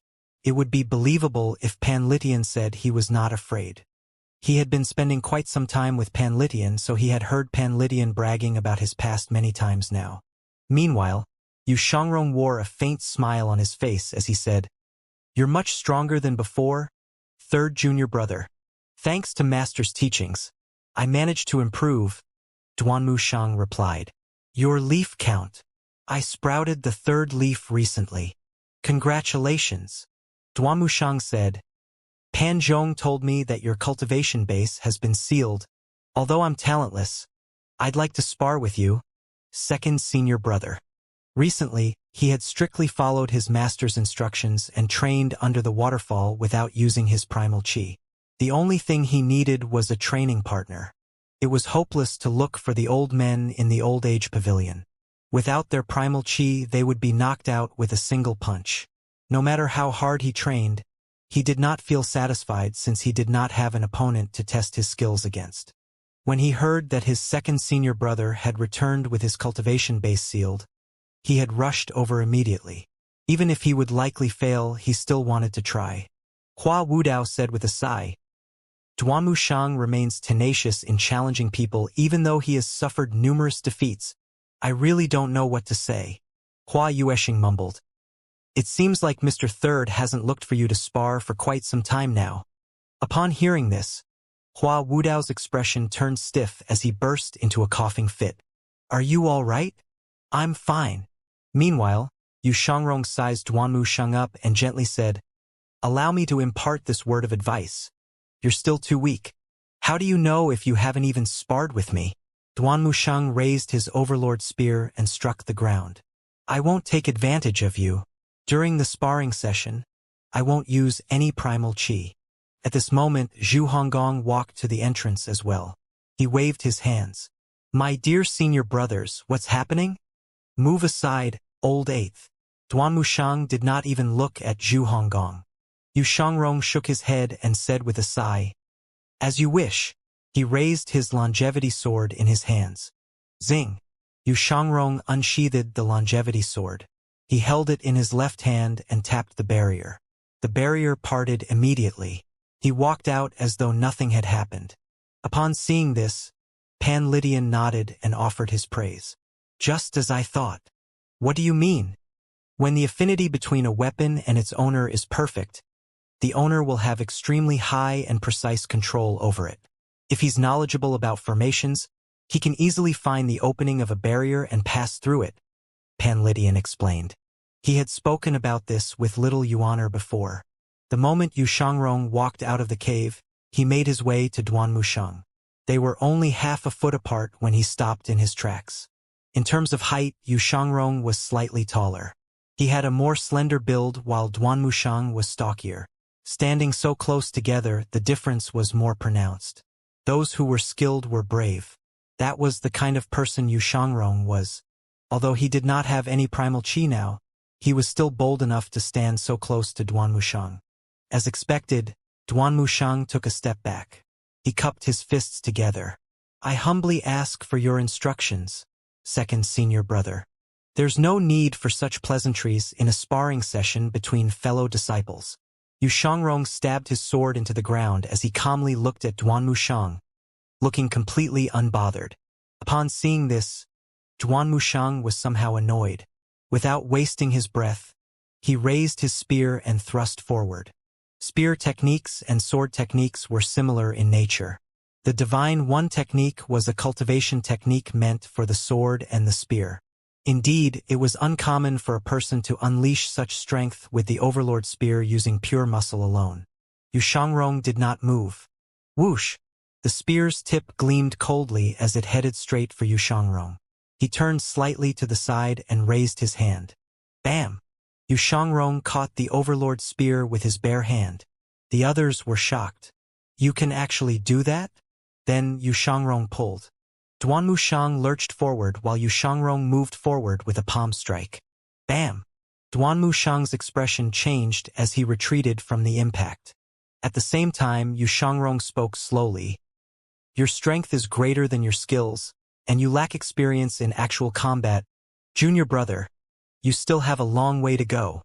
Duan Musheng was competitive by nature.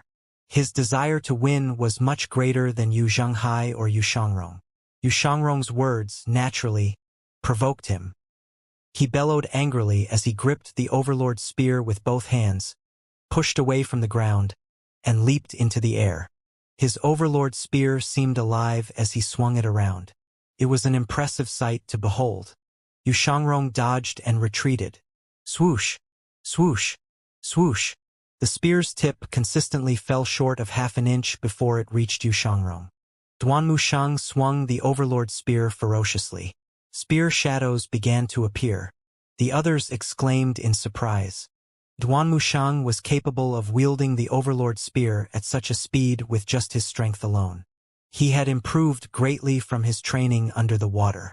The others were filled with nothing but praise for him. The Overlord spear moved even faster. Its afterimages began to overlap. Hua Wudao nodded. This is the scorching field 100 strikes of the Overlord spear's Divine One technique. 100 spear shadows can be conjured up in one go. If he were to use it with his primal chi, he could pierce a 4 script 6 compatible seal.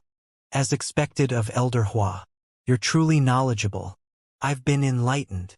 Hua Wudao was discomfited by these words. How could he not be knowledgeable in regard to this? He had lost count of the times he had witnessed the scorching field 100 strikes in action. For a time, he even dreamed about the thrusting shadows of the Overlord spear while he was sleeping. In the end, he said, the next move after the scorching field 100 strikes is the 1,000 waves. It seems like Duan Musheng's opponent is slightly underestimating him. The 1,000 waves? As soon as Hua Wudao's voice faded, the Overlord spear's 100 spear shadows vanished. Duan Musheng leaped up and conjured the spear shadows in the air. The others were still under the assumption that Yu Shangrong would pay for underestimating his opponent when he smiled and swung his longevity sword. Whoosh! Whoosh! Whoosh! With a faster speed, more extreme movements, and more outrageous sword shadows, Yu Shangrong responded in kind. Boom! Boom! Boom! A thunderous noise reverberated in the air as the two heaven-grade weapons collided. Sparks flew everywhere. Every swing of the sword parried the Overlord spear. Every strike of the sword was precise and flawless. Bam! The final sword stroke was from the bottom. It met the Overlord spear's tip in a slashing motion. The 1,000 waves was repelled before it was completed. Duan Mushang did a somersault in midair. When his feet touched the ground, he slid back from the momentum. After taking dozens of steps backward, he crashed against the stone wall with a bang. Rubble fell from the natural formation. Both opponents stopped attacking. These were two of Duan Mushang's most powerful moves. However, they were unimaginably fragile before Xianxia. Duan Mushang found this difficult to accept. Those who witnessed this scene were silent. They were shocked by Yu Xianxia's seemingly simple move. This was especially true for Pan Litian, Lung Luo, and Hua Wudao. The common folk would focus on fanfare while the professionals would notice the skill. They could tell how skilled with the sword Yu Xianxia. Duan Mushang gripped his overlord spear, unwilling to give up. He looked at Yu Xianxia, who wore an indifferent expression on the face and was filled with the urge to charge at him again. Yu Xianxia said, "Give up." He turned around and returned his longevity sword to its scabbard. Then he added, "This is meaningless." "How is this meaningless?" Duan Mushang was puzzled. If he had to yield every time he met an expert, how was he supposed to improve? Yu Xianxia smiled faintly without explaining himself. Instead, he looked at the audience. Was there not even a single person who could see what was going on here? Was there no one who would step forward to dissuade this blockhead? Finally, Hua Wudao said, "Duan Mushang, that's enough. You think that I can't beat second senior brother as well, Elder Hua?" Duan Mushang asked unhappily. And then, Hua Wudao coughed twice before he replied, "Whether it's sword or spear skills, all of Mr. Second's skills were meant to kill. They had been tempered through battles of life and death. Without sufficient tempering and experience, you won't be able to defeat Mr. Second no matter how long you train under the waterfall." The experience of brushing shoulders with death was not something that could be obtained from classes or debates. Lung Luo nodded and said, "That's true."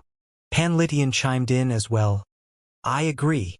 The others looked at the old men from the old age pavilion skeptically. Usually, these old men would address the disciples by their names. However, they addressed Yu Xianxia as Mr. Second. Was this not discrimination? Duan Mushang scoffed and said, "I wouldn't bet on it." He suddenly raised his spear domineeringly and launched an even more intense attack. The others exclaimed with surprise. They did not expect Duan Mushang to attack so suddenly. Yu Xianxia smiled faintly. He turned to the side slightly and softly said, "Too slow." The spear's thrusts were dizzyingly fast. The others felt lightheaded as they tried to follow the spear's movements. Swoosh, swoosh, swoosh. The overlord spear stirred up a cloud of dust. "Lift." Yu Xianxia raised his arm. He did not retreat. Instead, he suddenly lunged forward. Duan Mushang had no choice but to retreat. Otherwise, the overlord spear would be too long for it to have any use. The moment Duan Mushang moved back, Yu Xianxia moved closer at a much faster speed compared to Duan Mushang. Duan Mushang retreated again. Swoosh! Duan Mushang lifted his spear and pointed it in the air as he swung his arm. "Not bad. Alas, you're too slow." Yu Xianxia was already by Duan Mushang's side. The others shook their heads and sighed helplessly. This was the difference between the heavens and the earth. Just when the others thought that Duan Mushang was about to be defeated, he erupted with primal qi. Boom! The primal qi rippled into the surroundings. Yu Xianxia's cultivation base had been sealed. The impact landed on him squarely, causing him to reel back like a fired projectile. Whoosh! Yu Xianxia appeared calm, but his qi and blood were surging. Pure skill was what made him seem less battered than he actually was. In fact, he seemed confident and at ease even when he was sent flying back. Ding! Punished Yu Xianxia. Reward: 300 merit points. The entire scene had fallen silent. Clearly, Duan Mushang had broken the rules. He had used primal qi. At this moment, Duan Mushang seemed to have withered. He had lost the will to continue fighting. He was utterly ashamed of himself. Even when he used his primal qi, he still could not defeat Yu Xianxia. All he managed to do was to send Yu Xianxia flying back. What more could he say? The weak would only find excuses for themselves. The atmosphere was slightly tense. No one knew how this would end.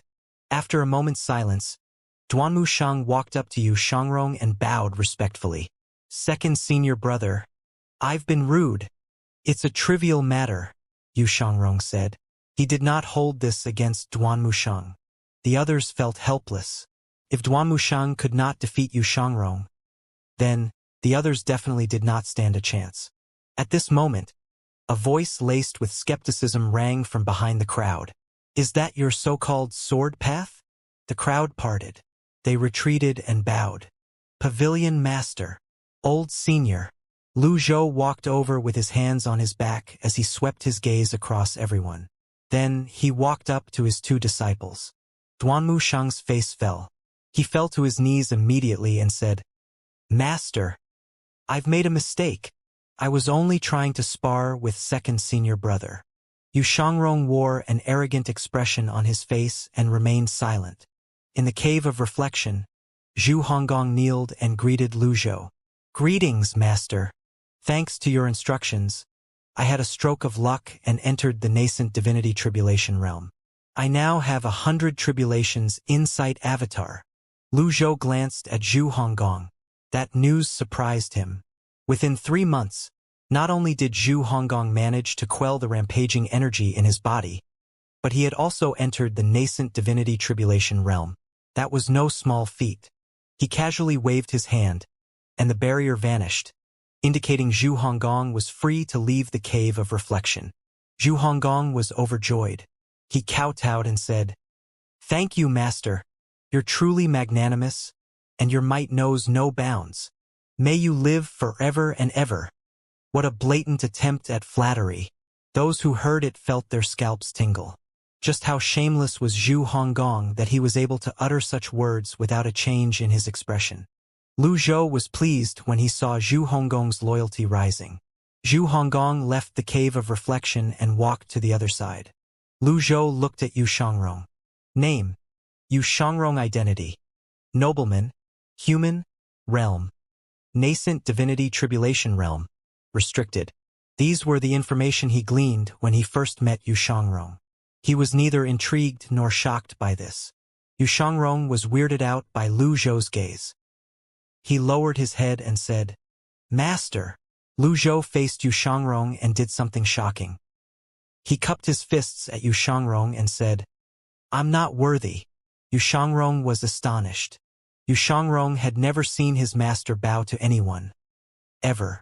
All these years, his master had been an existence that was lofty and looked down on all other lifeforms from above. Why was his master saying such words? His master's words genuinely startled him. He immediately fell to one knee and rested his fists on the ground. His eyes were fixed on the ground as well. Although he felt much pride having his master salute him, he did not think he could take it. Lu Zhou did not move. He looked at Yu Shangrong, who had fallen to one knee, as he stroked his beard and said, Sometimes, unneeded pride will only hurt you. It's in a sword's nature to be cold and arrogant, Yu Shangrong replied. His eyes were still trained on the ground. Overconfidence is no different from being conceited, and conceit will blind you. Do you really think your sword skills are peerless? Lu Zhou asked tonelessly. I don't dare claim that, Yu Shangrong replied in a low voice. No, you do. Lu Zhou raised his voice. When Lu Zhou raised his voice, they felt their hearts tightened. They did not even dare to breathe heavily. They were wondering how this great villain would discipline this disciple. They were curious about how he was going to discipline this genius swordsman. I dare not, Yu Shangrong said in a low voice again. Stand up and speak. Yu Shangrong was slightly stunned. Based on his master's previous temper, he should have been heavily punished. Why did his master suddenly change? He suddenly remembered what his 7th junior brother said. There were 100 questions in his mind at this moment. He slowly rose to his feet. Lu Zhou said, Bring your sword here. He did not wish to use unnamed. He kept his right hand raised and waited for the sword. The others exchanged glances. Zhou Jifeng was the only elite here who used a sword. If he did not even have a small amount of tact, he would have spent his time here in vain. He quickly drew his sword and placed it in Lu Zhou's hand. Lu Zhou raised the sword. The sunlight glinted off the blade. "Since you call me your master, I want to see how much my disciple has improved." Yu Shangrong had a frightened expression on his face. He did not dare to unsheath his longevity sword. When Lu Zhou saw Yu Shangrong remained motionless, he cried out before he thrust the sword forward. He did not use his primal qi. His sword moved nimbly like a dancing dragon. Perhaps it was due to the sword's poor material. It seemed a bit brittle when Lu Zhou wielded it. However, it did not detract one from seeing how complicated and unpredictable his movements were. Yu Shangrong's expression grew darker. He could underestimate everyone but not his master. He had instantly recognized his master's move. It was a skill from the Guiyuan sword technique, the technique he was most skilled in. Retreat. Quickly retreat. He reached for his longevity sword and swung it. There was only one possible outcome from the clash between a heaven-grade weapon and a lesser weapon. Swoosh! Lu Zhou's sword vibrated vertically and dodged the longevity sword at a peculiar angle. He loosened his grip.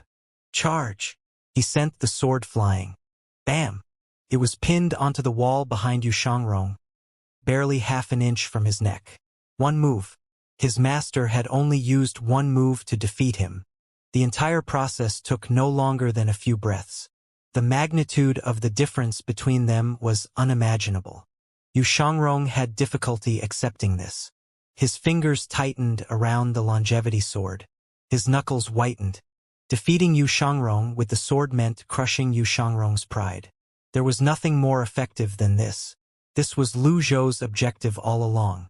Hua Wudao nodded as he said, "In terms of experience, the Pavilion Master is clearly superior. In terms of technique, it seems like the Pavilion Master is more powerful as well. Mr. Second relies too much on his longevity sword. He thought that he could break the weapon, but he was wrong." Leng Luo said, "That's not all. One has to be able to defy conventions with one's weapon. A sword isn't only a sword. At appropriate times, it can be a saber or a hidden weapon." Lu Zhou had used the sword as a hidden weapon by tossing it out. The problem was most cultivators controlled their weapons with primal qi. Hence, there was practically no chance for them to encounter such a situation. Indeed, Yu Shangrong had many combat experiences. He was no stranger to life-or-death battles. The only experience he lacked was fights of this kind. It was only normal that he was defeated. After defeating Yu Shangrong, Lu Zhou placed his hands on his back and asked, "Is this your sword path?" Yu Shangrong could not speak. He felt the attack earlier was full of openings. He had hundreds, even thousands of ways to parry it, and yet he chose the dumbest way. He knew that he would lose, but he never thought that he would lose in such a simple manner. His master was old and was using a crude weapon. However, his master had easily bested him even though he was in prime and was wielding the longevity sword. His master's skills were clearly superior to his. Zhu Honggong exclaimed excitedly, "Your might knows no bounds, master. Your sword skills are unmatched." The years. Before he could finish his sentence, he felt the peculiar stares from the crowd. They looked at him as though he was a fool. Yu Shangrong cupped his fists and said, "You're right, master." Ding! Disciplined Yu Shangrong. Reward 500 merit points. The reward was clearly higher than what Lu Zhou received from the other disciples. Lu Zhou could not be blamed. Yu Shangrong was indeed too proud. He looked at the longevity sword and asked, "When did you attain the 8-leaf stage?" "I don't remember." Yu Shangrong gave it some thought before he said, "Almost a century, I think." The others were shocked upon hearing this. Yu Shangrong looked so young. The others were beside themselves with envy and admiration. Then they looked at the members of the old age pavilion. Sigh. Constantly comparing oneself to others would only make one angry. Hua Wudao felt most ashamed. In terms of appearance, he looked much older than Leng Luo and Pan Litian. However, he was only at the 7-leaf stage. The 8-leaf stage seemed like an unattainable goal to him at the present. The others in the outside world said that the 9 disciples of the Evil Sky Pavilion were amazingly talented. It seemed like it was true. They were reminded of the eccentric Miss Ninth Little Yuaner. She had only joined the pavilion less than 6 years ago. However, based on her progress, she would probably surpass her seniors in no time at all and become the strongest among them. Lu Zhou stroked his beard. He looked at Yu Shangrong. Why aren't you at the 9-leaf stage? He had asked this question after giving it considerable thought. With Yu Shangrong's talent, given 100 years, he should have attained the 9-leaf stage. Yu Shangrong replied, I want to live. Lu Zhou remembered Gong Yuandu's words. He mused, Yu Shangrong and Yu Zhenghai are both 8-leaf experts. Perhaps they made the same decision. The death of Jing Yen from Cloud Shine Nunnery was a testament to how treacherous the 9-leaf stage was. The 9-leaf stage drains a person's life. Are you deliberately suppressing your cultivation base like Yu Zhenghai? Lu Zhou stared at Yu Shangrong. When Yu Shangrong heard this, he shook his head helplessly and said, There's no one in this world that can overcome the great limit. The 9-leaf stage is nothing but a taboo set by the firmaments. Anyone who tries to break the taboo will have to pay with their lives. I knew this from the day I joined the pavilion. Master, why do you insist on stubbornly pursuing it? Only. The others were shocked. Lu Zhou was the only one who knew that he was only in the Tao-transforming divine court realm. However, in the eyes of the others, Lu Zhou was a bona fide nascent divinity tribulation realm expert with an 8-leaf golden lotus. It was only natural for him to pursue the 9-leaf stage after all. These words, it sounded like the disciple was trying to dissuade his master from doing something futile. Why would anyone challenge the truth? Lu Zhou frowned. Have I ever asked for your feedback regarding my actions? This disciple dares not. Yu Shangrong addressed himself as a disciple again. Men, Lu Zhou said. Pan Zhong and Zhou Jifeng stepped forward. Take the longevity sword away, Lu Zhou said. Pan Zhong and Zhou Jifeng were speechless. Of the people gathered there, the two of them did not have high statuses and they were young. Hence, it was only natural for them to carry out menial tasks. However, asking them to offend Yu Shangrong, was this not akin to asking them to forfeit their lives? However, Pan Zhong and Zhou Jifeng merely hesitated for a second.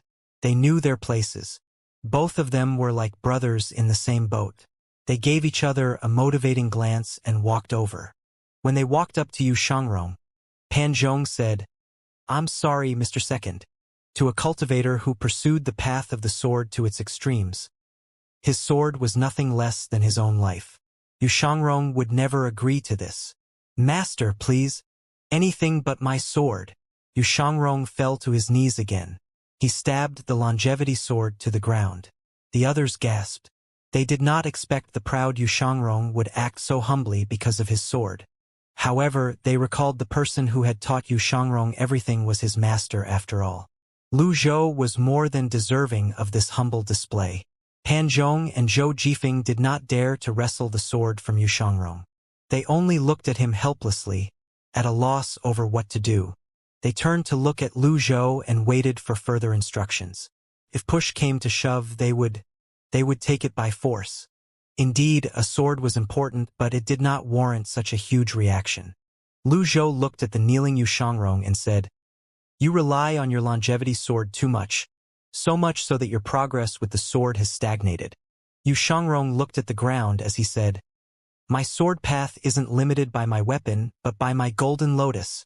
Master, please. Anything but my sword.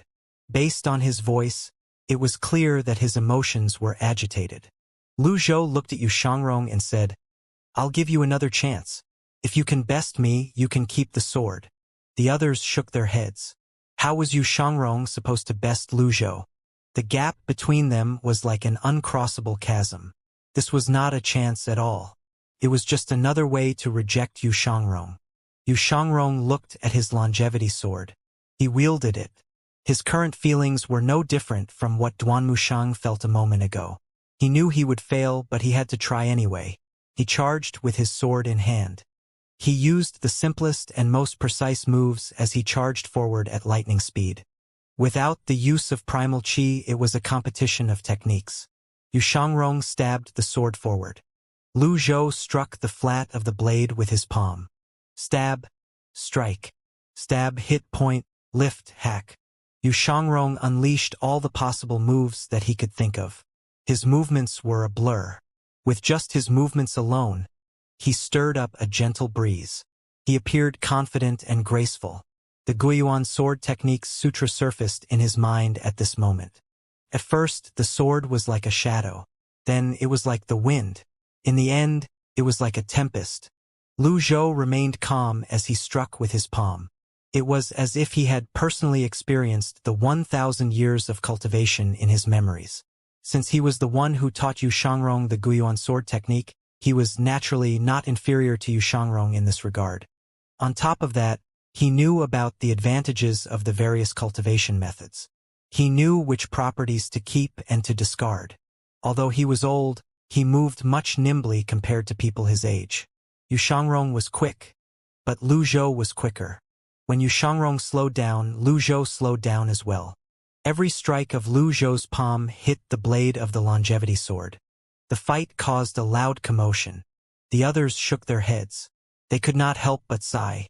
The pavilion master knows the Guiyuan sword technique too well. Mr. Second's every move is under the pavilion master's control. The others nodded in agreement. Clearly, Lu Zhou's understanding of the Guiyuan sword technique was not inferior to Yu Xiangrong. Although Lu Zhou did not counterattack, he managed to nullify all of Yu Xiangrong's advances. Mr. Second lost the moment he attacked, Hua Wudao said with a sigh. He's no match for the pavilion master's skills to begin with. Now his aura, confidence, and attitude are all suppressed. He's not as sharp as he's supposed to be. Bam! Lu Zhou steeled himself this time. He exerted more force and landed a heavy blow on the blade. Yu Xiangrong lost his grip and the sword fell out of his hand. It dropped onto the ground with a loud clang. The battle ended. Lu Zhou retracted his palm. He placed his hands on his back and looked at the longevity sword indifferently. The cave of reflection was silent. Although this was only a battle without primal qi, Lu Zhou had won with his technique. Even if he was given the use of his primal qi, Yu Xiangrong did not stand a chance if this had been a battle to the death. The pavilion master could even seal his cultivation base. What other methods could Yu Xiangrong use against him? Yu Xiangrong's pride was further crushed. Master, the enter and return 3 soul. Did you hold back? Yu Xiangrong asked. You still have a long way to go from being accomplished in your sword path. Lu Zhou stroked his beard and waved his sleeve as he said, It's the same for Yu Zhenghai as well. Yu Xiangrong. The loser would have to submit to the victor. There were no excuses for losing. Everything a victor said was right. However, Lu Zhou could tell Yu Xiangrong was unwilling to accept this. Therefore, he said, The return and enter 3 soul. It has the origin radiance, majestic spirit, and the nether essence.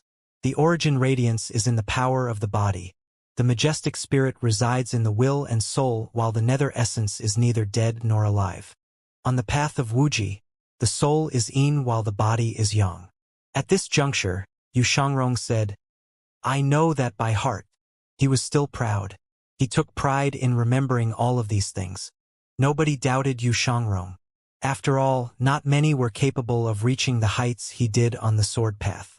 Since you're unwilling to accept this, I'll show you what the real sword path is like. Lu Zhou suddenly remembered everything he had learned before he transmigrated. Both of his memories have reached harmony before he even realized it. This merge gave him new insights on cultivation. Yu Xiangrong was too proud. If he could not reduce that pride, he would surely pay for it in the future. After muttering to himself for some time, Lu Zhou stroked his beard and calmly said, The highest point of the sword path is besting a sword with none. Besting a sword with none? Let alone the others who were present. Even Yu Xiangrong was puzzled by these words. Duan Mushang, on the other hand, suddenly remembered what he saw when the barrier shattered. His master had personally demonstrated the imperfect divine intervention's sword path to him. Back then, he did not completely understand what his master was trying to show him. Hence, he listened to this more seriously than the others. There were also the 3 elders of the old age pavilion. They were instantly invigorated. They wanted to listen to what the pavilion master had to say. The others did not dare to breathe loudly. They hoped they would be able to gain some insight from this. Lu Zhou said, "There are 3 levels of the sword. The first level is the commoner's sword that everyone, from the average cutlass to the princes, can use. It's nothing but a competition of cruelty and flashiness. The second level is the saint's sword. Bravery serves as its edge, loyalty as its core, and the sword path as its tip. The third level is the king's sword. Nations serve as its edge, the seas and mountains as its sharpness. It activates the 5 elements, opens with yin and yang, wields spring and summer, moves with autumn and winter. It's peerless, and the world bends its knee to it. This is the same for the saber." Everyone was silent as they listened attentively. Lu Zhou's voice was the only sound in the area. "This is the Taoist view of things. You're using the sword path as your tip. That's the second level at most." A complicated expression appeared on Yu Shangrong's face. Based on these words, since his eldest senior brother, Yu Zhenghai, wanted to reign over the lands, did this mean his senior brother's saber was on the 3rd level? Lu Zhou saw the change in Yu Shangrong's expression. He knew what was in Yu Shangrong's mind. He said, "Yu Zhenghai wishes to use the nation as his edge and make the lands bow before him. However, he does not possess the ability yet. At most, he's on the 2nd level." Yu Shangrong's curiosity was immediately piqued. He asked, "Who's on the 3rd level then?" It can be said that the sword path genius from the northern capital, Gong Yuandu, wielded the king's sword. Lu Zhou stroked his beard and said, "The ever-living emperor, Lu Go, wielded the king's sword as well." When the members of the Old Age Pavilion heard this, they were puzzled. They had personally seen Gong Yuandu's sword skill.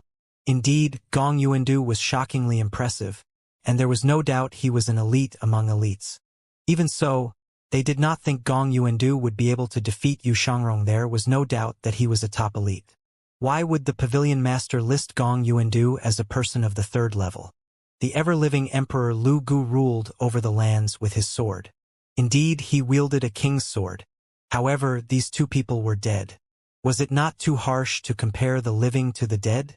There had been countless heroic figures in the past. Who among the living would dare claim that they were superior? Before Yu Shangrong could reply, Hua Wudao could no longer suppress his curiosity and blurted, "Pavilion Master, if that's the case, does this mean the current emperor, the Evergreen Emperor, wields a king's sword as well?" Lu Zhou stroked his beard and shook his head. "Not quite. Kindly enlighten us, Pavilion Master." Hua Wudao bowed. The ever-living emperor had conquered nations and founded Great Yen. The Evergreen Emperor merely inherited the throne. He can't be regarded as wielding the king's sword yet. "I see." Hua Wudao stepped back. Lung Luo could not help but say, "It's true that Gong Yuandu from the northern capital was an elite, but he was only a rogue cultivator and had never conquered nations or founded a country. For the entire century or so before his demise, he had been hiding inside a coffin. Why would he be regarded as wielding a king's sword?" Everyone else had the same question in their minds. They stared at Lu Zhou eagerly, anticipating his answer. Lu Zhou stroked his beard gently and replied in a light tone, "Fighting for your own life against the heavens and the earth and being fearless of death." His tone turned pointed as he looked at the others indifferently. Why did none of them enter the 9-leaf stage up until now? If they did, they would have been enlightened and deemed worthy of wielding a king's sword. However, Gong Yuandu was not the only person who fell on this path. Over the millennia, many magnificent cultivators had died on this path as well. Pan Lydian asked, "There are many who fought for their lives against the heavens. Are they all deemed worthy of wielding a king's sword?" Lu Zhou stroked his beard and nodded ambiguously. The others were stunned at first.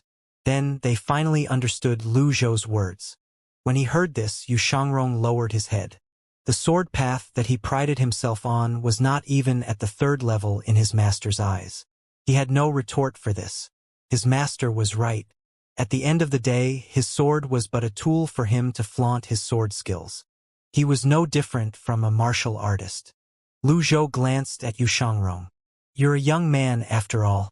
If I can't even handle you, I would have spent the past millennium in vain. He continued to say, regardless if it's the Taoist sect or the Confucian school, they're not the greatest realm. The others looked at Lu Zhou in confusion. The sword path was already categorized into 3 levels, and yet they were not the greatest in the pavilion's master's view. Having no sword is better than having a sword.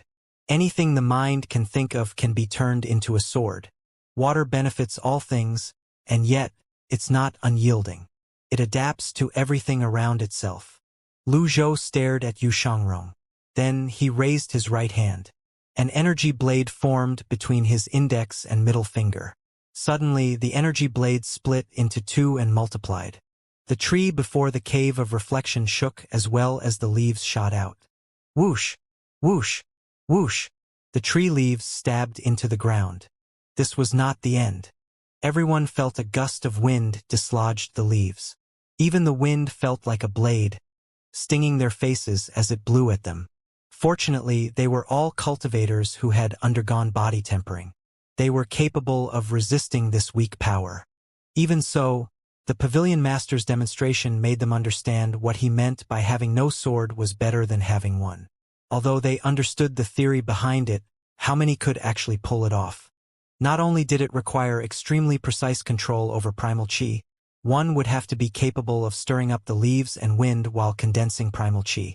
It was an almost impossible feat without cultivating or training for 100 years. Yu Shangrong usually relied on the longevity sword, so he had never trained in this manner. Therefore, he accepted his defeat. A person's attitude would determine the height of one's sword.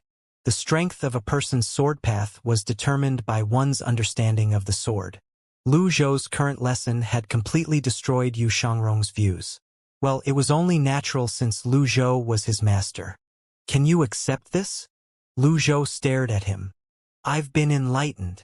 Yu Shangrong had mixed feelings in his heart. He wondered what his master was thinking. He remembered that his master had never taught them so patiently when they had just joined the pavilion. Who else could tell him these things apart from his master? Ding! Disciplined Yu Shangrong. Reward: 500 merit points. Ding! Taught Duanmusheng. Reward: 200 merit points. Lu Zhou noticed the different words used by the system. One was disciplined while the other one was taught. Lu Zhou suddenly recalled one of his forgotten memories. It had something to do with Yu Shangrong's question and worries about how he might kill Yu Shangrong. It was as though Yu Shangrong was afraid of the past repeating itself and was unwilling to mention the past as a result. He knew there was no forcing this. He lost himself in thought for a moment before he finally said, "Reflect on your actions inside the cave of reflection." After Lu Zhou finished speaking, he turned around with his hands on his back and walked toward the Evil Sai Pavilion. However, he did not take Yu Shangrong's longevity sword with him. Elder Lung, Elder Hua, Elder Pan, Lung Luo, Pan Litian, and Hua Wudao cupped their fists and followed. The moment the 4 members of the Old Age Pavilion left, the stifling atmosphere eased. The others exhaled with relief. Yu Shangrong looked at his masters retreating back. At some point, he did not even know when, his palms were moist with cold sweat. Zhu Honggong kept his head lowered. When Zhu Honggong was about to leave, Yu Shangrong said tonelessly, "Old Eighth." "Ha!" Zhu Honggong stopped in his tracks and shuddered. "Come here, second senior brother. I live in the southern pavilion now." Yu Shangrong was in no hurry to enter the cave of reflection. Instead, he walked up to Zhu Honggong and said, "There's no need to feel nervous." He sounded as gentle and humble as usual. He recalled the sight he saw in Radiant Cloud Forest when his master unleashed the Enter and returned 3 souls on Witzard's back. He asked, "Tell me honestly, is master at the 9-leaf stage now?" "Ha!" Zhu Honggong was stunned. 9-leaf. Yu Shangrong did not ask this without due reason. He knew that he had his own unique understanding and mastery of the sword path. Although he knew he would not be a match for his master, he should not have lost by such a huge margin. There was only one possibility left. His master must have already entered the 9-leaf stage. That can't be. Second senior brother, There's no such thing as the 9-leaf stage. I don't know anything. Don't give me that look. I truly have no idea. Zhu Honggong kept waving his hands. Yu Shangrong pondered this silently. Fighting for one's life against the heavens was part of wielding a king's sword. However, without losing one's life, how was one supposed to enter the third level? He recalled Si Wuya's words. Perhaps his master had found a way to overcome the great limit. That must be why his master had such enlightening remarks. In the Evil Sky Pavilion's great hall, Lu Zhou, Lung Luo, Pan Litian, and Hua Wudao were the only ones present. Lu Zhou walked into the hall and sat down slowly. He said, "Sit." The other three took a seat. "I believe that all of you are knowledgeable elders. Do you know about the Melilot?" Leng Luo said, "I've heard of it. It's said that the Melilot grows on Brackish Mountain. No other plants can grow there as it's covered in snow throughout the year." Lu Zhou looked at Pan Litian, who was seated at the side. Pan Litian had traveled far and wide. Surely, Pan Litian's knowledge was comparable to Lung Luo's. Pan Litian said, "I've heard about it as well. The Melilot blooms in the morning and withers at dusk. Every flower lasts but for a day. It blossoms in the day and wilts by night. New flowers will replace the dead ones, and it has a long blooming period. It's also known as the longevity flower. The Melilot is extremely short-lived. Hence, it was given many other names. The longevity flower means that it blooms forever and never wilts." Hua Wudao cupped his fists. "I've learned something new today." Lu Zhou had been hoping that Hua Wudao would give him some information. With that response, it seemed hopeless. Leng Luo continued, "The Melilot is special. Not many would want to cultivate them. It's now rare to see them in Great Yen. What's the reason for the question, Pavilion Master?" Lu Zhou did not answer the question immediately. The information provided by Lung Luo and Pan Litian were about the same as what he knew. He connected this to what Yu Shangrong said about the Melilot was a plant in his hometown and that it was a plane with a fleeting life. It seemed like the plant was native to the nobleman's nation. Yu Shangrong was from the nobleman nation. The system had also given him the mission, lifespan of the Melilot. Did Yu Shangrong's identity have something to do with his missing memories? Was that why Yu Shangrong said what he said when he was caught? This was a logical inference. With these thoughts in mind, Lu Zhou no longer beat around the bush. He said, "Elders, do you know about nobleman country?" When Pan Litian heard this, he nodded and said, "That reminds me, Pavilion Master. The books did record that the Melilot grows all year in nobleman country. Alas, that place no longer exists." "Why did it disappear?" Lu Zhou asked. "It's said that the noblemen are short-lived just like the Melilot. That's why they like it very much and take good care of the plant. However, they were short-lived and cultivators live longer than most. Hence, nobleman country gradually ceased to exist." Lung Luo continued, "It's funny when you think about it. Nobleman country is the same as the fair folks. All lands under the heavens belong to the crown. Brackish Mountain has long since become a part of Great Yen. However, it's covered in snow all year round. It's currently uninhabited." "Where's Brackish Mountain?" Lu Zhou asked. At this moment, Pan Litian cupped his fists and said, "Northwest of Yong Province." He sighed before he continued to say, "What a shame! I was at the borders back then. We were chasing the other tribes away from the southwest to the north. Yet I was heavily injured and was made captive. We were driven all the way to Rongbei by the other tribes, and we passed by Brackish Mountain along the way. It's not big, although we didn't get a close look. Then one of the other tribesmen threw me into the Black Forest. I've had several grueling experiences, and I survived out of sheer luck." "Why are you asking about this, Pavilion Master?" Hua Wudao asked. Lu Zhou looked at Hua Wudao with mixed feelings. He did not answer Hua Wudao, deciding to ignore him. This old fart isn't giving me much information. And yet, he's asking so many questions. Yu Shangrong was from nobleman country, but he had been in the pavilion for 275 years. How did Yu Shangrong manage to survive the years? When he thought about this, Lu Zhou stood up slowly and said, If there's nothing else, everyone's dismissed. I'll take my leave. Elder Lung. A word. After Pan Litian and Hua Wudao left, Lu Zhou stood up, walked down the steps before he asked, "How are things after the incident in Obedient Villa?" Lung Luo replied, "After Mo Li's death, Zhang Aijin killed the second prince, Lu Huan. Zhao Yu is Princess Yun Zhao's orphan child, and she has the Empress Dowager's support, so there's no need to worry about her. Currently, the person most likely to be in trouble is Zhang Aijin." Zhang Aijin killed Lu Huan? Lu Zhou was surprised. After all, Zhang Aijin valued his life greatly all this while and was unlikely to cause any trouble. "I think they should be returning soon," Leng Luo said. "Very well." Lu Zhou stroked his beard and nodded. Leng Luo cupped his fists and said, "You'll have to ask Mingshi Yin about the other matters, I'm afraid. I'll take my leave now." Lu Zhou merely waved his hand. Leng Luo left the Great Hall. Lu Zhou noticed that Leng Luo's loyalty was much higher compared to before. It was a good thing that such an untamable character was willing to remain in the Evil Sky Pavilion. He had thought that it would be difficult to handle such a person. After all, a mountain was too small for two tigers. However, things went much smoother than he had expected them to. He stroked his beard, lost in thoughts. Meanwhile, in one of the Nether Sect's branches, in a huge hall that was dimly lit by some weak light source from above, a layer of mist could be seen swirling around the throne in the hall. After a few moments, the mist dissipated. Yu Zhenghai laid his palms flat and slowly opened his eyes after he was done recovering. "Second junior brother, I've underestimated you." Now that his qi and blood were flowing smoothly, he looked much better. At this moment, Hua Chongyang, the Azure Dragon Hall's first seat, walked in.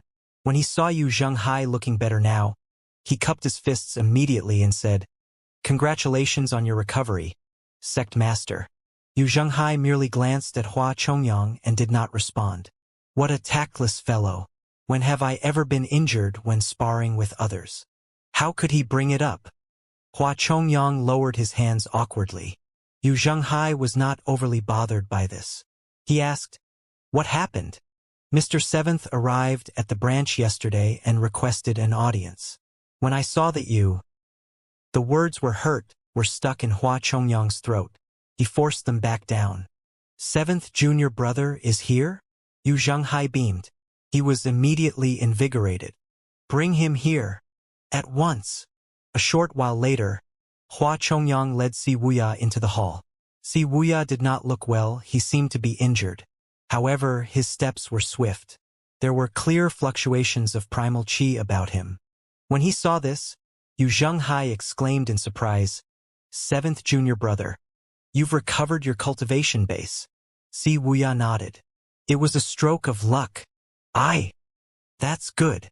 That's great." Yu Zhenghai walked up to him and interrupted Si Wuya. He gave Si Wuya's shoulder a heavy pat. "Ever since you took the binding mantra for me, I couldn't eat nor sleep. I was constantly thinking of a way to undo the mantra for you. Looks like the heavens have finally answered my prayers." Si Wuya was puzzled. "Oh well, you're right no matter what you say. Seventh junior brother, I was in too much of a hurry back then and left you behind. I hope you won't blame senior brother for that." Yu Zhenghai's tone suddenly turned amiable that it gave Si Wuya goosebumps when he heard Yu Zhenghai refer to himself in the third person. Si Wuya waved his hand and said, "You make it sound too serious, eldest senior brother. I've come today to tell you something." "What is it?" Yu Zhenghai asked. "You've just regained your cultivation base. You could have sent a letter. Why did you have to come personally?" Si Wuya began in a slightly anxious tone. "Second senior brother has been taken away by Master." The air seemed to have frozen as the hall was plunged into silence. Yu Zhenghai was thoroughly stunned. As the sect master of Nether Sect, with thousands upon thousands of subordinates, he had seen a fair share of life and death and had grown numb to them. His heart had grown to become as still as a calm lake. Matters as trivial as the death of a person to matters as serious as the fall of a city would not cause his emotions to fluctuate at all. However, the news Si Wuya brought him truly shocked him. After a long pause, Yu Zhenghai asked, "When did this happen?" After you left Radiant Cloud Forest, Master arrived, Si Wuya replied. Yu Zhenghai frowned. He remembered seeing a battered flying chariot near Lilac Mountain when he was in his flying chariot. He had seen their master on that flying chariot as well.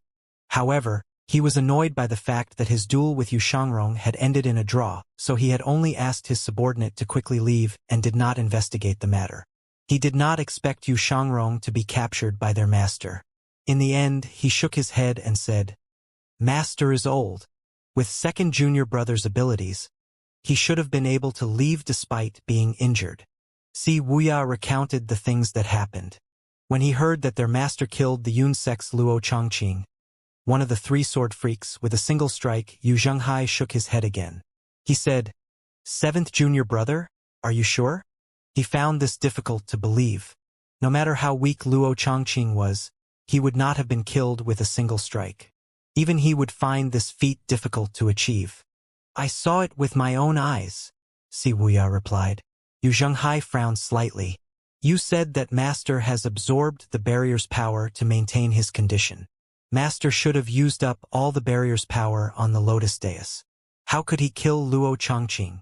Si Wuya said, That's why I suspect that Master might have actually found a way to overcome the great limit or at least postpone it.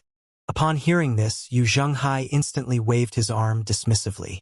The life limit is inevitable in the cultivation world since the beginning of time. Ever since humans cultivated thousands of years ago, how many have actually managed to overcome this? It's not my intention to belittle Master. However, based on our predecessors, it's just impossible, Yu Zhenghai said. Don't forget that it's natural for the successors to surpass the predecessors, Si Wuya retorted. His thoughts were different from Yu Zhenghai. Just because there had been no precedents in the past, it did not mean that it was impossible. Then, why did Master capture second junior brother? Yu Zhenghai pointed out. Si Wuya was confused as well. Perhaps Master intends to rebuild the Evil Sky Pavilion? Since he has overcome the Great Limit, he can attain a 9-leaf cultivation base. With a power like that, why would he need another person's help?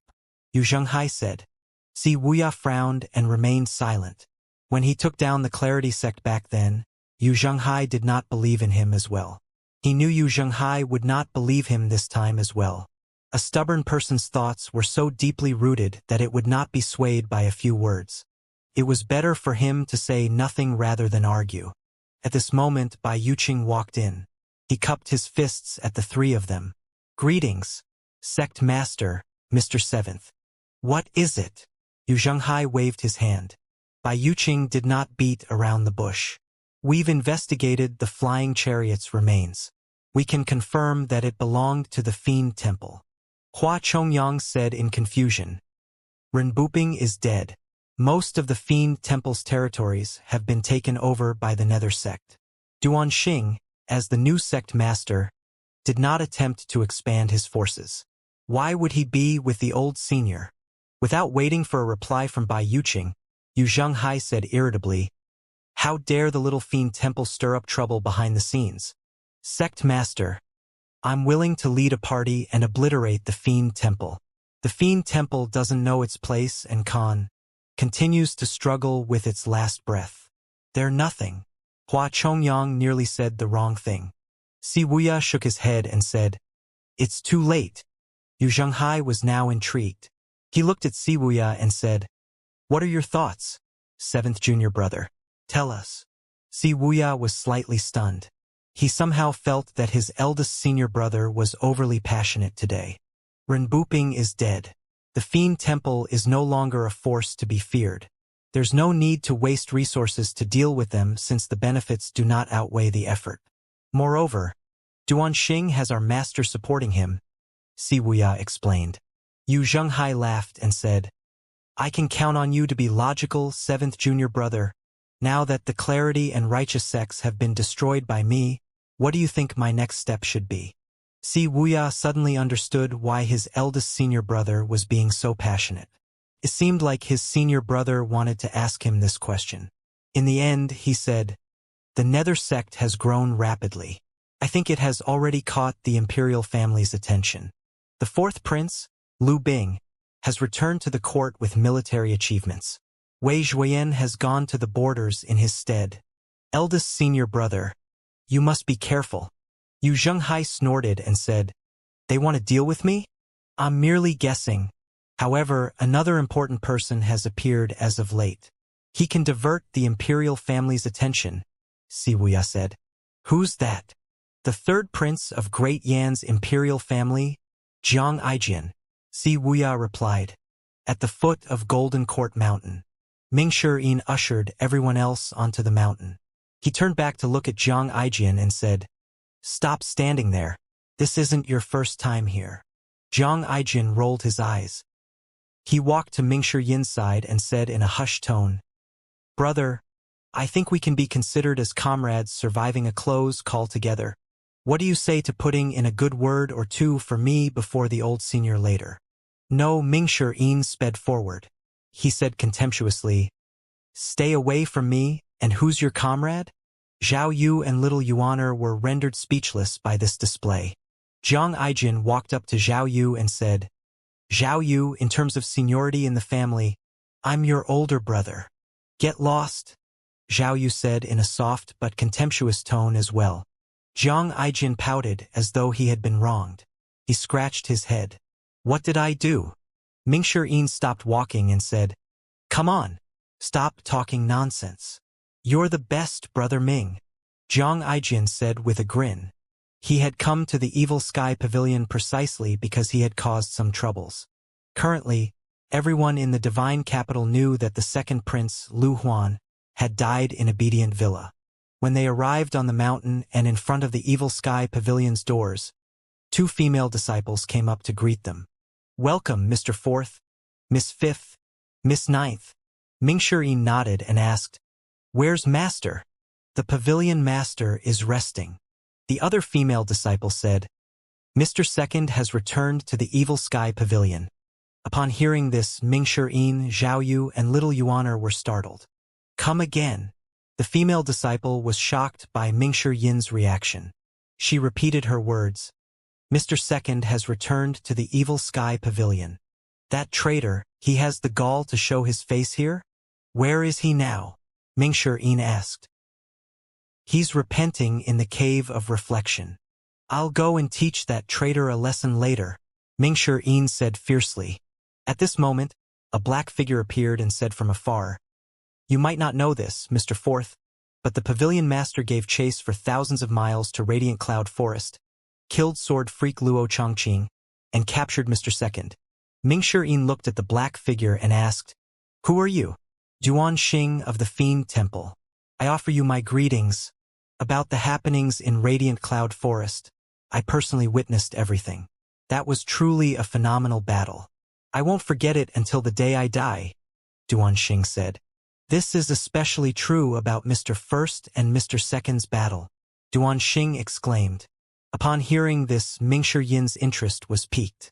He knew more about Yu Zhenghai and Yu Shangrong than anyone here. He knew their cultivation bases were terrifyingly profound. How could he not be curious about their fight? He asked, Just how great was it? Come on, tell us. Duan Xing had been itching to share what he saw with someone throughout the 2 days he had spent in the Evil Sky Pavilion. He could barely hold it in. He walked up to Mingshi immediately and began to recount what happened. Mr. Fourth, do you know the 100 Leaves Lake? It's the lake near Radiant Cloud Forest. It covers 1,000 miles. Mr. First and Mr. Second began fighting near 100 Leaves Lake. That isn't something that can be done by humans. Mr. First split 100 Leaves Lake in half with a single swing of his saber. The others were stunned. Duan Xing gave an animated account of the battle. He would exaggerate some details, slide in a 1,000 miles area or 10,000 feet high every now and then. It was confusing to listen to him. However, Mingshi was intrigued. He nodded frequently as though he had made some great discovery. He would interject with a really? Or that's awesome, at intervals. Just like that, both of them had a lengthy conversation. When they reached the climax of the story, their voices grew louder as well. At the climax of the battle, Mr. Second unleashed his enter and return 3 souls. What do you think happened? What happened? Don't leave me hanging. Spill it, Mingshi urged. The heavens and earth darkened. Even the clouds and the winds changed colors. I found it difficult to breathe back then, and I was standing more than 10 miles away. I have a 4-leaf golden lotus, and I couldn't even stand it, Duanxing said solemnly. Radiant Cloud Forest is surrounded by towering trees, and you were standing 10 miles away? How did you manage to see anything? Mingshi scratched his head. That's not important. The point is, guess how Mr. First dealt with the Enter 3 souls? Duanxing asked solemnly. Mingshi asked, affected by Duanxing's enthusiasm. Eldest senior brother used his Great Dark Heaven Memorial? You're right, Mr. Fourth. Indeed, it's the Great Dark Heaven Memorial. Mr. First unleashed sovereign descent. Then, the primal chi in the surroundings raged and the mountains and rivers were destroyed. Duanxing paused for a moment before he continued to say, when the old senior made his grand entrance, he negated the sovereign descent and the enter and return 3 souls with each wave of his sword. Mingshi gulped. Alas, Mr. First was taken away by the 4 great protectors in their flying chariot.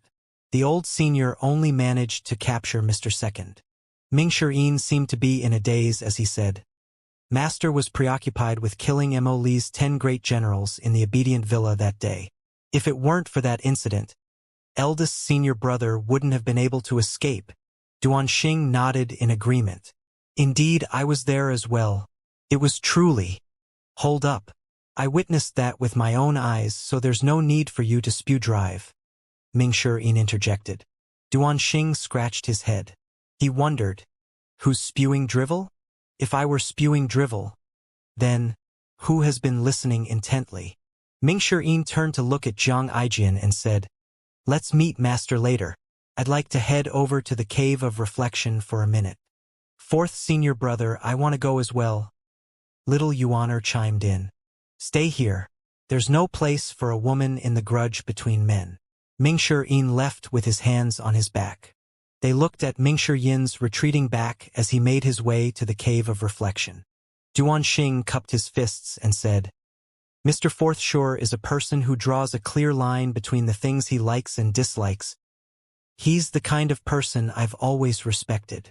The others glanced at him as they thought to themselves, are you sure that you're not merely trying to flatter him? Little Yuaner, however, disagreed. I'm afraid 4th senior brother will be at a disadvantage this time.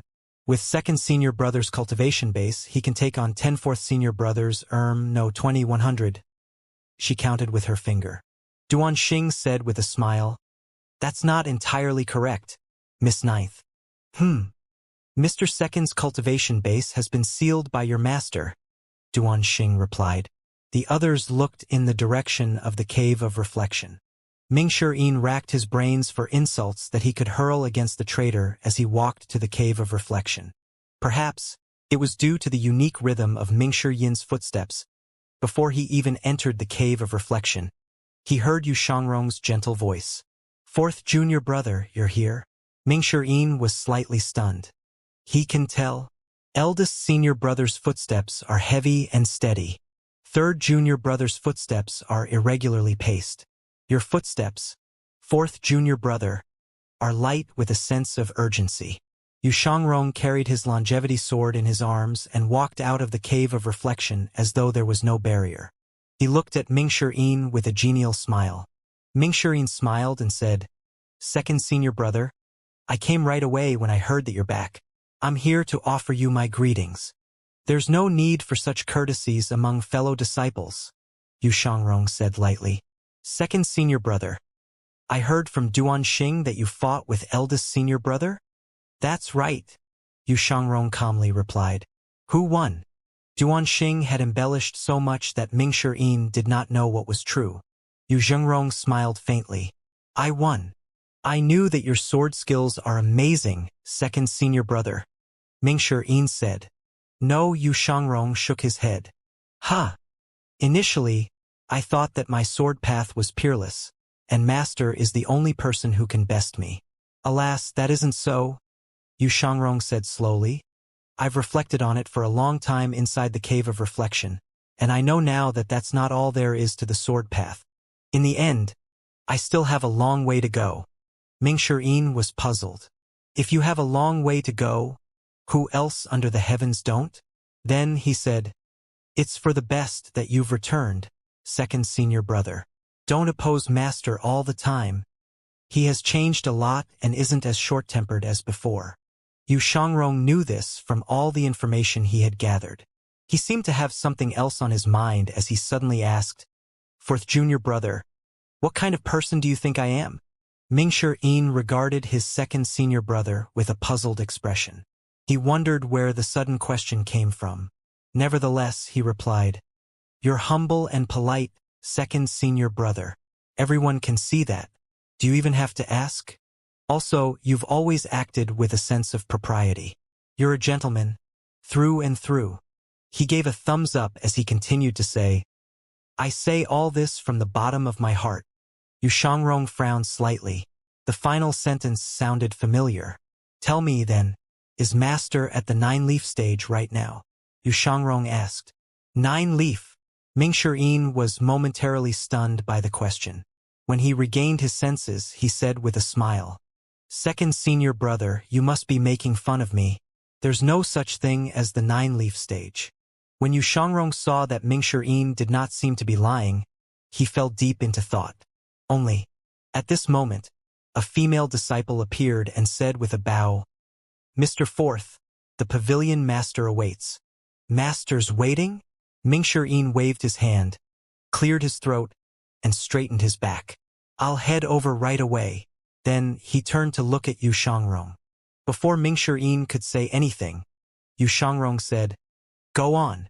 Second senior brother, please have a good rest. Call me if you need anything. Ming-Shirin left the cave of reflection. He went to the great hall. He found Jiang Aijin, Zhao Yu, Little Yuaner, and Duan Xing waiting there. Little Yuaner was the first to walk up to him and asked, fourth senior brother, how's second senior brother doing? Ming-Shirin straightened his back, placed his hands on his back, and said, not too well. Perhaps he's not happy being captured by master. However, he doesn't have anything to complain about. As the Evil Sky Pavilion's traitor, he must adhere to the rules. I've given him a good talking to. I believe that he'll behave himself after this. A voice rang from the great hall at this moment. Come in. They went into the great hall in an orderly manner. Greetings, old senior. Greetings, master. Greetings, pavilion master. Lu Zhou sat regally on his chair and looked at their faces. He saw the ingratiating expression on Jiang Aijin's face and asked, Jiang Aijin, what are you doing in the Evil Sky Pavilion instead of staying put in Runin and Ruby Eye? Jiang Aijin chuckled and said, I've missed you, old senior. I've brought you some goodies. He slid the sack off his back and placed its contents on the table as he continued to say, these are high-grade tea leaves presented to the Empire as tributes before this. Many people of power and position don't even have the opportunity to taste them. They're for you, old senior. One who is unaccountably solicitous is hiding evil intentions, Lu Zhou said wryly. I would never. Jiang Aijin waved his hands. In terms of relationship, your fifth disciple is my younger sister. I'm a relative of the Evil Sky Pavilion. I don't think it's strange for relatives to give each other gifts. The others were speechless. Zhao Yu sighed and softly said, I guess nobody can surpass him in terms of shamelessness. The others nodded as their eyes instinctively shifted to Ming-Shirin. Ming-Shirin was aggrieved. He wondered to himself, why's everyone looking at me? I didn't say or do anything. This has nothing to do with me. Lu Zhou looked at the items on the table. He did not seem to be interested. At his age, material possessions no longer excited him. So, why did you come? Well, I accidentally stabbed the second prince to death. The imperial family won't forgive me for this. So, can I trouble you, old senior, with the burden of killing me? Jiang Aijin asked. Ming-Shirin grinned and said excitedly, I can do that. His separation hook that glowed with a nefarious light and energy materialized in his hands. Zhao Yu's eyes twinkled with envy. Jiang Aijin speechless. Then he said, I don't mean it literally. Great Yan's imperial family is searching for me all over the empire right now.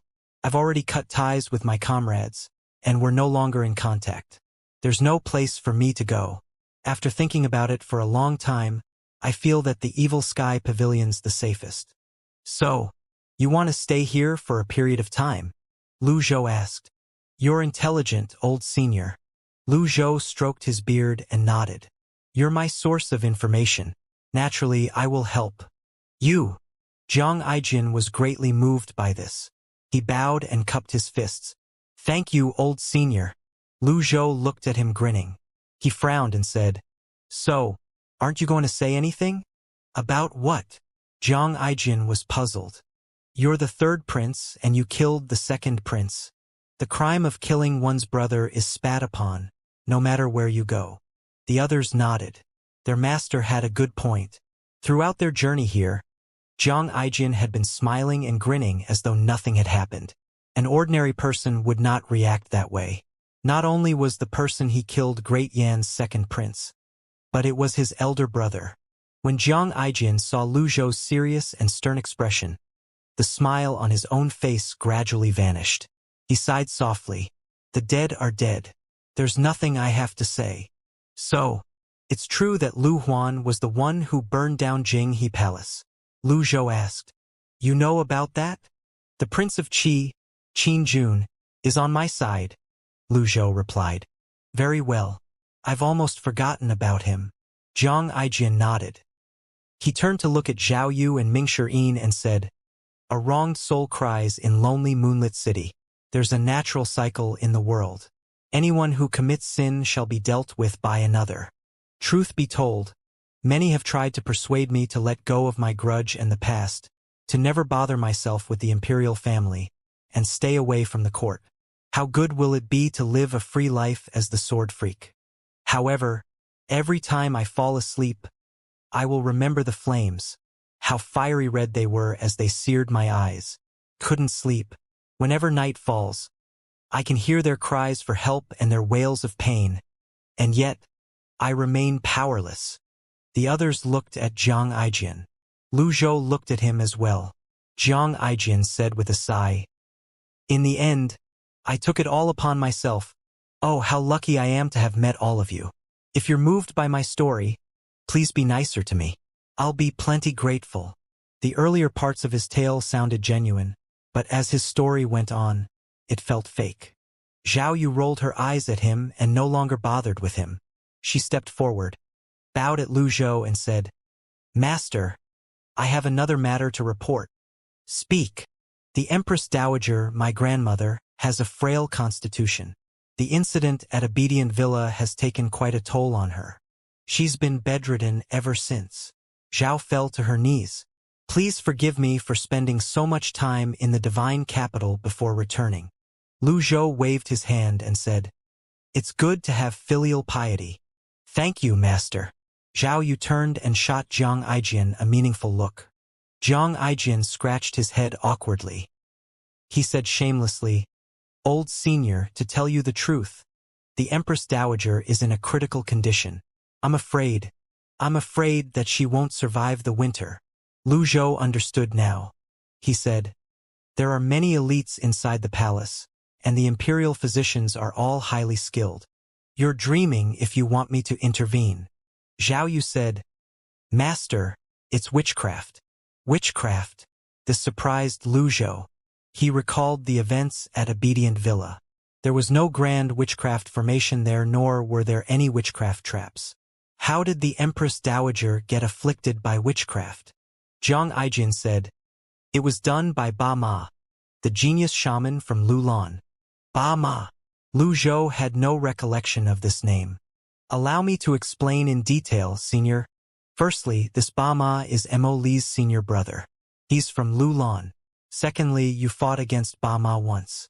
On the Lotus Dais, you injured his mount, Ba Wu, heavily. Thirdly, during the battle in Obedient Villa, Ba Ma had been lying in wait outside. Ba Ma has opposed you several times. When Mo Li died, his grudge deepened, and he took it on the Empress Dowager by casting a spell on her. He'll surely act against the evil sky pavilion sooner or later. Lu Zhou stroked his beard and considered this. Jiang Aijin said again, Old senior, I won't ask for a favor from you without proper compensation. I'll help you capture the evil sky pavilion's traitor, your seventh disciple, Si Wuya. Lu Zhou looked at Jiang Aijin. He said skeptically, You're confident about capturing Si Wuya?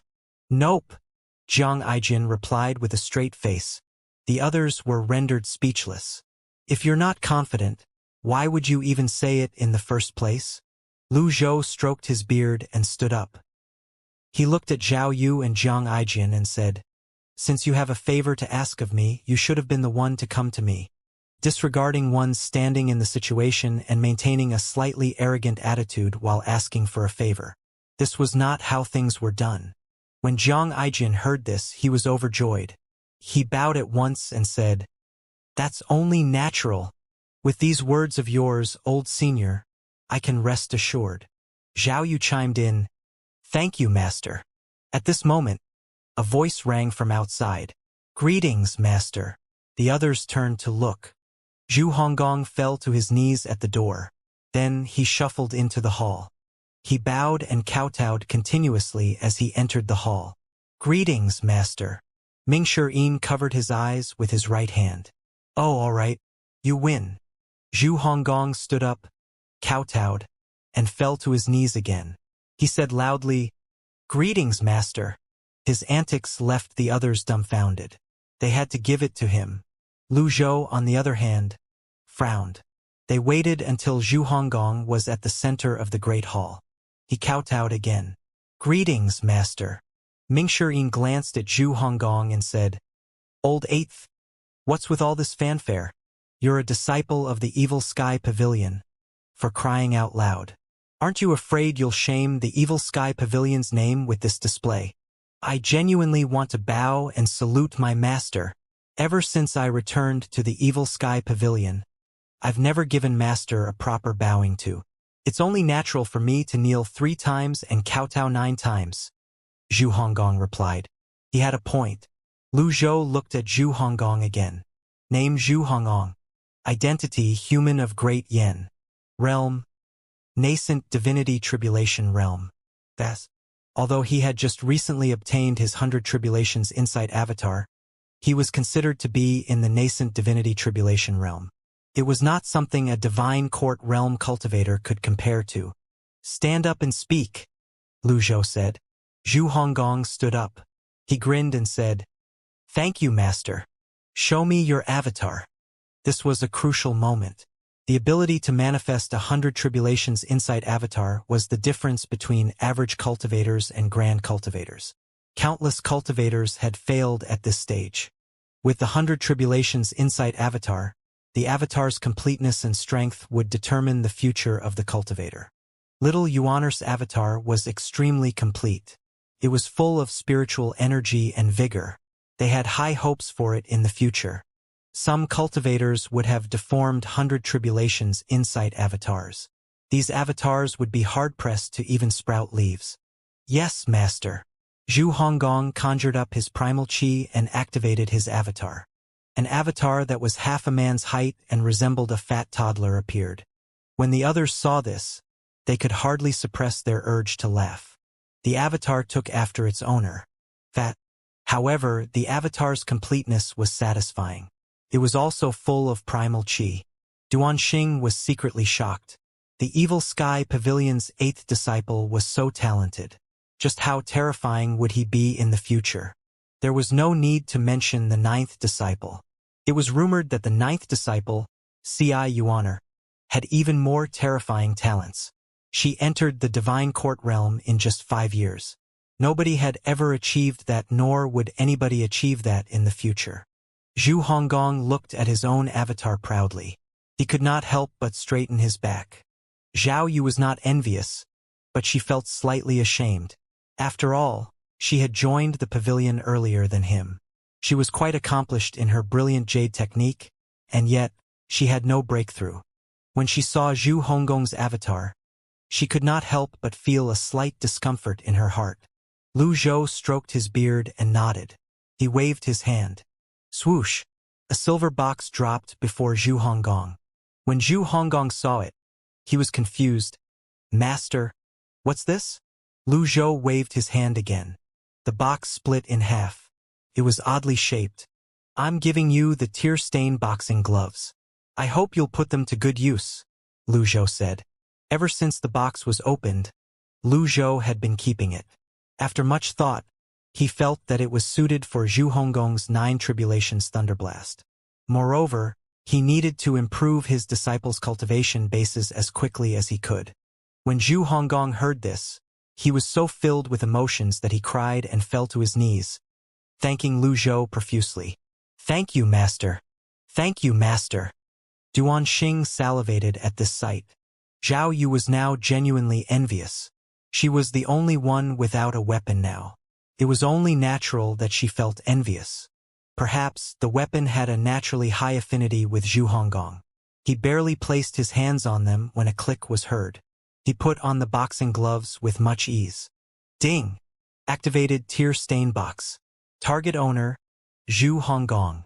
Reward, 1,000 merit points. Congratulations, Mr. Eighth. Duanxing cupped his fists. Congratulations, old Eighth. Mingxirin smiled as he walked up to Zhu Honggong's side and said, This seems sturdy. Even eldest senior brother's Jasper Saber can't cut this. You've hit the jackpot. Have I? Zhu Honggong was stunned. He did not expect the item to be so amazing. Of course. Why would I lie to you? Besides, do you think a weapon given by Master would be shabby? However, inwardly Mingxirin thought to himself, the weapon is indeed sturdy, but it's too hideous. I'll have to compliment it some more. Zhu Honggong was overjoyed. I won't let you down, Master. Lu Zhou stroked his beard and nodded. He noticed that Zhu Honggong's loyalty had skyrocketed. It was now stable. This was also within his expectations. Zhu Honggong retreated to the side and toyed with his boxing gloves. Lu Zhou no longer bothered with Zhu Honggong. Instead, he shifted his gaze to Zhao Yu. Zhao Yu. Yes, Master. Your cultivation base has deteriorated while you were in the palace, Lu Zhou said.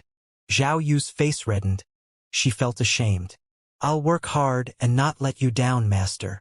Duanxing smiled and said, I'm impressed that you're putting so much effort into your disciples, old senior. Duanxing, you've done well in Cloudshine Forest. Naturally, I won't mistreat you. How about this? You can make a request, and I'll do my best to fulfill it, Lu Zhou said.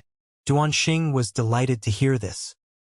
He hastily bowed and said, I dare not. All the efforts I expended was sincere. I don't dare to take credit. Very well. Lu Zhou nodded. L11. Hold up. This isn't right. Aren't we supposed to exchange more pleasantries? What about my request? Will I have to bring it to my grave? Duanxing was stunned. Lu Zhou looked at Duanxing and said, If the Nether sect is tactful, they won't raise a hand against the Fiend Temple after this. Thank you, old senior. With this, at least the Fiend Temple safety was guaranteed.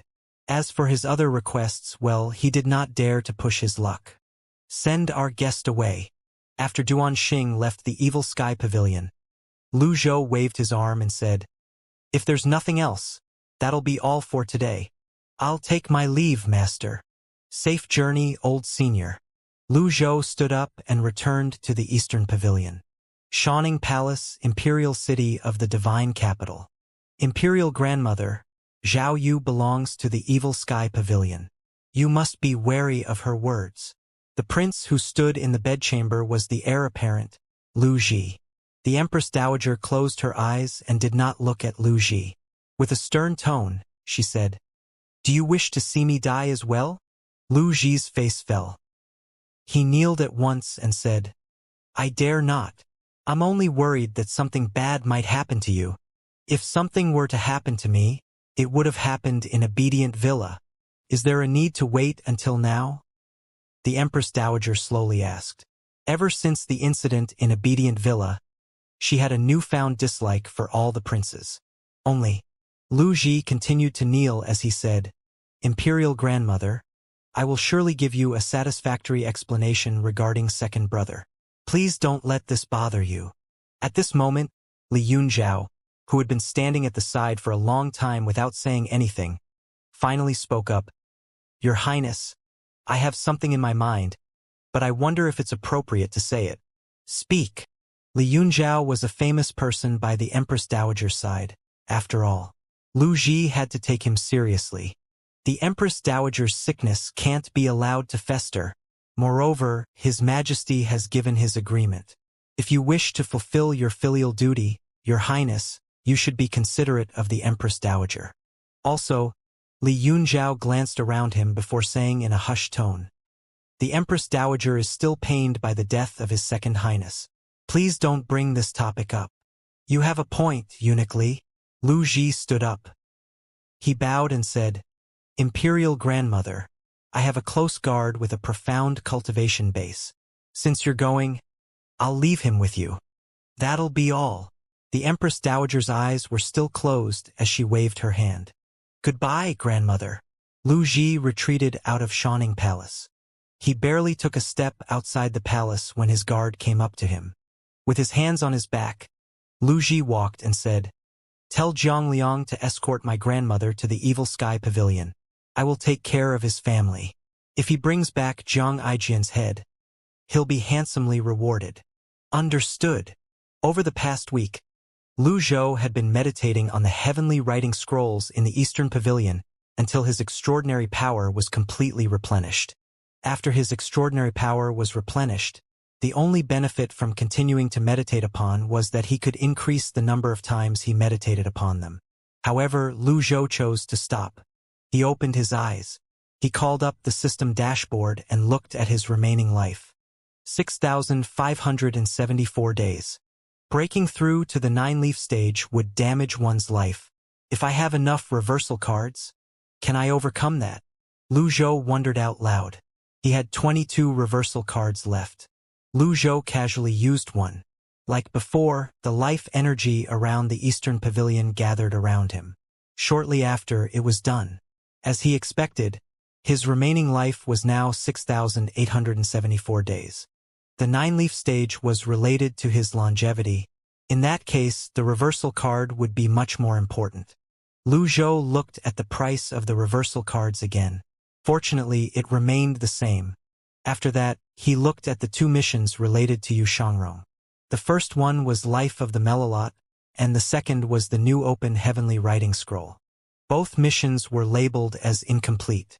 What he could be sure of was that the Melilot was very much related to Yu Shangrong. Longevity sword. Lu Zhou thought about the sword. Meanwhile, inside the cave of reflection, Yu Shangrong sat with his legs crossed. The peculiar thing was the longevity sword glowed with a red radiance as if it sensed something. Faint red energy would appear from it and enter his body. BZZT. BZZ. BZZT. The longevity sword vibrated slightly. Night had fallen. The moon was bright.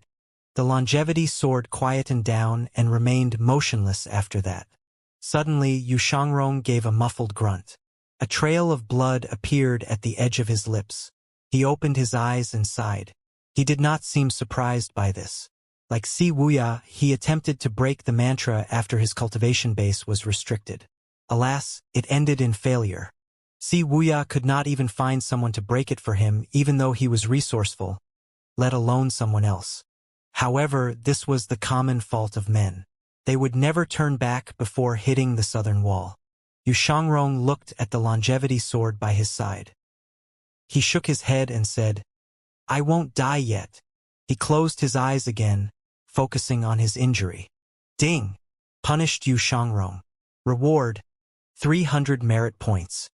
Trying to break the mantra, are we? Yu Shangrong was startled by the voice. Master!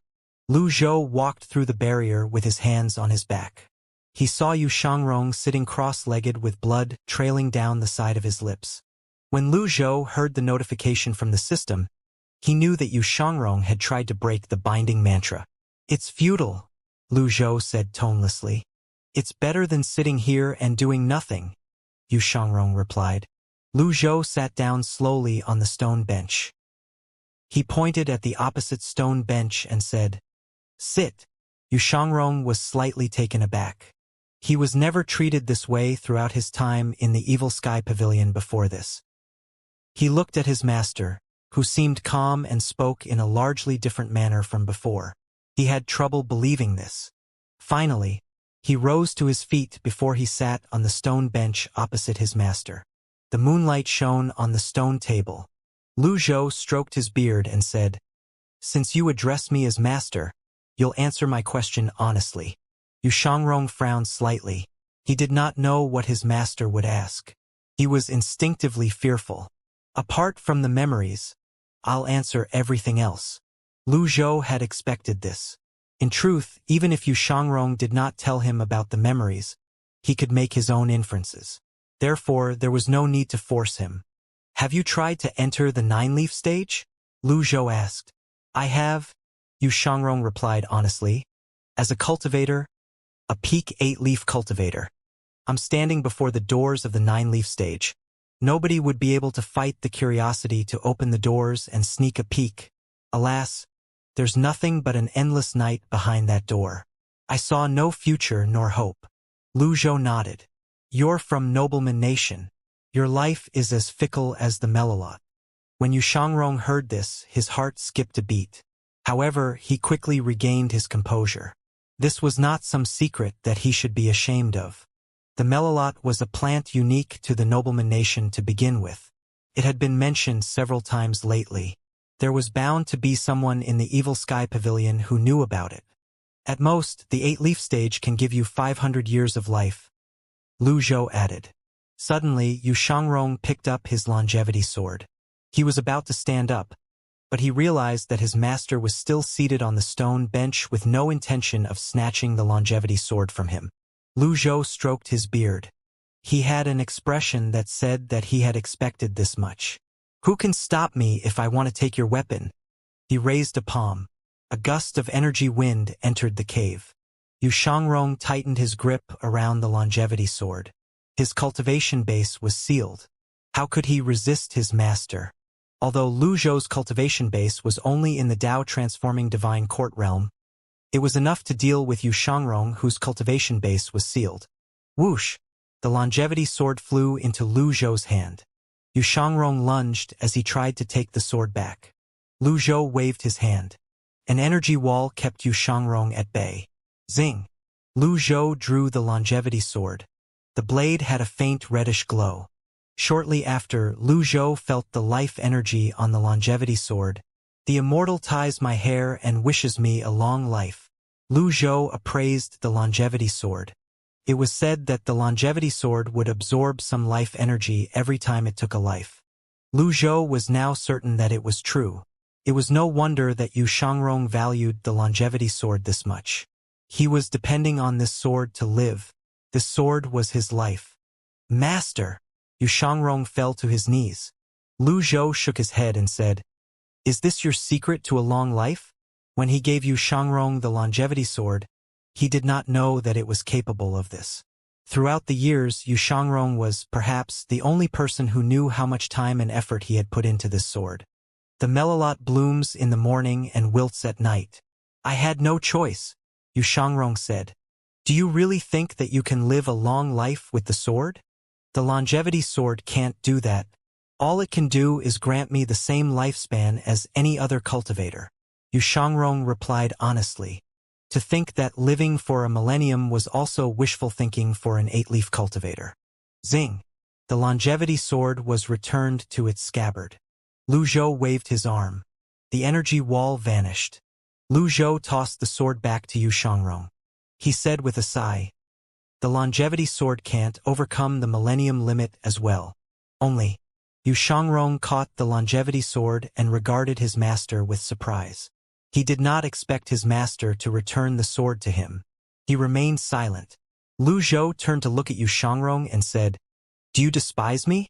"I dare not," Yu Shangrong responded. "Yu Shangrong." Lu Zhou suddenly called out his name. Yu Shangrong's heart skipped a beat. He tightened his grip around the longevity sword again. Lu Zhou stroked his beard and said indifferently, "I can tell you now. that I'm going to kick the doors to the 9-leaf stage open. Yu Shangrong was stunned. Lu Zhou waved his sleeve and left the cave of reflection. At this moment, the longevity soared and vibrated before its power rippled into the surroundings. Yu Shangrong's brows were tightly knitted together. Yu Shangrong pressed the longevity sword down. He murmured to himself, "I've said that I would live in seclusion after the battle with eldest senior brother. Why must I be forced to do this?" He looked in the direction his master had left and sighed softly. "The remaining life energy I can do without. You'll be buried with me when I die." Yu Shangrong raised the longevity sword and gauged the remaining life energy. The blade had a red glow, but unfortunately, it was much fainter than before. Yu Shangrong returned to the depths of the cave of reflection. He sat with his legs crossed and no longer tried to break the mantra. 3 days later, a flying chariot departed from the divine capital. It avoided places where humans dwelled. It was headed for the evil sky pavilion. On the flying chariot, Lu Yunzhao, who was standing next to the Empress Dowager, said, "Empress Dowager, don't worry, I've been in contact with the evil sky pavilion's master before this. He isn't a villain who kills without rhyme or reason. Moreover, Princess Zhao Yu is his disciple. If he had been as evil as rumored, Princess Zhao Yu would never return to the evil sky pavilion so easily." The divine capital was protected by the 10-terminal formation. Cultivators who wanted to cause trouble would not simply enter the divine capital. The Empress Dowager reclined in her seat and said, "I feel relieved hearing that." At this moment, Zhang Liang appeared at the flying chariot's helm. With his arms crossed, he said, "Empress Dowager, a villain will always be a villain. We should still be careful." Li Yunzhao said disapprovingly, "Zhang Liang, you've been with His Highness, the Crown Prince, for many years, so there's so much that you don't know. Do enlighten me, Eunuch Li." During the battle on Lotus Dais, the evil sky pavilion's Patriarch fought against malicious forces and saved many cultivators who were present. News of this has long been circulating in the cultivation world. One more thing, apart from the evil sky pavilion's first disciple, Yu Zhanghai, the names of the other disciples have already vanished from the black roll, Lu Yunzhao said. "I hope that's true." Zhang Liang nodded. "I am aware of your profound cultivation base, but let me warn you, when we're at the evil sky pavilion, do not do anything rash. If you do, not even I or the Empress Dowager can save you." Li Yunzhao wanted to dissuade him from doing anything reckless. "Eunuch Li, you're overthinking. My mission is only to ensure the Empress Dowager's safety," Zhang Liang replied. "That would be best." At this moment, the Empress Dowager, who was reclining on her chair, spoke with an extremely tranquil tone. "Zhang Liang." Zhang Liang bowed at once and said, "Empress Dowager, I heard that you have a profound cultivation base. They're all compliments that I don't deserve. What do you think Eunuch Li's cultivation base is like?"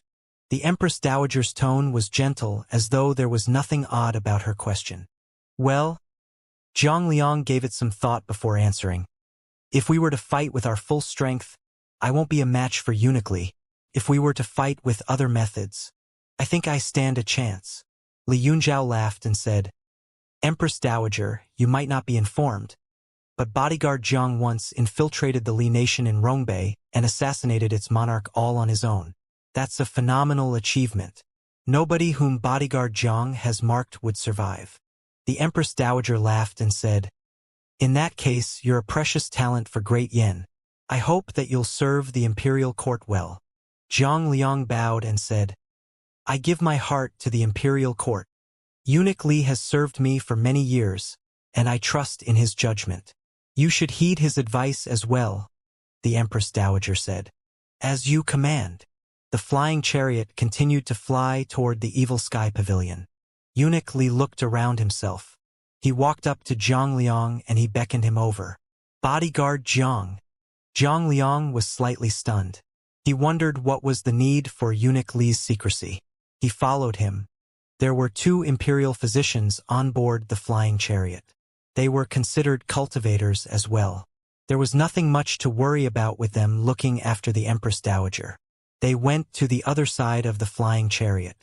Li Yunzhao said, I have something sincere I'd like to talk to you about, bodyguard Jiang. Let's hear it, eunuch Li. Li Yunzhao did not beat around the bush. Bodyguard Jiang, what kind of mission has the Crown Prince given you in the Evil Sky Pavilion? Zhang Liang was taken aback by Li Yunzhao's candidness. He asked, Why would you say that, eunuch Li? You're skilled in assassination. If the Crown Prince truly intends to protect the Empress Dowager, why does he have to send you? Zhang Lang was at a loss for words. Li Yunzhao smiled and said, Do you know why His Majesty isn't worried that the Empress Dowager is going to the Evil Sky Pavilion? Zhang Liang shook his head. He was also puzzled by that. The Empress Dowager was an important and venerated person of the Empire. Yet, she was now venturing toward the dangerous Evil Sky Pavilion. He was surprised to learn that His Majesty had approved this. It had been bugging Zhang Liang for a long time. Li Yunzhao said, That's because the Evil Sky Pavilion Master, Ji Tiandao, is an acquaintance of the late Emperor. Zhang Liang's eyes widened upon hearing this. He did not expect the great villain, who was despised by the general public, would have such a relationship with the late Emperor. He asked, If they're acquaintances, why does the Evil Sky Pavilion act like the imperial family's enemy? I was told that there were several such incidents. You're wrong, Li Yunzhao said solemnly. I'm wrong. The Evil Sky Pavilion has never treated the imperial family as its enemy. The ones creating conflict are its first and seventh disciple, Yu Zhenghai and Si Wuya, Li Yunzhao answered. Zhang Liang was confused. Eunuch Li, just be straight with me. I'm but a crude martial man. My brain isn't trained for this. Li Yunzhao nodded. It's as I said earlier. I advise you to show restraint when you're in the Evil Sky Pavilion. If things go wrong, even His Highness, the Crown Prince, can't help you, let alone the Empress Dowager. You should weigh the pros and cons. He left with a flick of his sleeves after he finished speaking. Stunned, Zhang Liang furrowed his brows, rooted to the spot. Near dusk, the Evil Sky Pavilion. Lu Zhou was studying the great longevity limit in the Eastern Pavilion. The desk before him was covered in books. The female disciples would make periodic trips to the Eastern Pavilion as well, carrying books in their arms. Pavilion Master, we've carried all the books related to life here.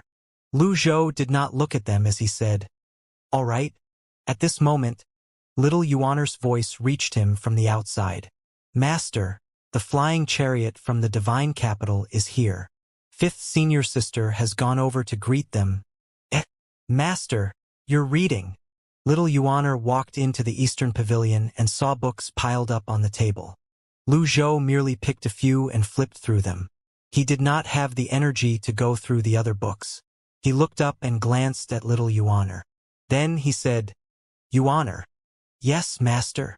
Keep an eye on the Cave of Reflection. Report to me immediately if there's anything amiss, Lu Zhou said. Yes, Master. Little Yuaner left the Eastern Pavilion after receiving her mission. Lu Zhou shifted his gaze to the books before himself.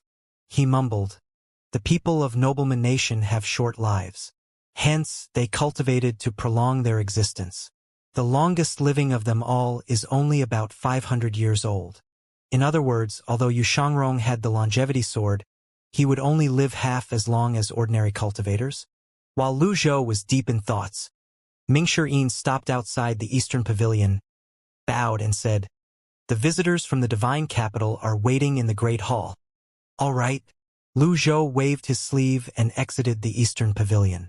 Inside the Great Hall, Lu Zhou swept his gaze across the people gathered there. Almost everyone was present. Li Yunzhao and the others stood in the middle. Behind Li Yunzhao, Zhao Yu and one of the imperial physicians were supporting a poised and noble old woman. Jiang Aijian's eyes were trained on the old woman. Have a seat.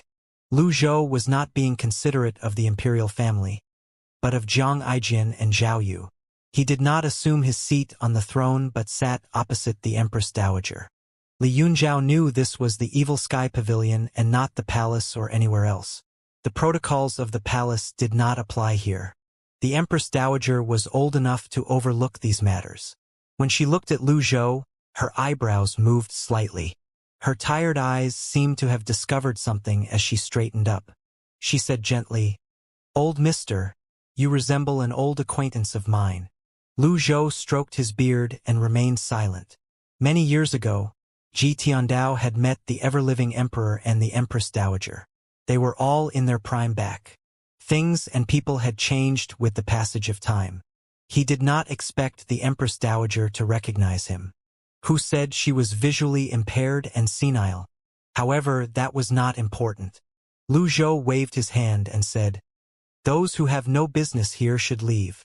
Many of the others wanted to watch the proceedings, but they had no choice but to leave the Great Hall for the time being. Li Yunzhao, the imperial physicians, and Zhang Liang did not leave. Jiang Aijian and Zhao Yu remained within the Great Hall as well. Lu Zhou looked at the Empress Dowager. Perhaps it was due to the extraordinary power.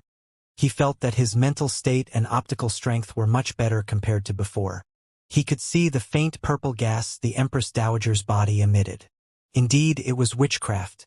It was not a life-threatening spell, but it would cause worry and unrest, making it difficult to sleep. It seemed that Ba Ma and Mo Li did not dare to take it out on the Empress Dowager. This was nothing but a trick of theirs. When Li Yunzhao saw Lu Zhou keeping quiet, he said, "Well, tell the old mister what the situation is." The imperial physician standing on the left shuddered. All his years in the palace, he had never encountered such a situation. How could he not be afraid of the old man before him?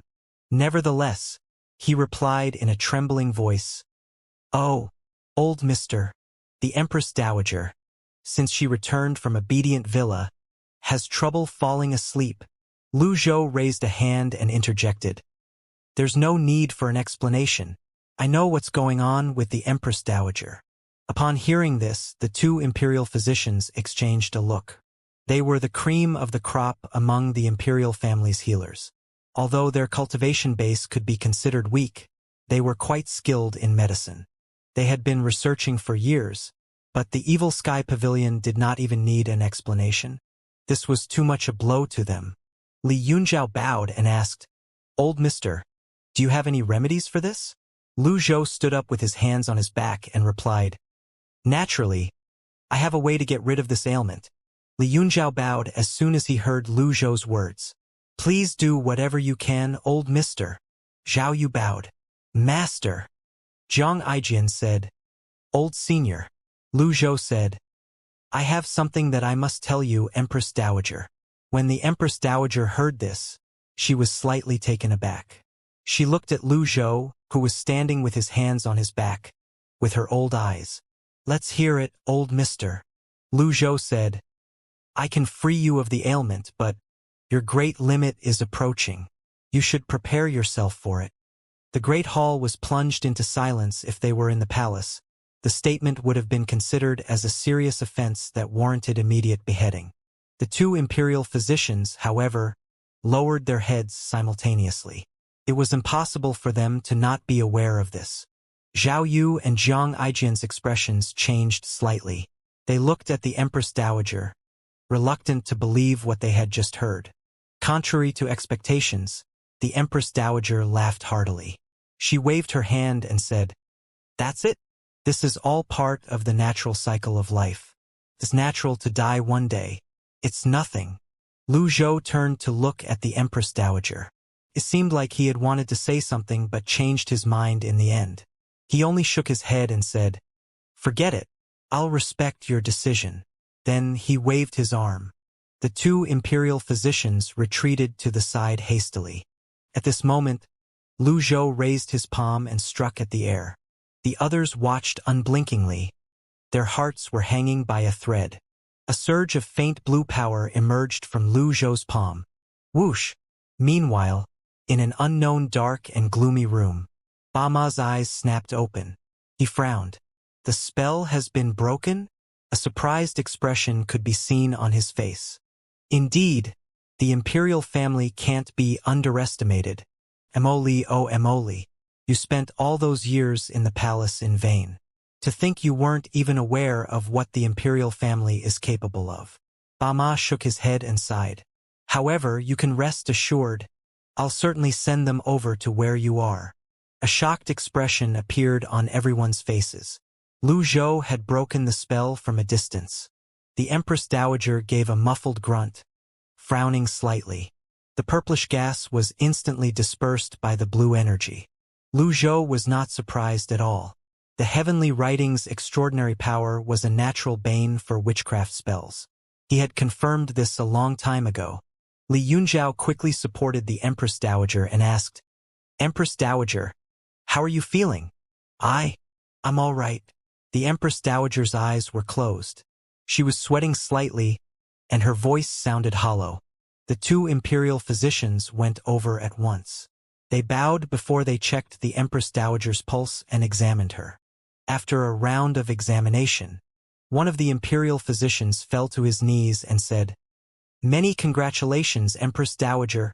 The spell has been broken.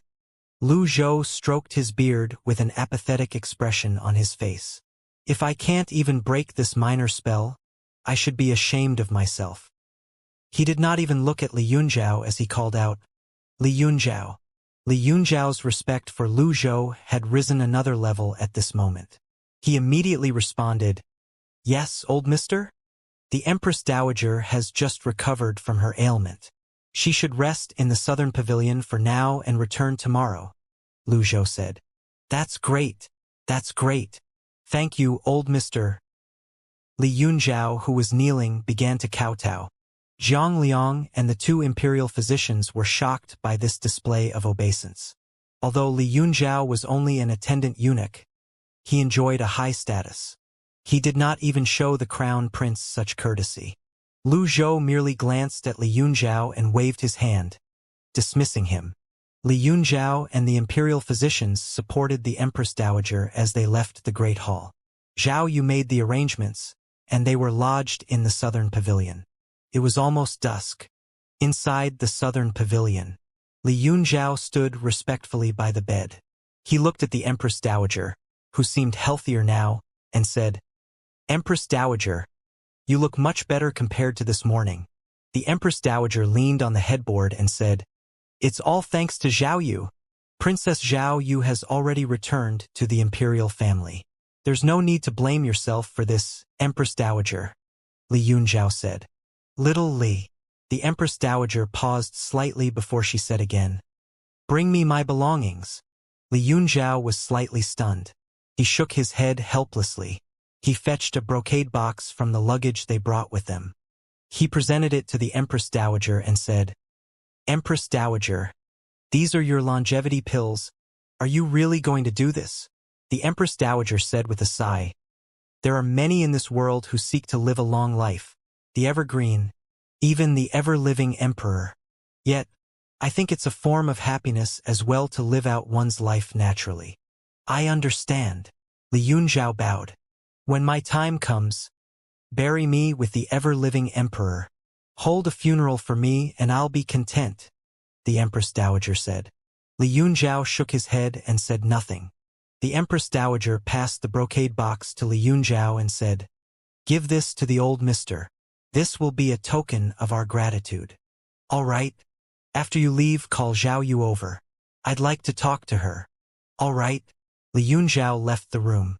Inside the eastern pavilion, Li Yunzhao entered the pavilion with Mingshi Yin in tow.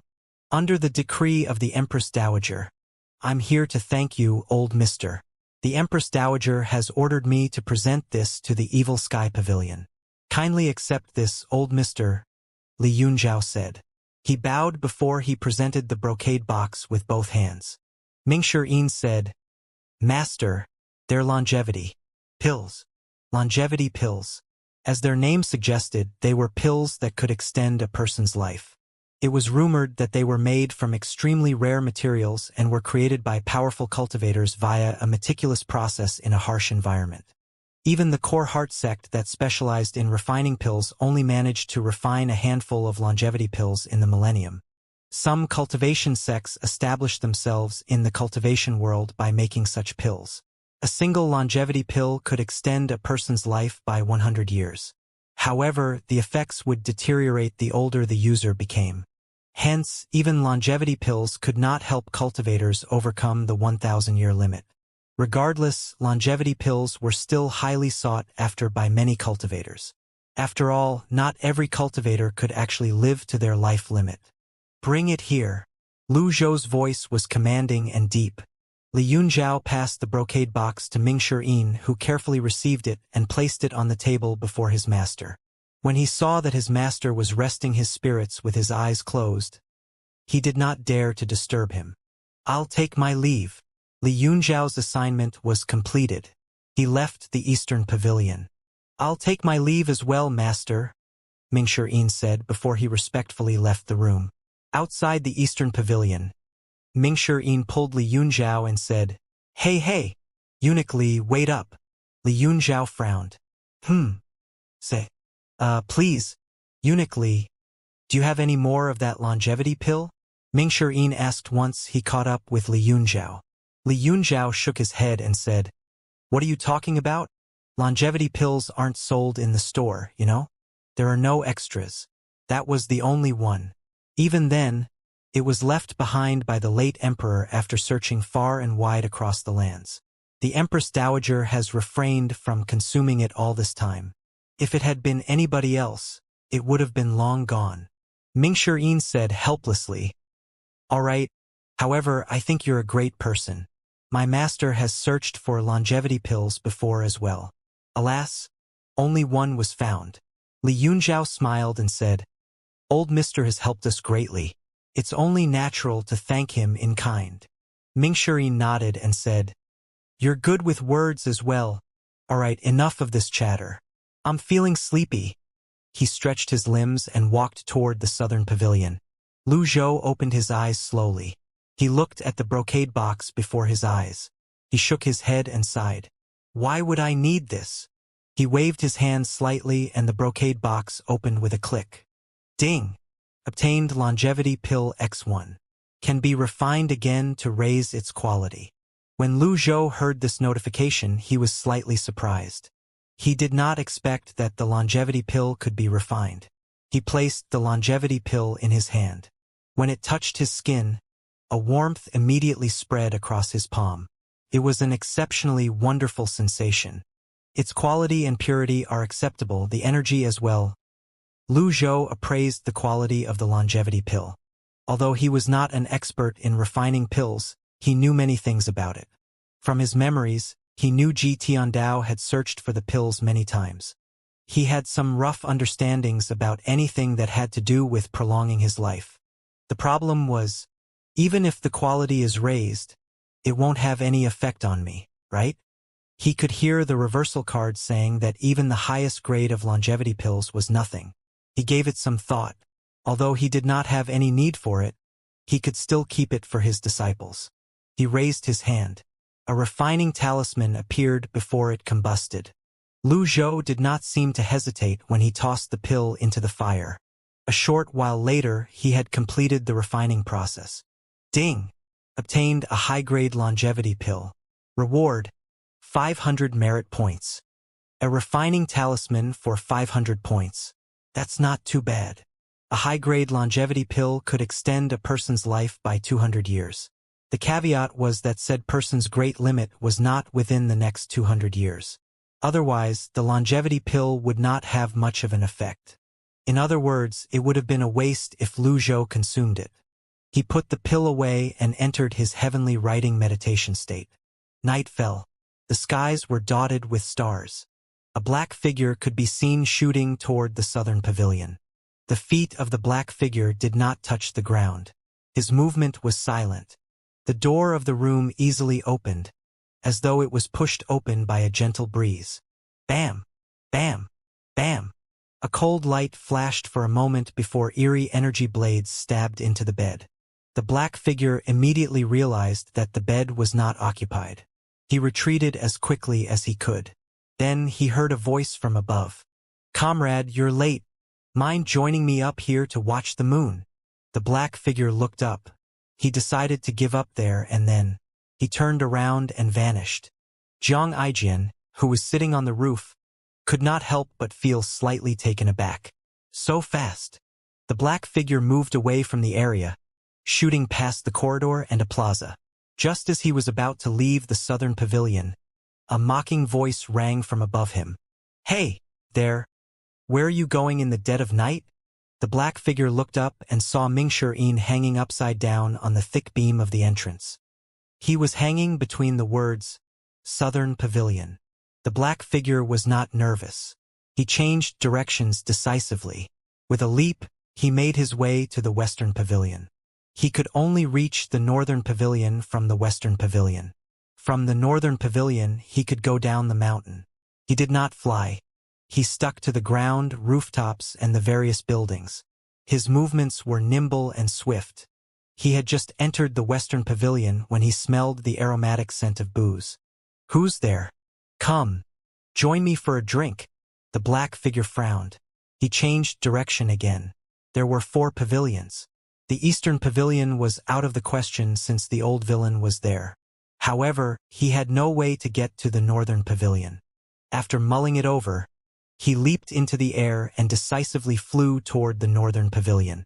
However, as he flew, he realized something was amiss. Why aren't they giving chase? The thought had just appeared in his mind when a yellow-feathered arrow sailed across the sky like a meteor. Boom! The black figure caught it with one hand and somersaulted in the air. Then about 10 more energy arrows came at him. Whoosh! Whoosh! Whoosh! They resembled a fireworks display. Bam! Bam! Bam! The black figure moved nimbly and tried to avoid the incoming attacks. He dodged the energy arrows as he dove down and landed near the Northern Pavilion. A hoarse voice reached his ears. "How does it feel to be surrounded?" "HM?" The black figure saw another black figure facing him with his back. Then the figure turned around slowly. The moonlight shone on the person's face. He wore a silver mask. Lung Luo's hoarse voice rang in the air. "Li Yunzhao warned you not to act recklessly." "I had no choice," the black figure replied. "Even I have to abide by the rules here, let alone you.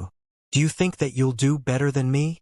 Lung Luo's tone was calm, but every single word struck home. The black figure said, "I know it's difficult, even if it means death." "Death." The black figure lowered himself slowly. "That's too early to say." Whoosh! A black mist appeared and the black figure vanished. Whiz! A huge avatar that was 100 feet tall suddenly materialized before Lung Luo. Energy spilled into his surroundings. Boom! The avatar shrunk at an extreme speed. Dao invisibility of the other tribes? Lung Luo cultivated Dao invisibility himself. He knew what this skill meant. Hence, before the black figure disappeared, he used the instant burst of energy to attack his surroundings. It was now quiet. At this moment, Jiang Aijian and the others arrived. Pan Litian sauntered over as well. "Old Lung, can you handle this or what?" Pan Litian asked lazily. Hua Yueshing hovered in midair. The energy bow in her hand vanished. Jiang Aijian said, "No way. A person of the same trade? Tui, we're not of the same trade. I mean, he got away." Mingshi spread his arms. "You guys had to insist on a game of catching the mice and bet on the direction he would take. Happy now?" Lung Luo raised his hand to silence the others. "I've injured him. He won't get far." Pan Litian was nonchalant. He lazily took a sip of wine before saying, "Little AI, there's no need to worry. He won't get away." "Who are you calling little AI?" "My name's fucking Jiang Aijian." "That man must have cultivated the Dao invisibility skill of the other tribes," Lang Luo said. "During their golden years, many other tribesmen cultivated the cultivation methods of Great Yen. Among the various methods, the other tribes managed to create an extreme escaping technique with the Dao invisibility. Doesn't this mean he'll get away?" Jiang Aijian widened his eyes. That man had come to assassinate him. The others were nonchalant, but Jiang Aijian was not. "He won't get away." Pan Litian laughed and said, "We'll have to see who gets to catch this rat first." Hua Wudao said, "Elder Lung has struck him too harshly. How could he get away after the instant blast of primal chi from the 100-foot avatar? It's boring to catch a rat like that. Despite his words, he moved quickly into the distance, unleashing his 6 compatible seals. Lung Luo looked up at Hua Yueshing, who was in the air.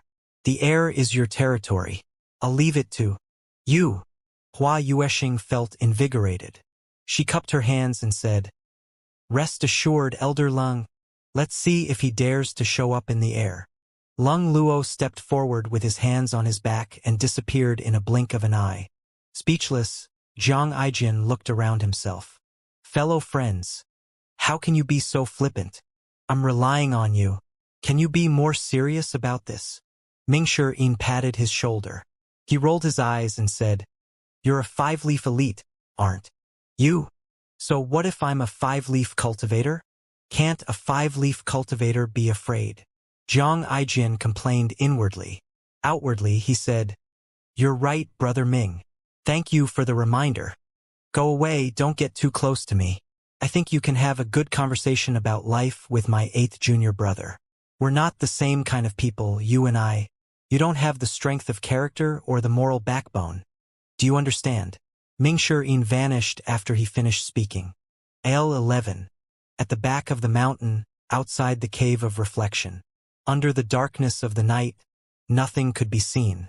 A black figure with a hand pressed on his chest looked in the direction of the cave of reflection. He cautiously surveyed his surroundings. When he was certain he was alone, he began to move slowly. At this moment, a golden gourd bottle sailed through the air. The black figure stayed close to the ground. He hid his aura when he saw the golden gourd. After the golden gourd disappeared, he looked up. He had underestimated the power of the evil sky pavilion. He could sense powerful energies barring his routes of escape in all directions. The back of the mountain was the only option left for him. The black figure suppressed his surging chi and blood as he could before he picked up pace. At this moment, Yu Shangrong, who was sitting with his legs crossed and eyes shut, as he adjusted his condition, moved his ears. "Who's there?" Swoosh! The figure entered the barrier and moved to Yu Shangrong's side. Zhang Liang stayed in the divine capital most of the time. He would only leave when he was on a mission. He knew a thing or two about the evil sky pavilion. Unfortunately, he did not know the person before him. He had assumed since the man before him was imprisoned here, the man must be an enemy of the evil sky pavilion. "Don't make a sound. Otherwise, you'll die." Zhang Liang held one hand against his chest as he looked at Yu Shangrong. A suspicious expression appeared on his face as he probed the man before him. He could not sense any primal chi from the man, causing him to relax. "Comrade, you're hurt." Yu Shangrong's voice was as gentle as usual. Zhang Liang frowned deeply and said, "You're captured by the evil sky pavilion?" "That's right," Yu Shangrong answered honestly. "Why didn't you run away?" Zhang Liang asked. "Run away?" Yu Shangrong shook his head and said with a smile, "If I could, I would have done that a long time ago. Why would I have to wait until now?" Zhang Liang nodded. "Looks like I've underestimated the evil sky pavilion after all." Yu Shangrong was just about to stand up when Zhang Liang interjected in a deep voice. "Don't move. Are you afraid? I've alerted many elites of the evil sky pavilion. Any movement will catch their attention now. If I die, I'll take you with me," Zhang Liang said.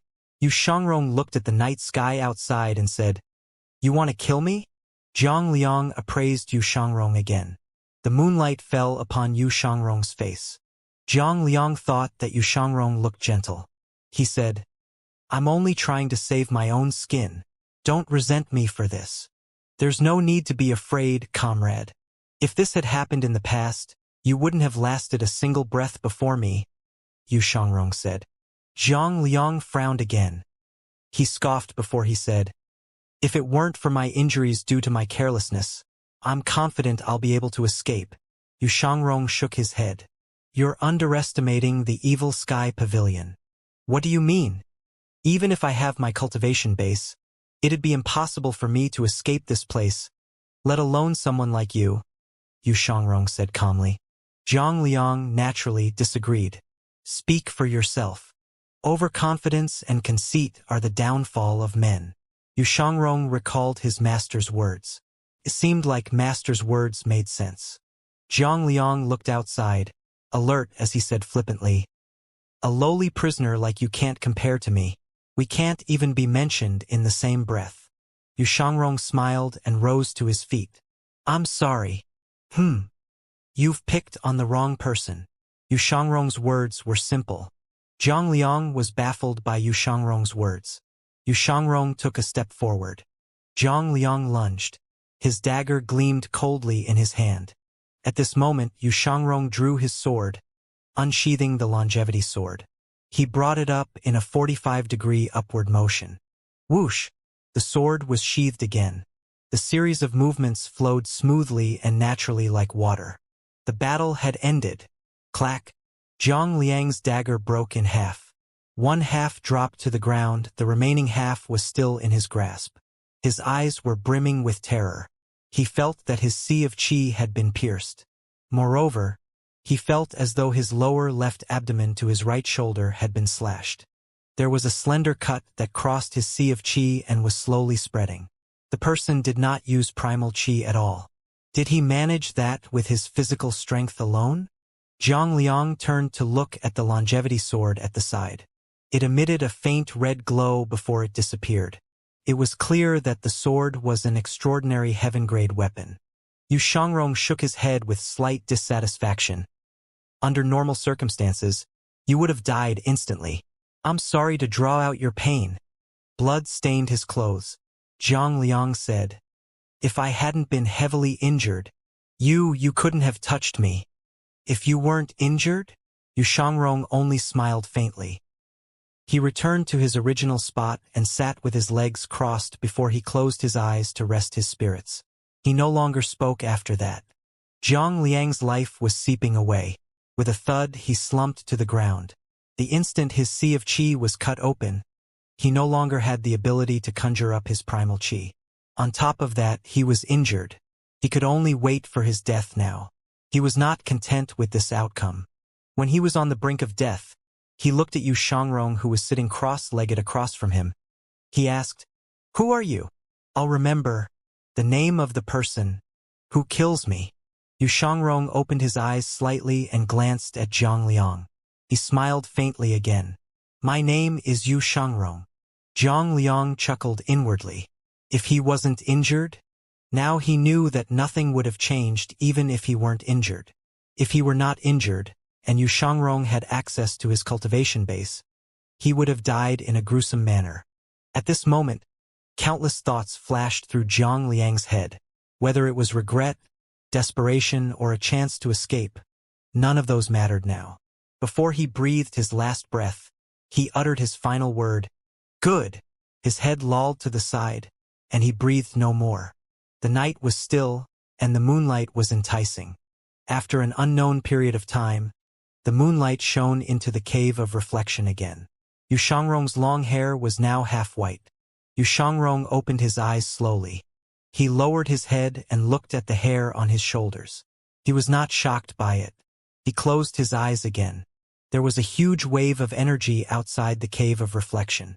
Sometime later, a voice rang from outside the cave. The voice was sharp and clear. "Second senior brother." Yu Shangrong smiled faintly and said, "Little junior sister."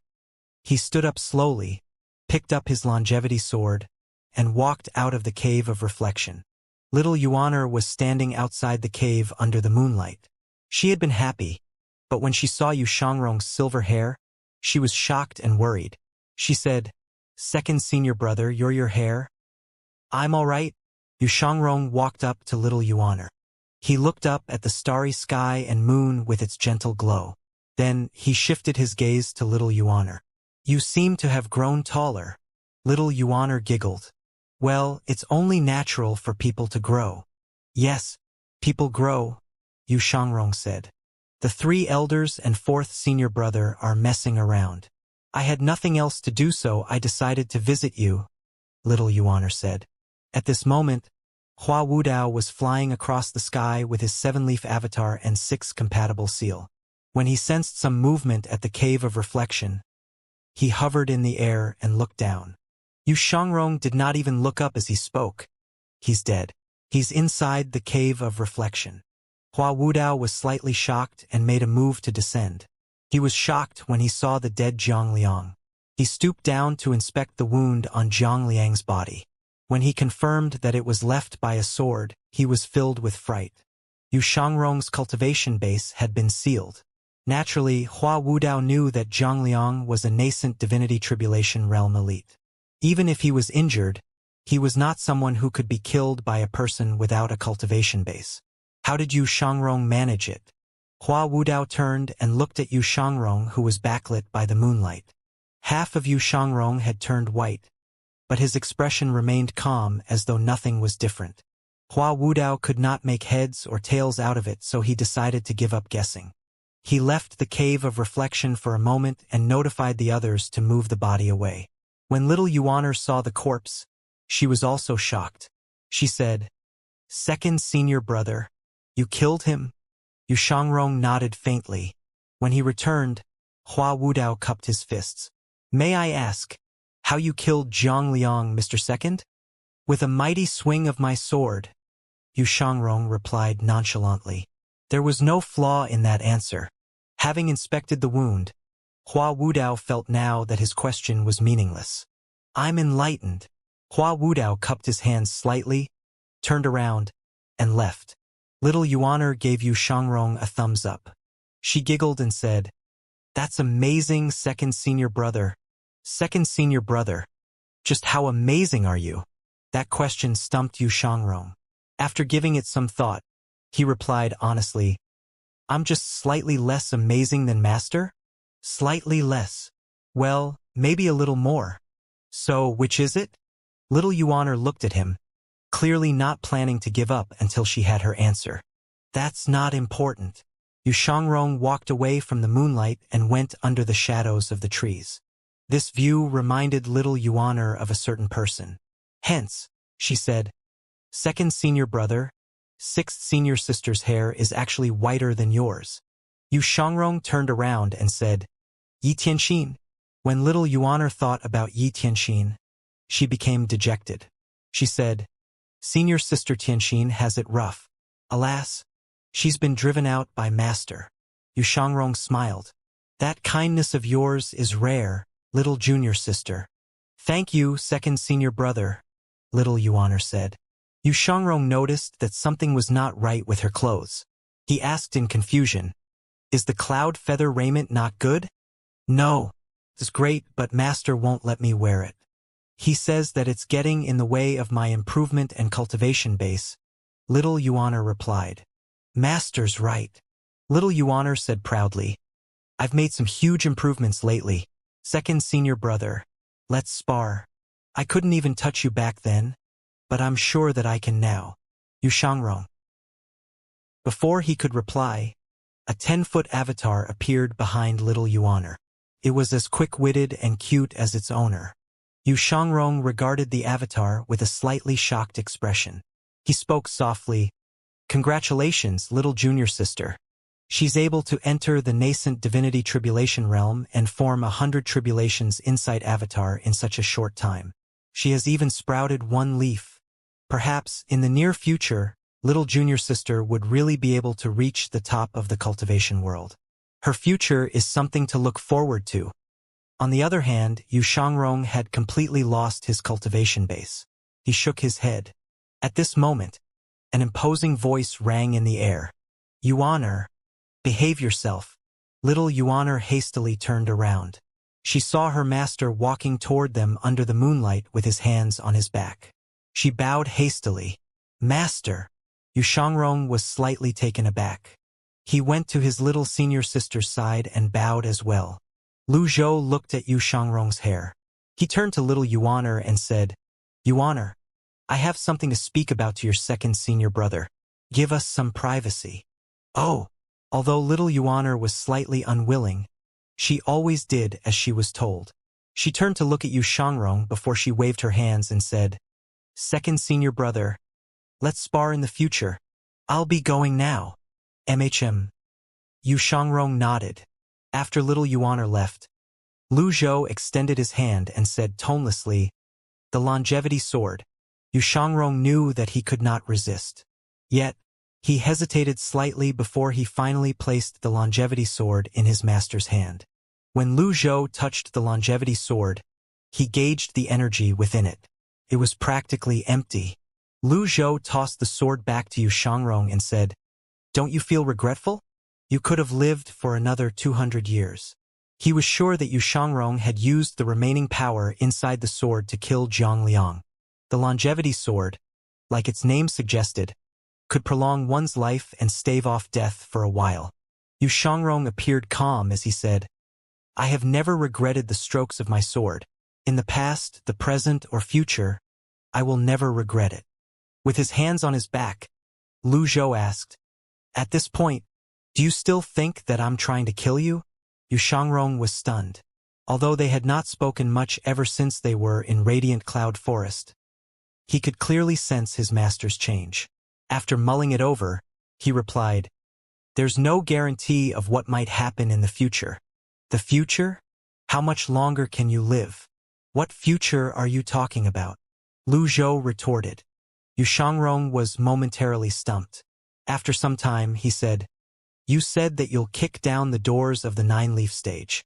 Lu Zhou looked up at the sky and the moon that was shining brightly. He sighed, shook his head and said, "No matter what I did, that's all in the past." Yu Shangrong did not know what he was supposed to say.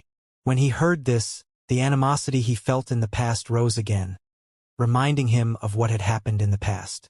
In the end, he chose to keep quiet. At this moment, Lu Zhou turned around slowly and looked at Yu Shangrong. "There must be a reason why I tried to kill you in the past. Regardless, you're still my disciple. Your hair has already turned white. Once you've thought things through, come to the Eastern Pavilion." He did not wait for Yu Shangrong's reply and turned to leave the Cave of Reflection as soon as he finished speaking. A long time, with the moonlight still shining on him, Yu Shangrong tightly gripped his longevity sword with his trembling finger before he entered the Cave of Reflection once again. "Ding!" instructed Yu Shangrong. "Reward: 500 merit points." Early the next morning, the sun rose from the east as usual. When the morning rays shone into the Cave of Reflection, little Yuan hopped toward the entrance. She called out, "Second senior brother." "Morning, little junior sister." Yu Shangrong carried the longevity sword in his arms and walked out of the Cave of Reflection. At this moment, Yu Shangrong's hair was no longer partially white. They had turned completely white. Little Yuan's eyes widened in shock. She pointed at him and said, "Second senior brother, your hair. It's all right." Yu Shangrong looked up at the sun in the east and smiled in contentment. "I'll look for master." "No need." Yu Shangrong walked forward. Little Yuan stopped in her tracks. Yu Shangrong walked up to her and smiled. "Little junior sister, I've completely lost my cultivation base. If you want to spar with me, you'll have to go easy on me." "I will." Little Yuan found it difficult to speak. There was a small crowd at the Cave of Reflection now. Pan Zhong, Zhou Jifeng, Hua Yuesheng, Zhao Yu, Mingshi Yin, Zhu Honggong, and several female disciples gathered around and watched Yu Shangrong. They had heard about Yu Shangrong killing a nascent divinity tribulation realm expert even with his cultivation base sealed. They had also heard about his hair turning partially white. However, now that they had seen him, they saw that his hair was completely white. His hair had turned white overnight. They knew about Yu Shangrong's lineage and whispered among themselves. The melilot grew in Nobleman Nation. It bloomed in the morning and wilted at night. Yu Shangrong glanced at the others. He greeted them in an elegant manner. "Morning." Everyone else cupped their hands. "Good morning, Mr. Second." Little Yuan said, "Second senior brother? I'll go ask for master's help. He'll surely find a way." "Didn't you come to spar with me?" Yu Shangrong asked. "Well."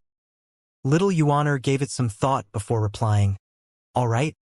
In the Eastern Pavilion of the Evil Sky Pavilion, Lu Zhou had meditated upon the heavenly writing scrolls for a whole night. He was now in high spirits. He stretched his limbs and he stood outside the Eastern Pavilion. At this moment, Li Yunzhao and Zhang Aijin walked over. The two of them bowed.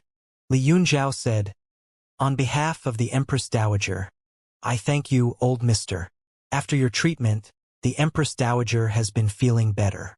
We'll return today, and I'm here to bid you farewell." Zhang Aijin stood up, bowed and said, "I'll see them off." Lu Zhou knew what was in Zhang Aijin's mind. He said, "Li Yunzhao, when you return to the divine capital, tell them Zhang Aijin is dead. Moreover, tell the Crown Prince that the Evil Sky Pavilion will remember this." Li Yunzi bowed immediately to Kowtow, begging for forgiveness. However, Zhang Aijin said, "Save it.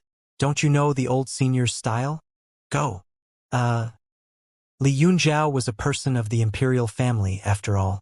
It was only natural for him to speak in favor of the imperial family. However, Zhang Aijin was also a member of the imperial family.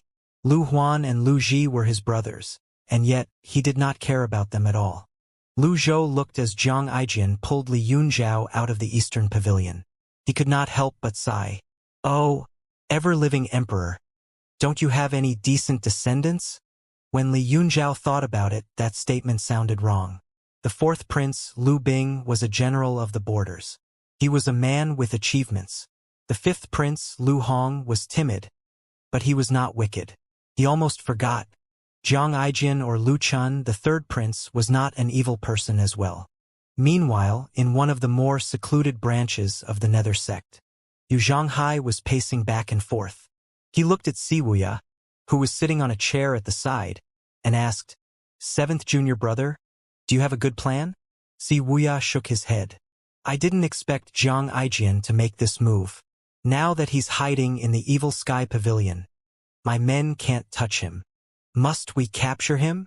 Yu Zhanghai asked. "Zhang Aijin is Great Yan's third prince. He's deeply loved by the Empress Dowager. If we can capture him, the Nether sect will have another chip to play." "Alas, he's too cunning," Wuya replied. Yu Zhanghai said, "The barrier in Golden Court Mountain is gone. You have elites like the Five Mice among your men. Can't they think of a way to sneak in and kill Zhang Aijin?" "That's impossible." Wuya recalled the scene of the blooming blue lotus. Wuya. "We can't kill Zhang Aijin. Master's clearly protecting him. Also, from the mole I planted around the Crown Prince, I learned that the Crown Prince had sent an assassin to kill him." "The Crown Prince wants to kill the third prince?" "The Crown Prince must be unaware that Zhang Aijin is the third prince. He's merely trying to avenge Lu Huan to gain a good reputation," Wuya replied. Upon hearing this, Yu Zhanghai seemed amused. He laughed and stepped forward to smack Wuya's shoulder. Wuya frowned, confused. Yu Zhanghai said, "Sometimes, I wonder how you've got all these connections in the palace?" Wuya. "Don't be shy. I won't laugh," Yu Zhanghai said. Wuya appeared awkward as he remained silent. "So, it's really Princess Yongning?" When Princess Yongning was mentioned, Wuya shook his head and said, "You've misunderstood, eldest senior brother. There's nothing between us." Yu Zhanghai gave him a meaningful look. He nodded and said, "It's no wonder that Han Yuan is afraid to touch you. What a wonderful lady. And yet, you're not satisfied. Junior brother, you should consider lowering your standards slightly." Wuya was speechless. He changed the topic at once. "Let's talk about the Nether sect's upcoming plans." "That's good. It's just what I wanted." Yu Zhanghai was immediately invigorated. He no longer entertained himself with romantic affairs. A table was prepared, and a map was spread on it. Wuya pointed to where Liang province was. 7 days passed in just a blink of an eye. After getting 10 thank you messages in a row, Lu Zhou exited the room. He wanted to get some fresh air. As expected, he should not put too much hope in the lucky draws. It was one thing to obtain various items at the end, but it was different to lose everything he possessed. As he was stretching his limbs, little Yuaner appeared and said, Master, second senior brother has been staying in the Cave of Reflection for many days now. I'm worried about him. Can you go and have a look at him?" Lu Zhou frowned. "It's been 7 days. Is he still struggling with his thoughts?" What's the situation? His hair has turned completely white the other day. Now he's in a poor state. I don't think he can even lift his sword. Lu Zhou turned around slowly. At this moment, Ming Shiyin, Zhao Yu, Zhu Honggong, Pan Zhong, Zhou Jifeng, and the female disciples swarmed into the eastern pavilion. With a collective thud, they fell to their knees. It seemed obviously rehearsed. Please do something, master.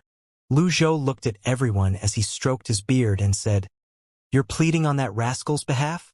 Ming Shiyin said, Although second senior brother has done wrong, he has killed many who coveted the Evil Sky Pavilion's possessions over the years.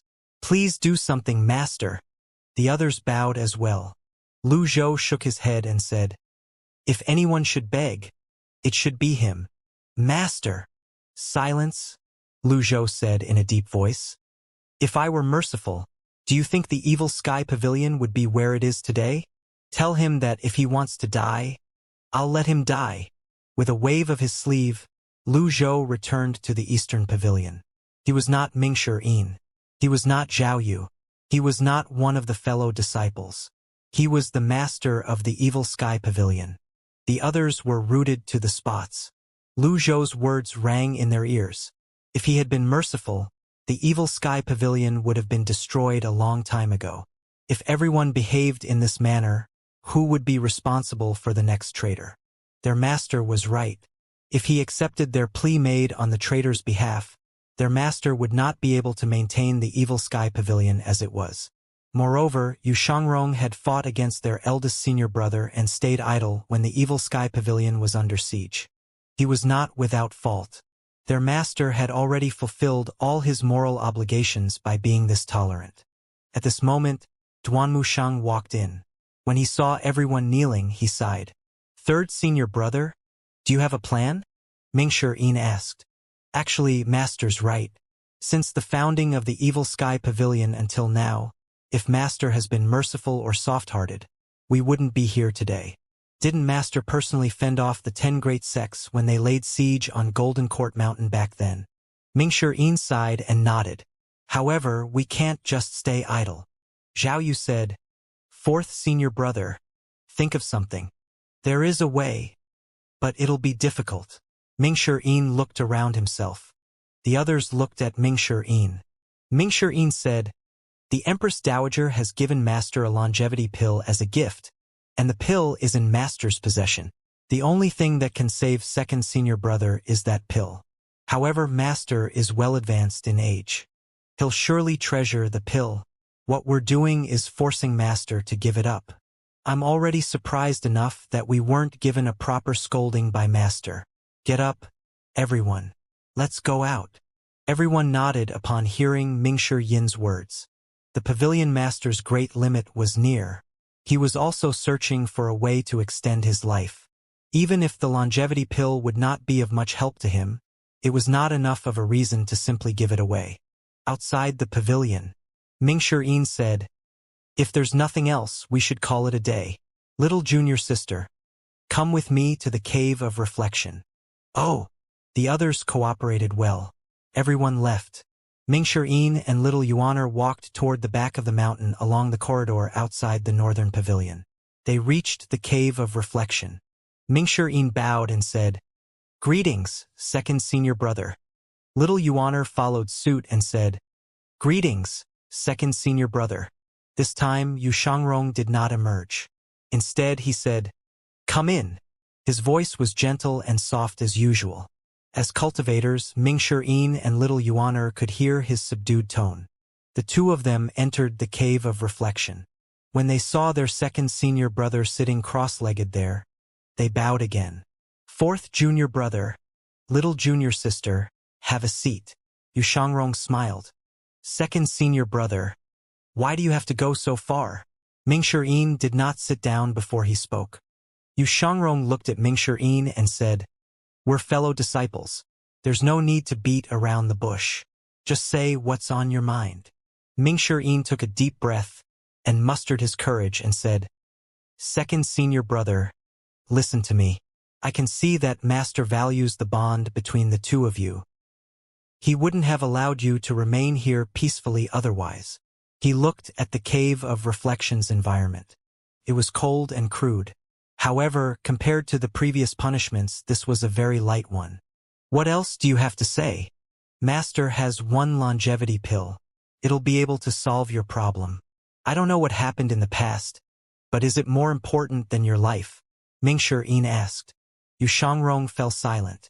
Mingshi suddenly felt that his second senior brother was not against being advised. Hence, he continued earnestly, Master is quite different from the person he was before.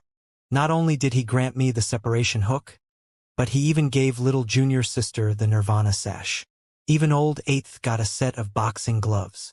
Yes, little Yuaner flashed her Nirvana sash. The scarlet Nirvana sash danced before her.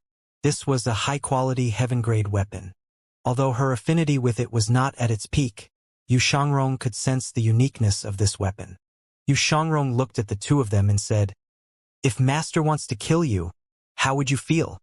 The thing is, you're living peacefully now, Mingshi said. Yu Shangrong was stumped. Mingshi said, Second senior brother, forgive me for being blunt, but with Master's cultivation base, if he wants to kill you, you would have been long dead. You couldn't have possibly lived until this day. He knew that these words might provoke Yu Shangrong. However, it was better to be clear about such matters. His words were on point. Yu Shangrong's heart skipped a beat. He had been nonchalant before this. Now a frown could be seen on his face. Don't you believe me, second senior brother? Mingshi asked. I do. After a while, he only said, Fourth junior brother, little junior sister, you can go now. All right. Mingshi made no further attempts to persuade him. He looked at little Yuaner meaningfully. The two of them left the cave of reflection and went to the southern pavilion.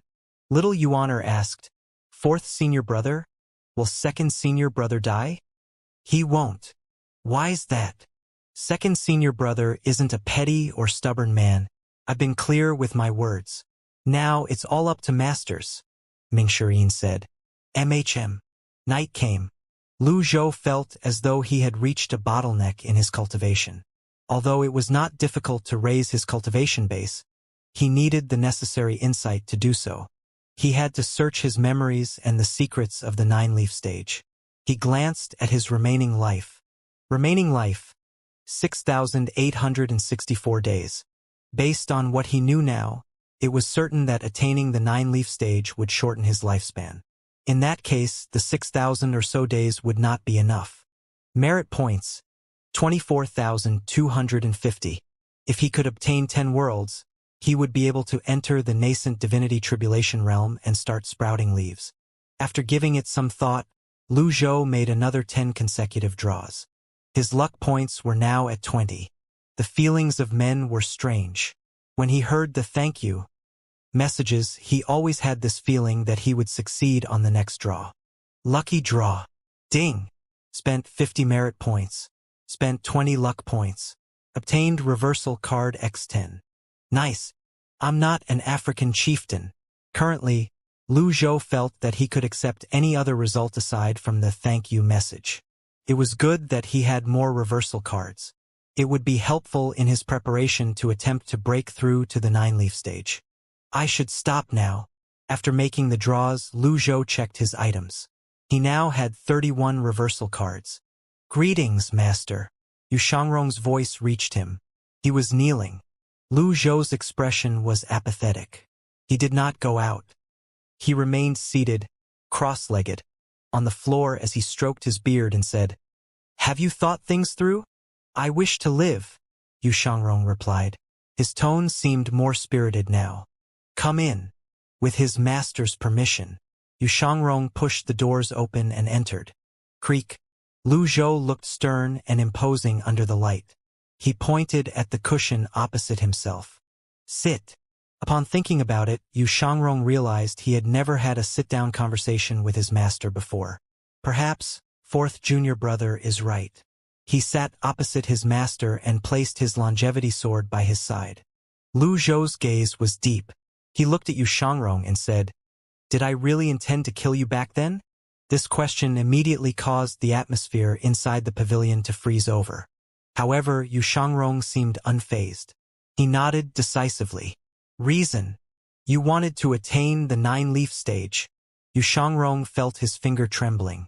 He could not seem to still them. He continued to say, eldest senior brother, and I had no other choice but to leave. Lu Zhou's expression was calm, but inwardly, she was puzzled. Attain the 9-leaf stage by killing my own disciples? What kind of logic is that? Clearly, there were more complicated procedures involved. Yu Shangrong met Lu Zhou's gaze and said honestly, the people of Nobleman Nation live during the day and die by nightfall. However, we have a certain ability. He paused slightly before continuing. We can take lives to extend our own. Perhaps you wanted that ability, Master. When he heard this, Lu Zhou did not find it strange at all. He had his own guesses before this. Now, his guesses were confirmed. If that was the case, what about Yu Zhenghai? Is this the case with Yu Zhenghai as well? All I know is that eldest senior brother is tough. We'll have to ask him about the other details. The master and disciple both knew what the other was thinking about. After a moment of silence, Yu Shangrong said, 7th junior brother said that you sealed your memories in a crystal.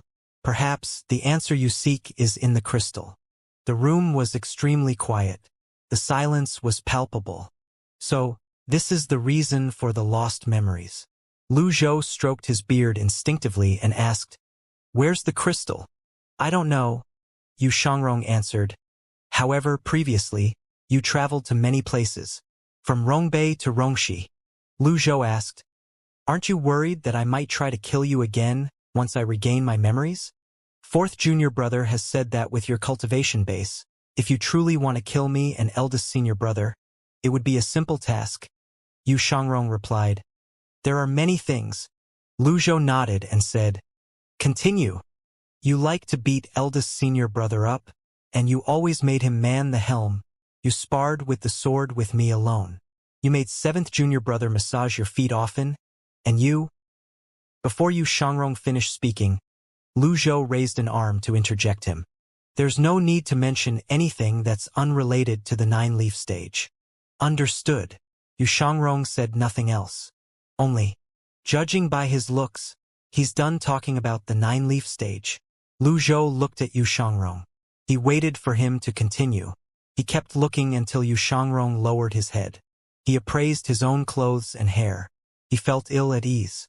It makes sense.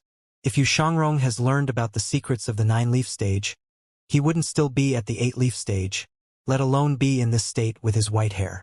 The room was silent once more. After an unknown amount of time had passed, Yu Shangrong leaned forward. He broke the silence by saying, I wish to live. Strange. The look Lu Zhou was giving him was not one of indignance but one of reassurance. Falling sick and dying were all parts of the cycle of life. Everyone would die. However, only by living could one continue to find the reason to keep on living, hope. I'm glad you've thought things through. Lu Zhou waved his hand. The brocade box on the table beside him flew to Yu Shangrong's side.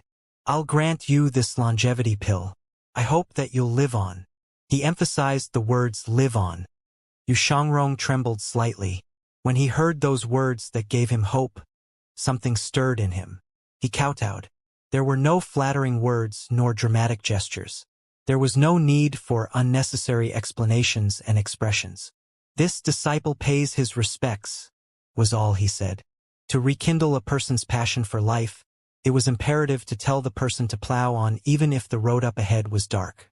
Hope was the best motivator to keep someone going. Lu Zhou felt slightly emotional when he saw Yu Shangrong prostrating himself in front of him. After a moment's silence, he said, Get up. Yu Shangrong sat up and took the black brocade box. Lu Zhou said, This pill is exceptional. You'll be granted with 200 years of life. 200 years is enough. Yu Shangrong was not greedy. The power from the longevity sword that had dissipated when he killed Zhang Liang was equivalent to 200 years as well. Lu Zhou said, That's not enough. Far from it. How are you going to attain the 9-leaf stage in 200 years? Yu Shangrong was puzzled. Lu Zhou continued to say, You said there's nothing but an endless night behind the doors of the 9-leaf stage, But I don't think so. There were no easy paths. The journey from the 1-leaf stage to the 8-leaf stage was full of hurdles to begin with. How could it be easy to reach the 9-leaf stage from the 8-leaf stage? Yu Xiangrong felt shocked. He thought that his master's statement of intending to attain the 9-leaf stage at the mouth of the Cave of Reflection was only said in the heat of the moment. It seemed like things were not as simple as he had thought. Although Lu Zhou saw the confused expression on Yu Xiangrong's face, he did explain himself. Instead, he pointed at the brocade box and said, "Take the pill." Yu Xiangrong opened the brocade box. A dark, gleaming longevity pill rested silently inside the box. When he opened it, a strong smell of medicinal herbs wafted into his nose. The smell was aromatic, and it warmed his heart. At the same time, there was an intense fluctuation of energy. Yu Xiangrong was slightly shocked. A newly refined pill. The longevity pill could extend a person's life precisely because it contained a vast amount of energy. However, this energy would slowly seep away with time. This was not like wine that tasted finer as it aged. The longevity pill depreciated the longer it was kept. He did not expect this longevity pill to be this new. Refining a longevity pill required huge effort and investments. He was well aware of this. "Eat it," Lu Zhou said. Yu Xiangrong did not hesitate. He placed the pill in his mouth. It felt warm at first, but when the pill touched his tongue, there was a scorching sensation. The pill seemed to have come to life as it slid into his belly. He did not even have the time to taste it when it passed his throat. He felt as if he had swallowed a large date whole. Shortly after, the scorching sensation permeated his belly. The pill efficacy was at work. At this moment, Lu Zhou raised a hand and struck Yu Xiangrong's body. "Don't move." Yu Xiangrong could not move even if he wanted to. With his cultivation base gone and the energy bursting forth from the pill, he was immobilized. Lu Zhou struck at the air. A chilling breeze blew against Yu Xiangrong, giving him respite from the heat. He knew his master was undoing the binding mantra.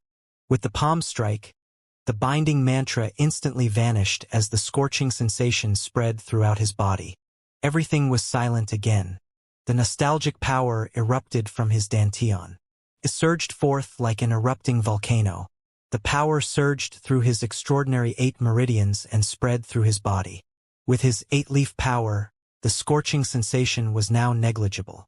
The effects of the longevity pill were manifested further, permeated throughout his body. Lu Zhou could see that Yu Xiangrong's hair was slowly recovering its original color. This meant that the longevity pill was working. Time ticked by. Yu Xiangrong was immersed in absorbing the pill's medicinal efficacy. Lu Zhou also noticed that Yu Xiangrong's had loyalty shown up when he prostrated before him. Currently, Yu Xiangrong's loyalty was continuously increasing. Men were strange creatures.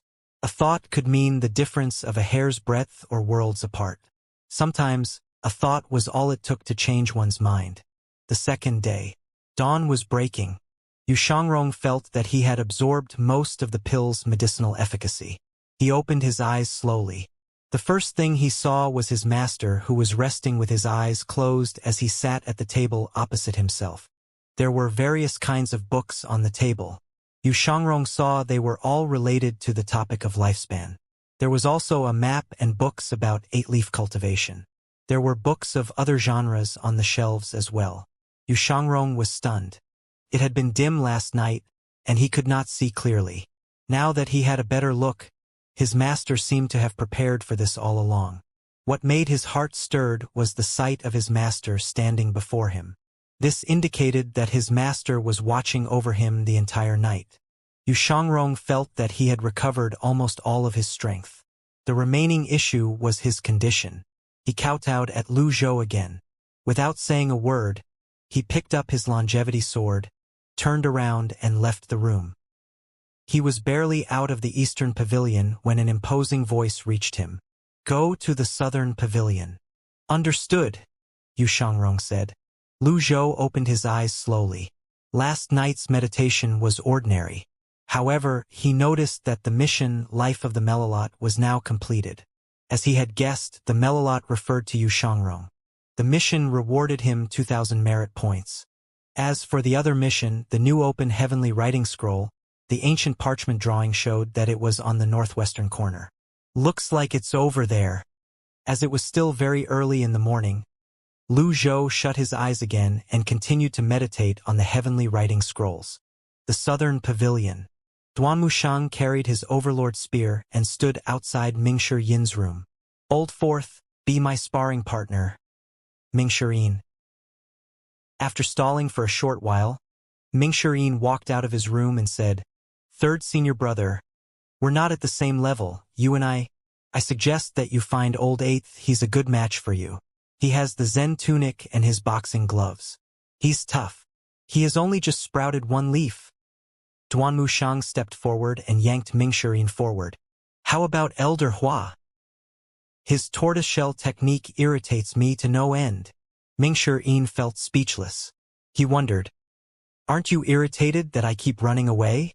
Outwardly, he said, No. I'll have to visit second senior brother.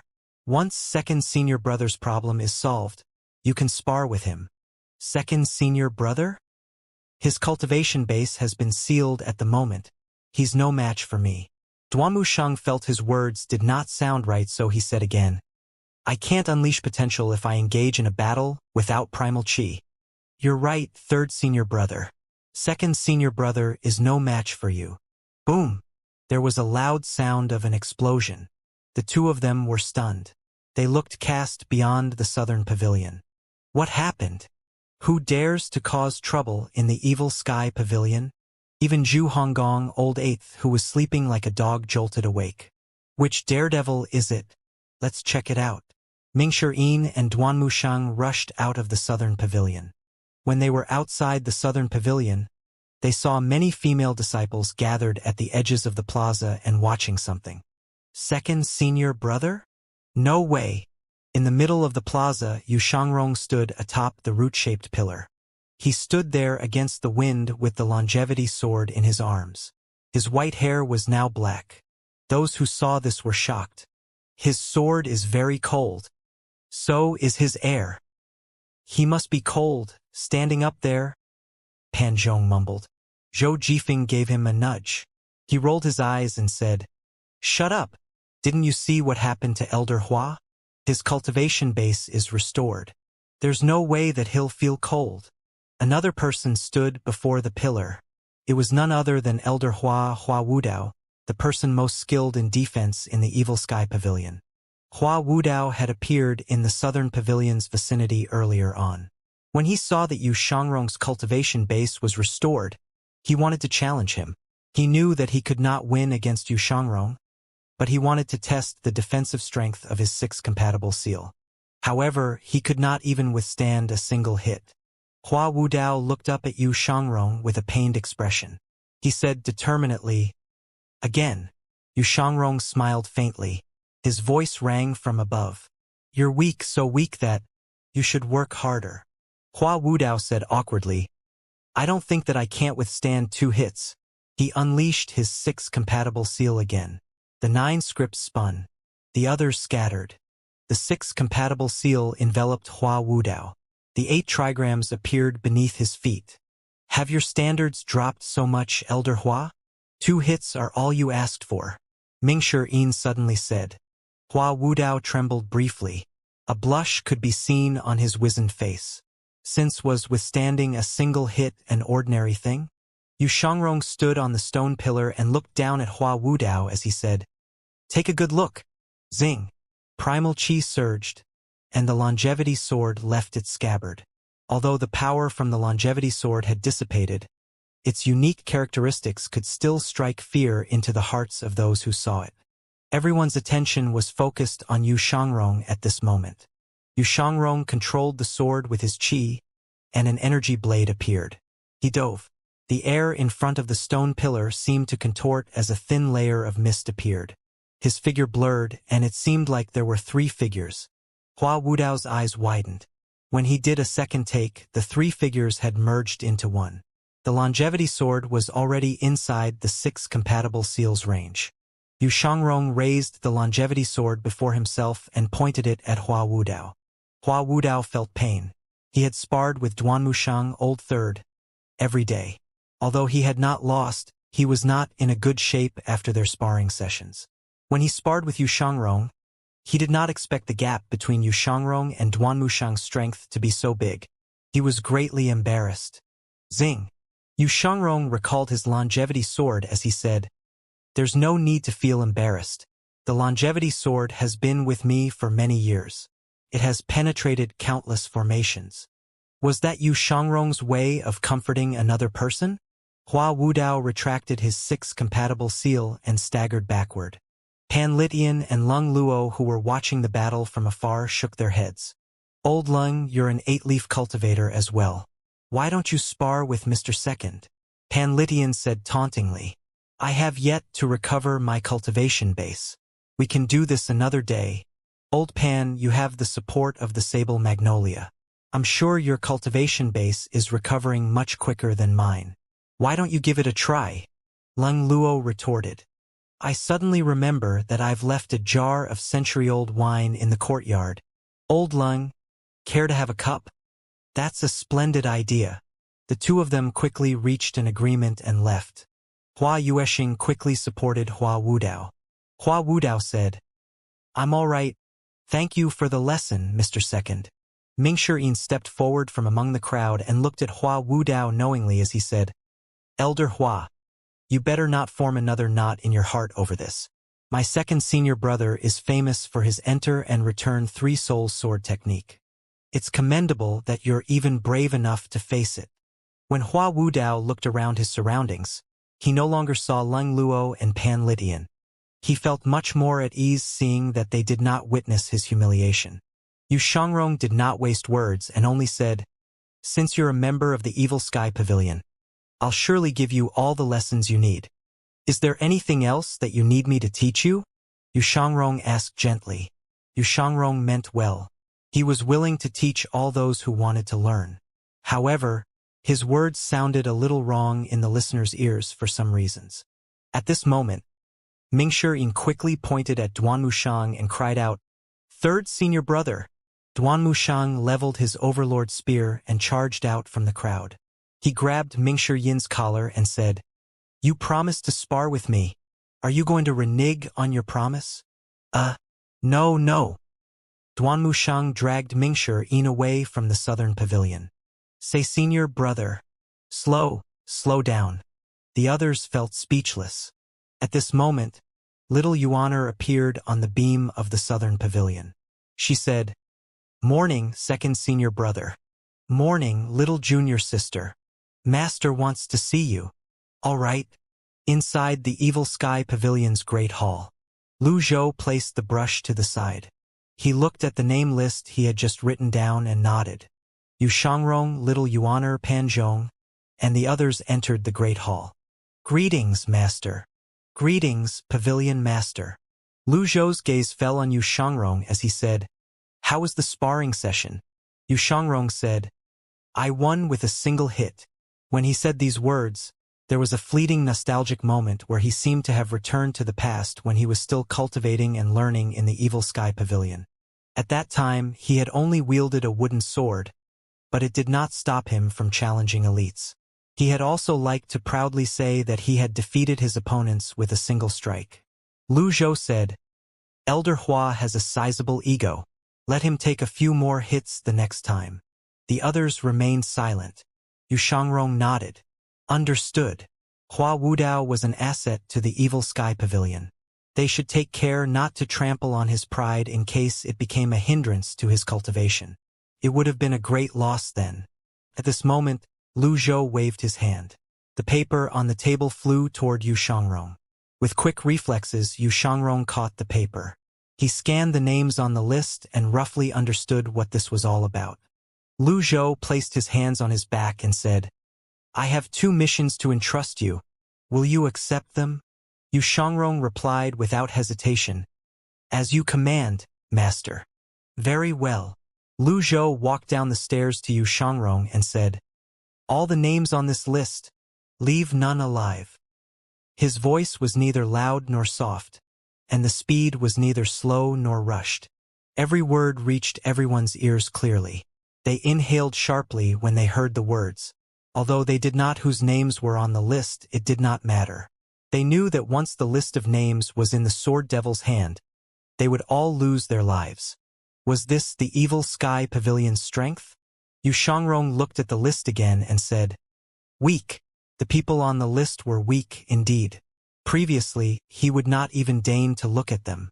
Perhaps, he felt the mission posed no challenge at all. He cupped his fists and said, "Let me add to the list of names." The others felt speechless. Lu Zhou replied apathetically, "All right." Yu Shangrong brought the paper to the table and began adding names to the list. A moment later, the rather empty paper was crammed with names. After he was done, he presented the paper with two hands to Lu Zhou. "Please take a look, master. There's no need for that. If you think you can kill them, then kill them." Lu Zhou showed his trust in Yu Shangrong. After all, he had no use for someone he did not trust. The others were silent. Pan Zhong, Zhou Jifeng, and the others felt their understanding of the world crumbled. Little Yuaner, on the other hand, was curious.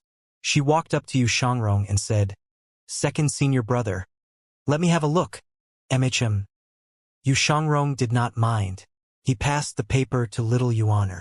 Little Yuaner raised the paper and read aloud, "The Sect Master of Righteous Sect Master Zhang Yuanshan. Duanlin Branch Master, Chang Jian. The Celestial Master's Sect's Grand Elder, Zhang Daoran. Hanku Branch's Grand Elder, Lao Zhangjin. Good Fortune Temple's Abbot, Buddhist Master Miao Jin. Seven Stars Villas Hu Shindao." Every time a name was mentioned, the others felt their hearts skipped a beat. They were all names of notable individuals. Every single one of them was people whose names shocked the lands. They were the elites of the 10 great sects who had attacked the Golden Court Mountain previously. Little Yuaner's voice sounded exceptionally clear and bright inside the great hall. After a moment, she paused and looked at Yu Shangrong as she said, "Second senior brother, you've added many names." Yu Shangrong merely smiled. Little Yuaner continued, "Yun Sect's Grand Elder, Zhao Ji.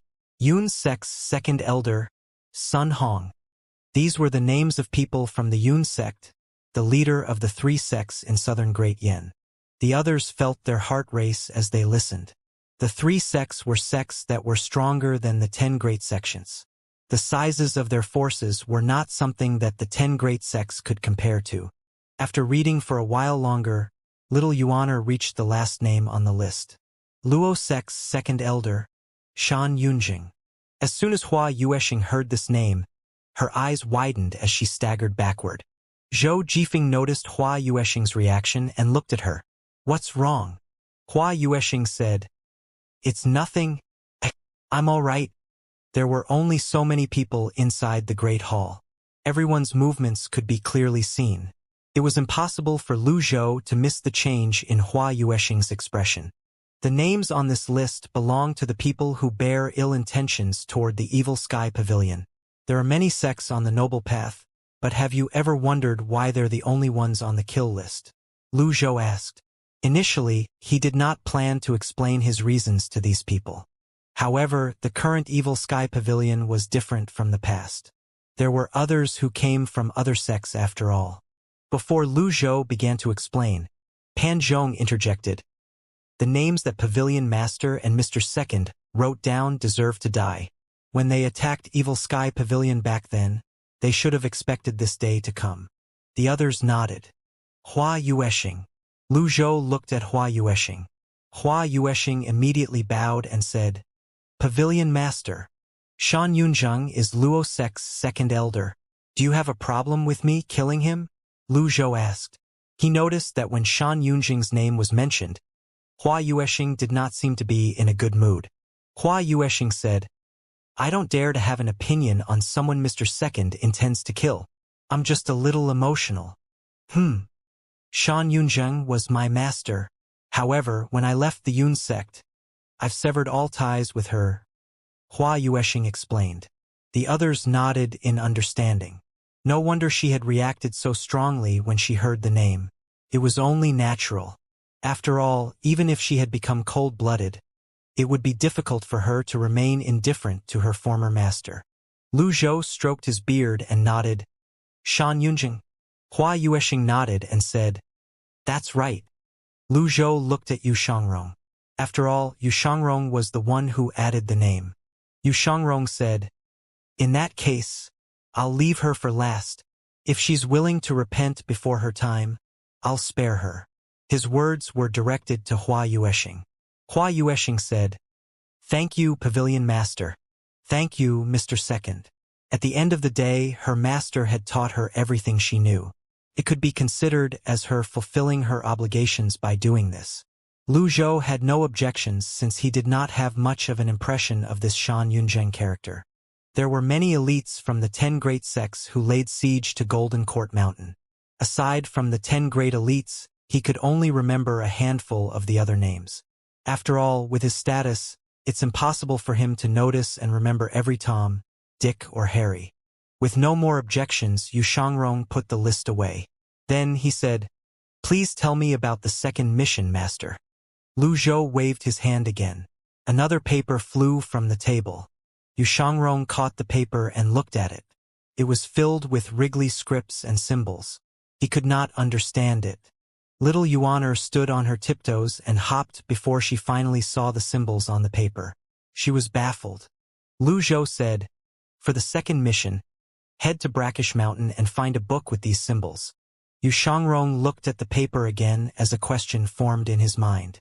Brackish Mountain was his hometown. He did not know what these mind-boggling symbols meant. However, he guessed that his master was trying to be considerate by sending him to Brackish Mountain. Now that he thought about it, he had, indeed, been away from his hometown for a long time. The second iron rule of the Evil Sky Pavilion was for those who joined the pavilion to sever all ties to the past. He could not possibly reject this kind offer from his master. In the end, he said, "As you wish, Master. However, it's not easy to locate all the elites of the 10 great sections. This mission will take some time." "Do what you must," Lu Zhou said. Not only did Yu Shangrong have to locate them, but he had to kill them as well. There were cultivators who were extremely afraid of death, so they would hide themselves behind barriers and formations. It would take a lot of effort to locate them. For this reason, although Yu Shangrong had a profound cultivation base, it was not a mission he could complete overnight. In the end, he said, "Yes, Master." Then, Lu Zhou lowered his head to Yu Shangrong's ear and said in a soft voice, "If you run into a powerful opponent, you can just avoid them and leave them to me." There were all sorts of surprises in the world. Lu Zhou knew Yu Shangrong should not look down on everyone just because he was an 8-leaf elite. Yu Shangrong was initially stunned. Then he nodded. He turned around and left the Evil Sky Pavilion's great hall. The others looked on as he left. They were filled with emotion. Yu Shangrong had just returned to the Evil Sky Pavilion, but he was already given such important missions. Could he successfully complete the missions he was given? Moreover, Lu Zhou had given him the liberty to act as he saw fit. Yu Shangrong liked missions like these as well. He could travel alone and challenge elites from other parts of the world while he went about completing his missions. This mission, in a way, allowed him to return to his original lifestyle. After 2 days, Yu Shangrong left the Evil Sky Pavilion. The missions were entrusted to Yu Shangrong because he was the best person for the job. This was also the kind of assignment that would put his abilities to use. Lu Zhou considered asking Yu Shangrong to capture Si Wuya Old Seventh as well. However, Si Wuya was certainly with Yu Zhenghai. Yu Zhenghai and Yu Shangrong were evenly matched. It was practically impossible to bring Si Wuya back. Moreover, the Nether sect had many branches spread across the lands. It was difficult to locate Yu Zhenghai as well. Meanwhile, the news of Jiang Aijian's death spread throughout the cultivation world. Great Yan's imperial family was surprised by this as well. During the morning assembly, the court officials had a heated debate over this matter. However, the matter was put on hold when the Evergreen Emperor did not show up at the imperial court for several days. 7 days later, there was a disturbance in Yi province. The imperial court and imperial family had no choice but to shift their attention to Yi province. Nobody brought the matter of the second prince, Lu Huan, up. Inside the study of the Evergreen Palace, one of the attendants walked into the study tremblingly. He kneeled on the ground and said, Your Majesty, a report from the front lines says that E province is in disarray. A 60-years-old man stood beside the long table. He had a foot-long beard and deep-set eyes. He was the current emperor Lu Gu. Lu Gu kept writing with his brush, immersed in calligraphy, seemingly unbothered by the news he just received. After an unknown span of time had passed, Lu Gu put his brush down and said, "Send word to Wei Juan. Tell him to quell the disturbance." The attendant was slightly stunned. He was about to inquire if such an important matter should be brought to the court. However, when he saw the emperor's expression, he swallowed his words and said, "Yes, Your Majesty." "How's the situation with the Empress Dowager?" Lu Gu asked with his hands on his back. "The Empress Dowager has recovered from her illness after her trip to the Evil Sky Pavilion. However, bodyguard Jiang, who escorted the Empress Dowager to the Evil Sky Pavilion, is dead. Jiang Aijian, who assassinated the second prince, has been brought to justice." Lu Gu nodded slightly and said, "Here's my decree. The crown prince shall be grounded for 3 months. Also, find a replacement for Han Yuyuan as quickly as you can. Tell the officials to come up with a list of names and present them to me." "Yes, Your Majesty." The attendant left the study respectfully. It was now quiet inside the study. Lu Gu raised his right hand slightly. Red veins could be seen on his palm. He muttered to himself, "When I'm at the 9-leaf stage, not only the 9 provinces, all nations will be mine." 7 days later, in Duanlin Branch's headquarters on Great Ring Mountain. The Duanlin Branch was a minor affiliate of the Confucian sects. It was also one of the 10 great sects that attacked Golden Court Mountain back then. It was the smallest of them all and was the only branch that was not protected by any barriers of formations. It was situated in a remote location, and the path to reach it was winding. Once the traveler passed Great Ring Mountain, he would have to cross a valley that was infested with beasts and wild birds. Hence, the canyons and moats became the natural protectors of the Duanlin Branch. It was high noon, and the disciples were reading on the plaza. At this moment, a green-clad figure appeared in the air. "Who goes there?" The disciples immediately gathered and looked at the green-clad figure. They did not dare to insult the stranger. After all, someone who was capable of reaching this place without their permission had to be in the nascent divinity tribulation realm at least. The green-clad figure smiled. "I'm sorry for intruding. Is this the Duanlin Branch?" "This is the Duanlin Branch. Do you have business here, Senior?" One of the bolder disciples asked. "Is the sect master, Chang Jian, here?" The green-clad figure asked instead of responding to the question. The disciples exchanged glances when they heard this. At this moment, an imposing rang from the great hall that was located halfway up the mountain. "Who wants to meet me?" A nascent divinity tribulation realm expert with flashing energy surrounding him shot into the air above the great hall. "The sect master has achieved a breakthrough." "That's great. The sect master has achieved a breakthrough." The disciples leaped and cheered. This meant the Duanlin Branch has grown stronger.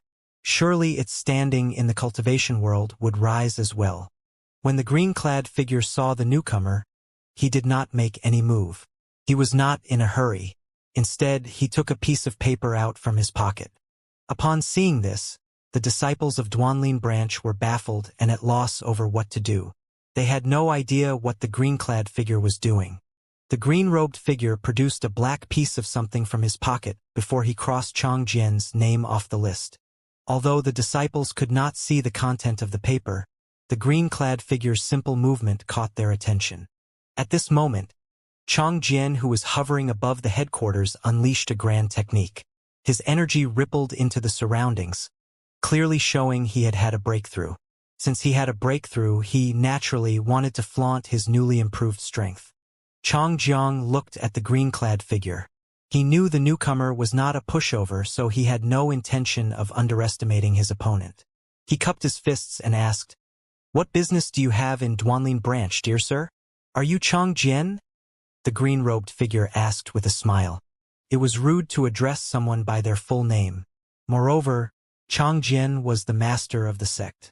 However, he suppressed his annoyance and replied, "I am." There's no mistake, then. The green-robed figure put the list back into his pocket. What's that? Forgive me, dear sir. I don't have a good memory, so I have to consult the list. The green-robed man said politely. A list of names? The green-clad figure looked at the others and said reassuringly, everyone else has no need to worry.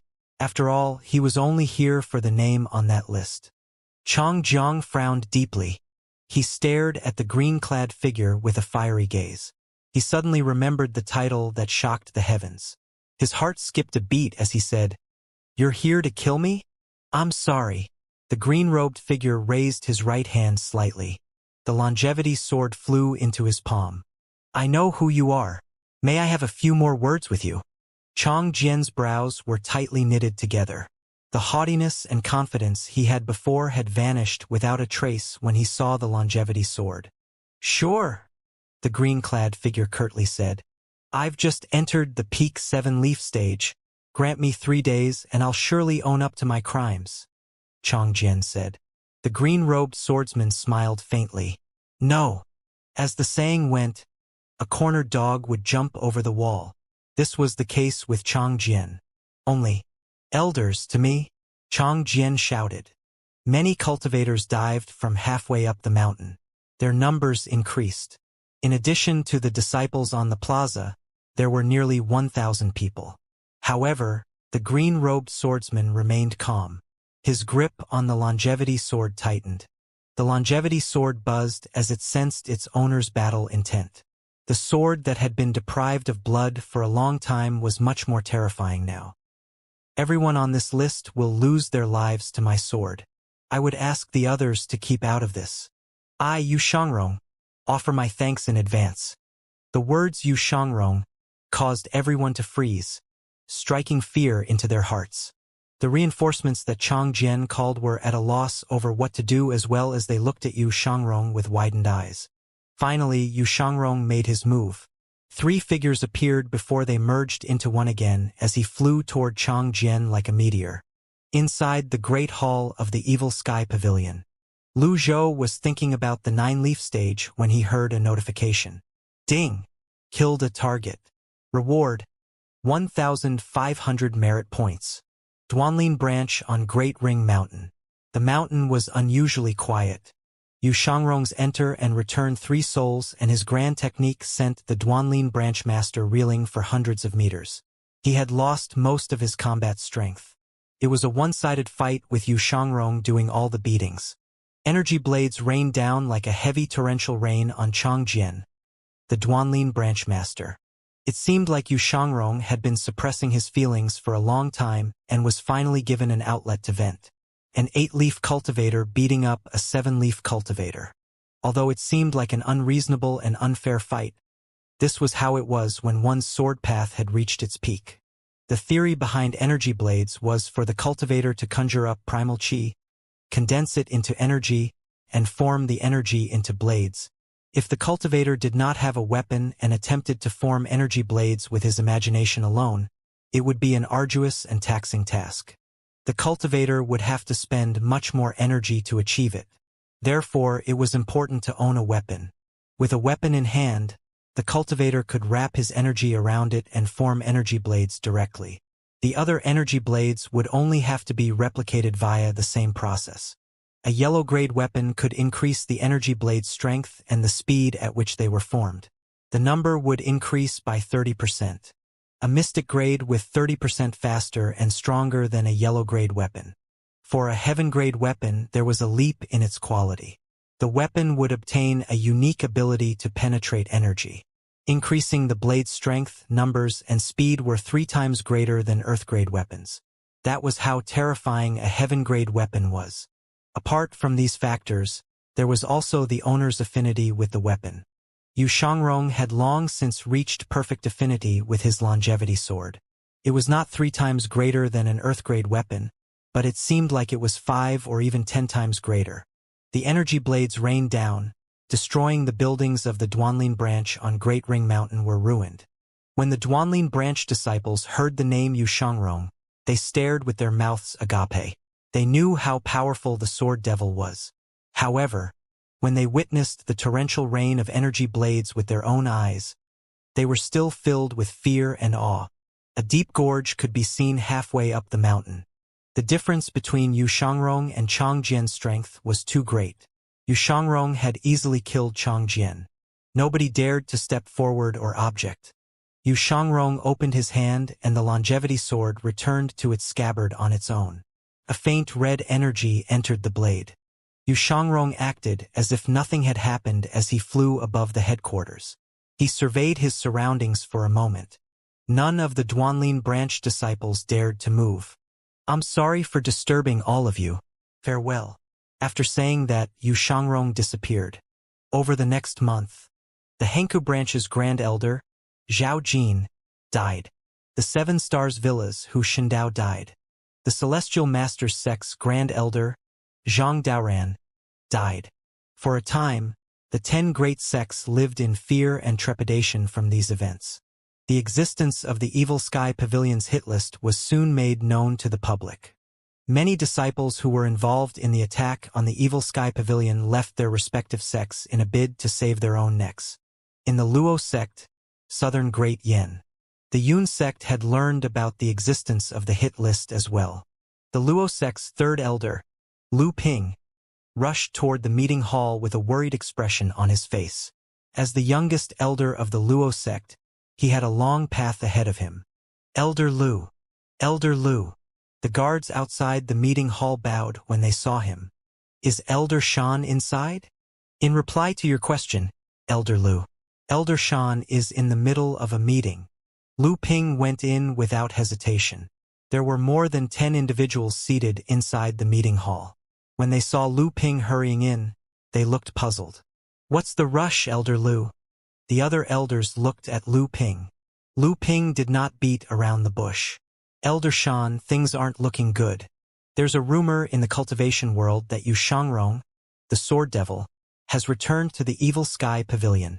Then, he continued in a hushed tone, "The Evil Sky Pavilion has a hit list with the names of the cultivators who attacked it many years ago. Those on the list would be killed by Yu Shangrong." The others were shocked. Yu Shangrong's strength was not to be underestimated. The Yun, Tian, and Luo sects made up the 3 sects. The Yun sect was the only one who had a conflict with the Evil Sky Pavilion. The Tian sect mostly stayed out of secular affairs. The Yun sect had only occasional interaction with the 10 great sects and did not have much enmity with the Evil Sky Pavilion. Their last conflict was partially caused by Yi Tianxin when she persuaded the Yun sect to send out a dozen Divine Court Realm cultivators to attack the old villain on Blue Sun Mountain. The attempt, however, ended in failure with failure. The Yun sect was involved with Yi Tianxin. Every debt has its debtor. "What does this have to do with the Luo sect?" someone asked. "Lu Ping, don't you belittle our strengths and glorify another force's power. It's only a name list. There's no need to get all worked up about it." When Lu Ping heard this, he frowned. He lowered his voice and said each word clearly. "Let me finish before you jump to conclusion. The Henku branch's grand elder, Zhang Jin, the 7 Stars Villas Hu Shindao, the Celestial Master's sects Zhang Daoran, they're dead." The others gasped as they looked at Lu Ping in disbelief. The Sword Devil merely kills according to the name list. Anyone who finds himself on that list will die. A month ago, the Duanlin branch master, Chang Jian, had died. His name was first on the Sword Devil's list. "I've sent my men to the Duanlin branch." Sect Master Chang had just recently attained the peak 7-leaf stage, and he was still utterly defeated by the Sword Devil. The meeting hall was now deathly silent. They were beginning to see how serious the matter was. Shan Yunjing raised her head. Her expression was grim. Someone said, "You said that the name list contains the people who once attacked Golden Court Mountain?" "That's right." The others relaxed slightly. They were grateful that the Luo sect had stayed out of that affair. "Elder Shan." Lu Ping looked at Shan Yunjing, who sat at the side. Shan Yunjing was Luo sect's second elder. She was also the only female elder of the Luo sect. She was the best archer acknowledged by everyone in the Luo sect. It was rumored that Shan Yunjing was once considered for the title of the Divine Capital's 3 godly archers. Her disciple, Hua Yueshing, made a grand entrance into the cultivation world, and with her amazing talents, she went to the divine capital and took her master's place. In terms of cultivation base, Hua Yuexing was not at Shan Yunjing's level yet. However, she had great potential and a bright future ahead of her. The others looked at Shan Yunjing. "Your name's on the list." Shan Yunjing felt as if her heart had just been hammered. Although she tried her very best to remain calm and maintain a peaceful expression, a sense of fear welled in her heart. The others seemed to be rather carefree. They sympathized with her, but they were relieved they were not on the list. Some even took pleasure in her misfortune. The meeting room remained silent for a very long time. Shan Yunjing finally spoke. "Does the sect master know about this?" "Not yet. I'll act as if I don't know about this, then," Shan Yunjing said. What did she mean by that? How can you ignore the fact that your name's on the hit list?" Lu Ping cupped his fists and said, "Elder Shan, we must proceed with caution. If the sword devil comes knocking, it'll be too late to regret it." "Elder Shan, I think that Elder Lu has a point. We should deal with this seriously. We can't afford to brush this off," the fourth elder said. Shan Yunjing shot to her feet. She looked around herself and said, "Are all of you afraid?" The others smiled disapprovingly. "Why should the Luo sect be afraid?" "We're not exactly afraid. Let's focus on the matter at hand and not distract ourselves." "Elder Shan, what do you plan to do from now on?" The others looked at Shan Yunjing again. Shan Yunjing said tonelessly, "The Luo sect has 10 holy lands. They span Luo Peak, Purple Cloud Peak, and some 20 mountains. There are up to 10,000 disciples at each site, and they're all protected by barriers and formations. There are also experts skilled in formations and Taoist seals. The first holy land, which is this very place, has inherited the formation from the past 10 generations of sect masters. The elders are also the mainstays of the Luo sect.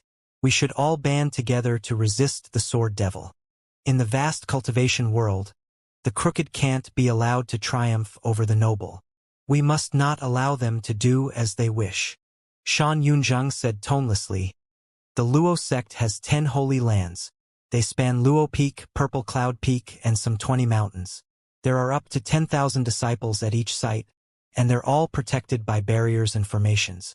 There are also experts skilled in formations and Taoist seals. The first holy land, which is this very place, has inherited the formation from the past 10 generations of sect masters.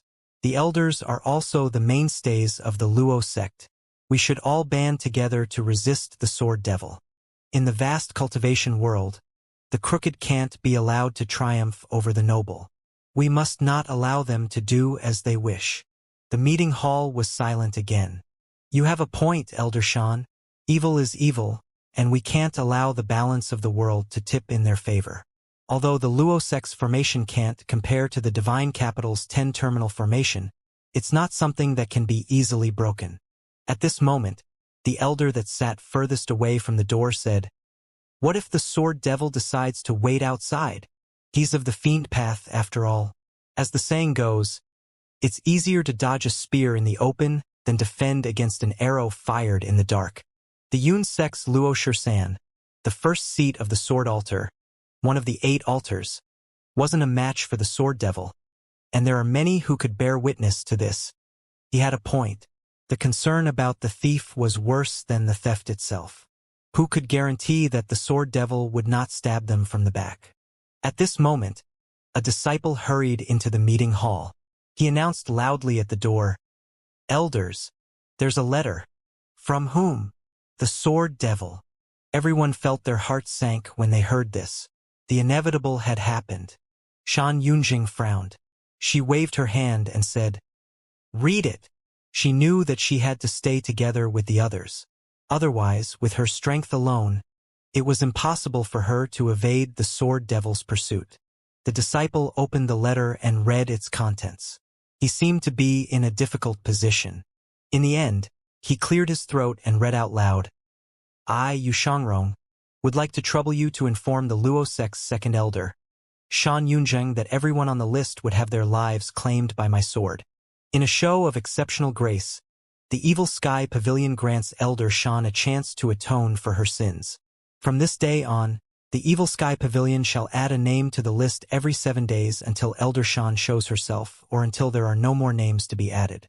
Please forgive me for my crude choice of words. Writing isn't my strongest suit. After the disciple finished reading this, he looked puzzled. Is this the tone the fucking sword devil should be taking? Even the other elders were puzzled, let alone him. Shan Yunjing had a complicated expression on her face. She took a deep breath and said, "It's him all right. It's him. Many years ago, I tried to shoot him from the peak of the Third Holy Land. However, his energy was too dense. I didn't expect him to hold a grudge after all this time," Shang Yunjing said. "There's no need to fear him, everyone." The others looked at Shan Yunjing. She was, perhaps, the only person who could make such lowly words sound righteous. "That's not right." Lu Ping raised his hand. "The letter says that you can apologize, Elder Shan. This means that there is still hope." "You have a point, Elder Lu." "I concur." Shan Yunjing was stunned. She looked around herself. She noticed that everyone's attitudes and gaze were different from moments ago.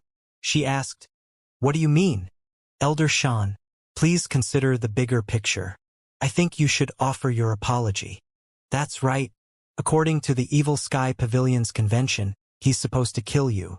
But since he made the offer, it means this is a chance. Elder Shan, although the Luo sect isn't weak, we're not bold enough to take on the Evil Sky Pavilion as an enemy. Please consider the bigger picture." Then, everyone said in unison, "Please consider the bigger picture, Elder Shan." Shan Yunjing did not expect the change in their attitudes. She placed her hands on her back and chuckled. "A hit list, huh? What if I refuse?" Lu Ping said sternly, "In that case, we'll send you there." He emphasized on the word, send. His attitude had been different from the other elders from the start. He was determined that the only person who was supposed to die was the person who offended the Evil Sky Pavilion in the first place. After all, this was the Sword Devil, not some two-bit villain.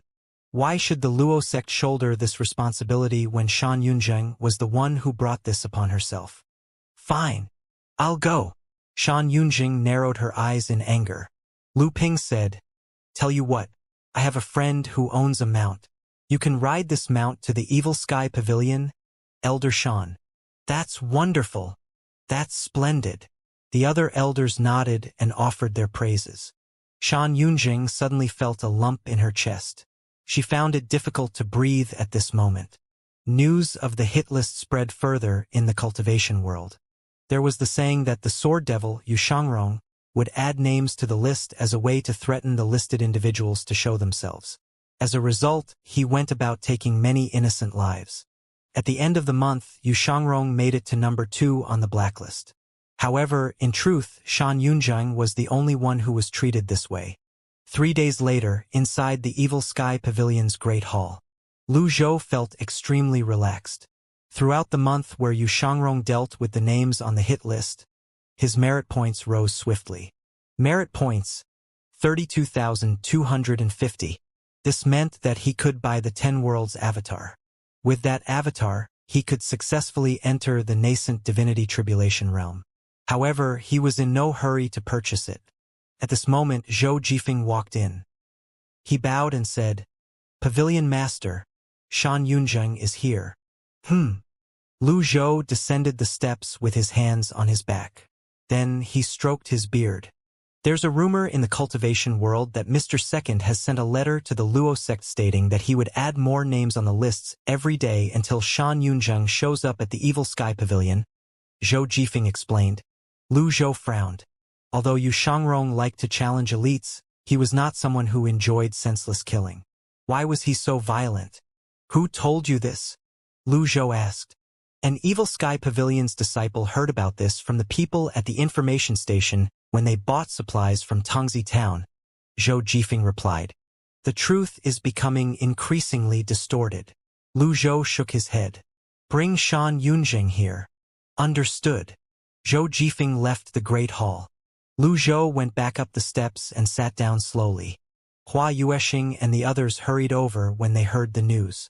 A short while later, Shan Yunzheng and 4 others walked slowly into the Evil Sky Pavilion's main hall under Zhou Jifeng's lead. Perhaps it was their first time here, so they were visibly nervous.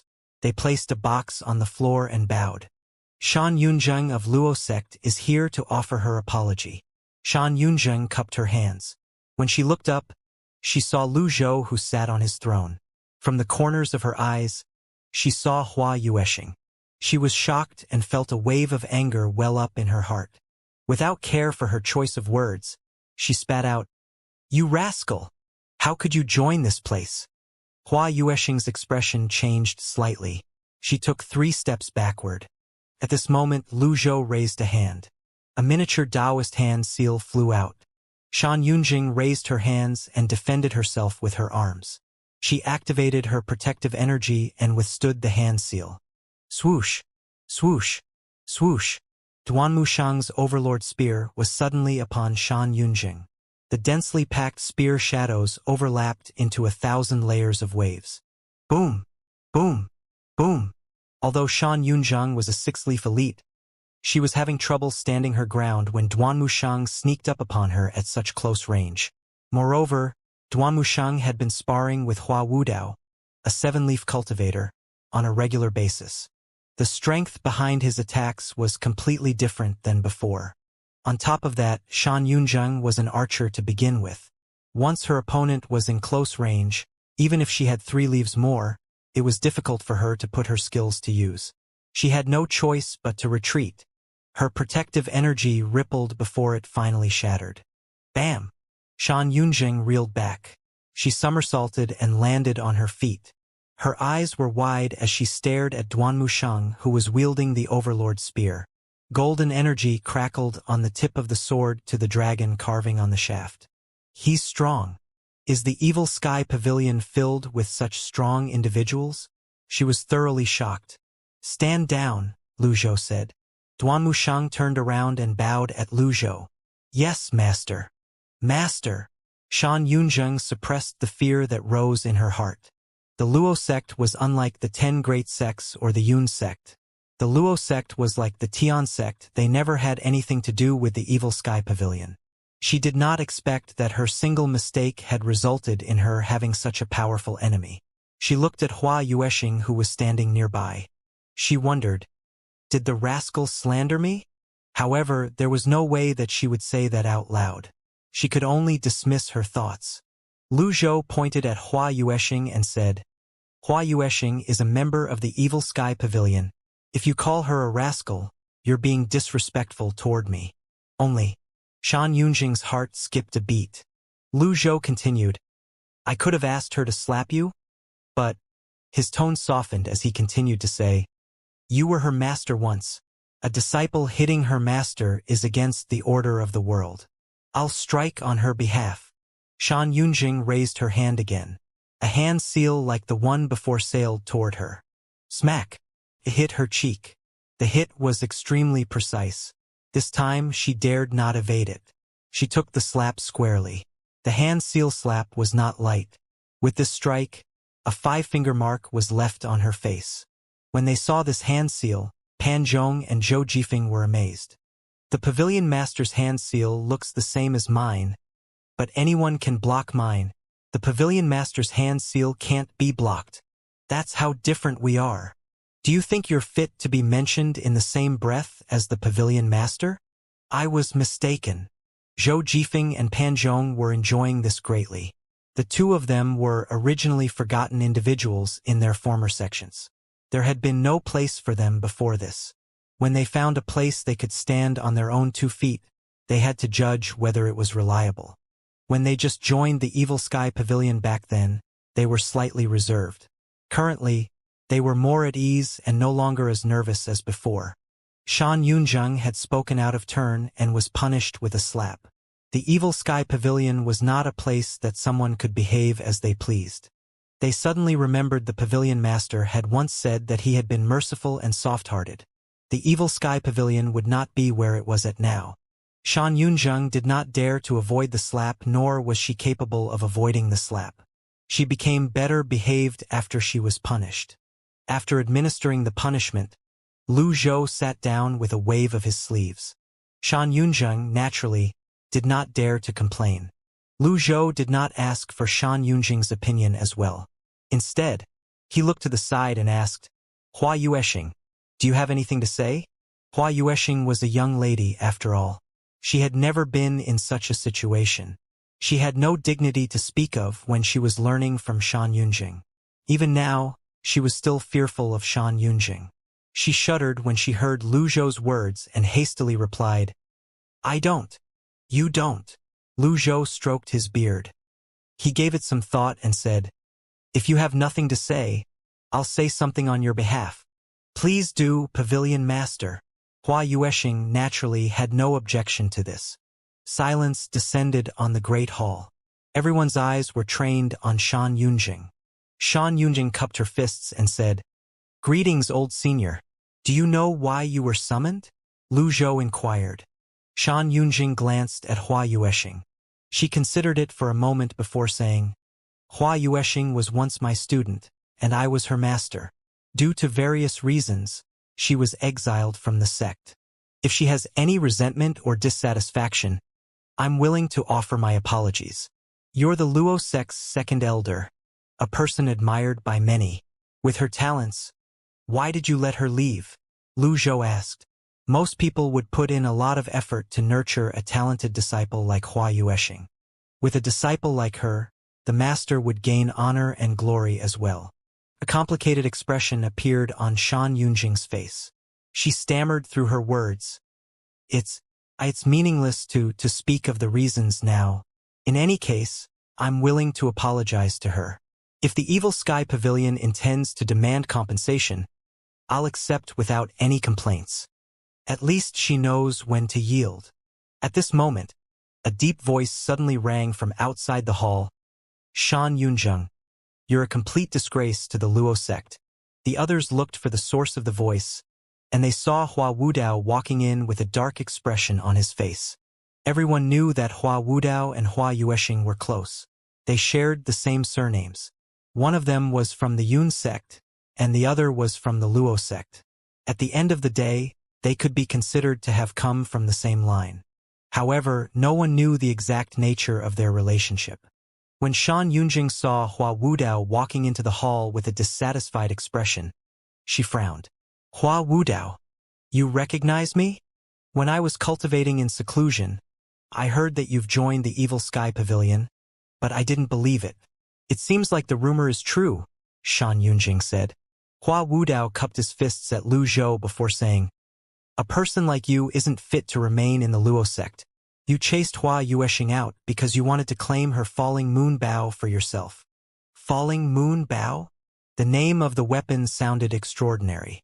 Hua Wudao's words had inadvertently revealed the reason Shan Yunzheng had chased Hua Yueshing away. Elder Hua, the falling moon bow is bestowed by the Patriarch of the three sects. It's clearly stated that the bow was to be given to me, Shan Yunzheng. Why are you slandering me? Shut up. Hua Wudao's outburst surprised Shan Yunzheng. She kept quiet after this. She suddenly remembered that she was not in the Luo sect. This was the Evil Sky Pavilion. The Patriarch of the three sects initially intended to give the bow to Hua Yueshing. Are you going to refute that as well? At this point, the situation was clear. It was natural for a sect to distribute its assets to its members.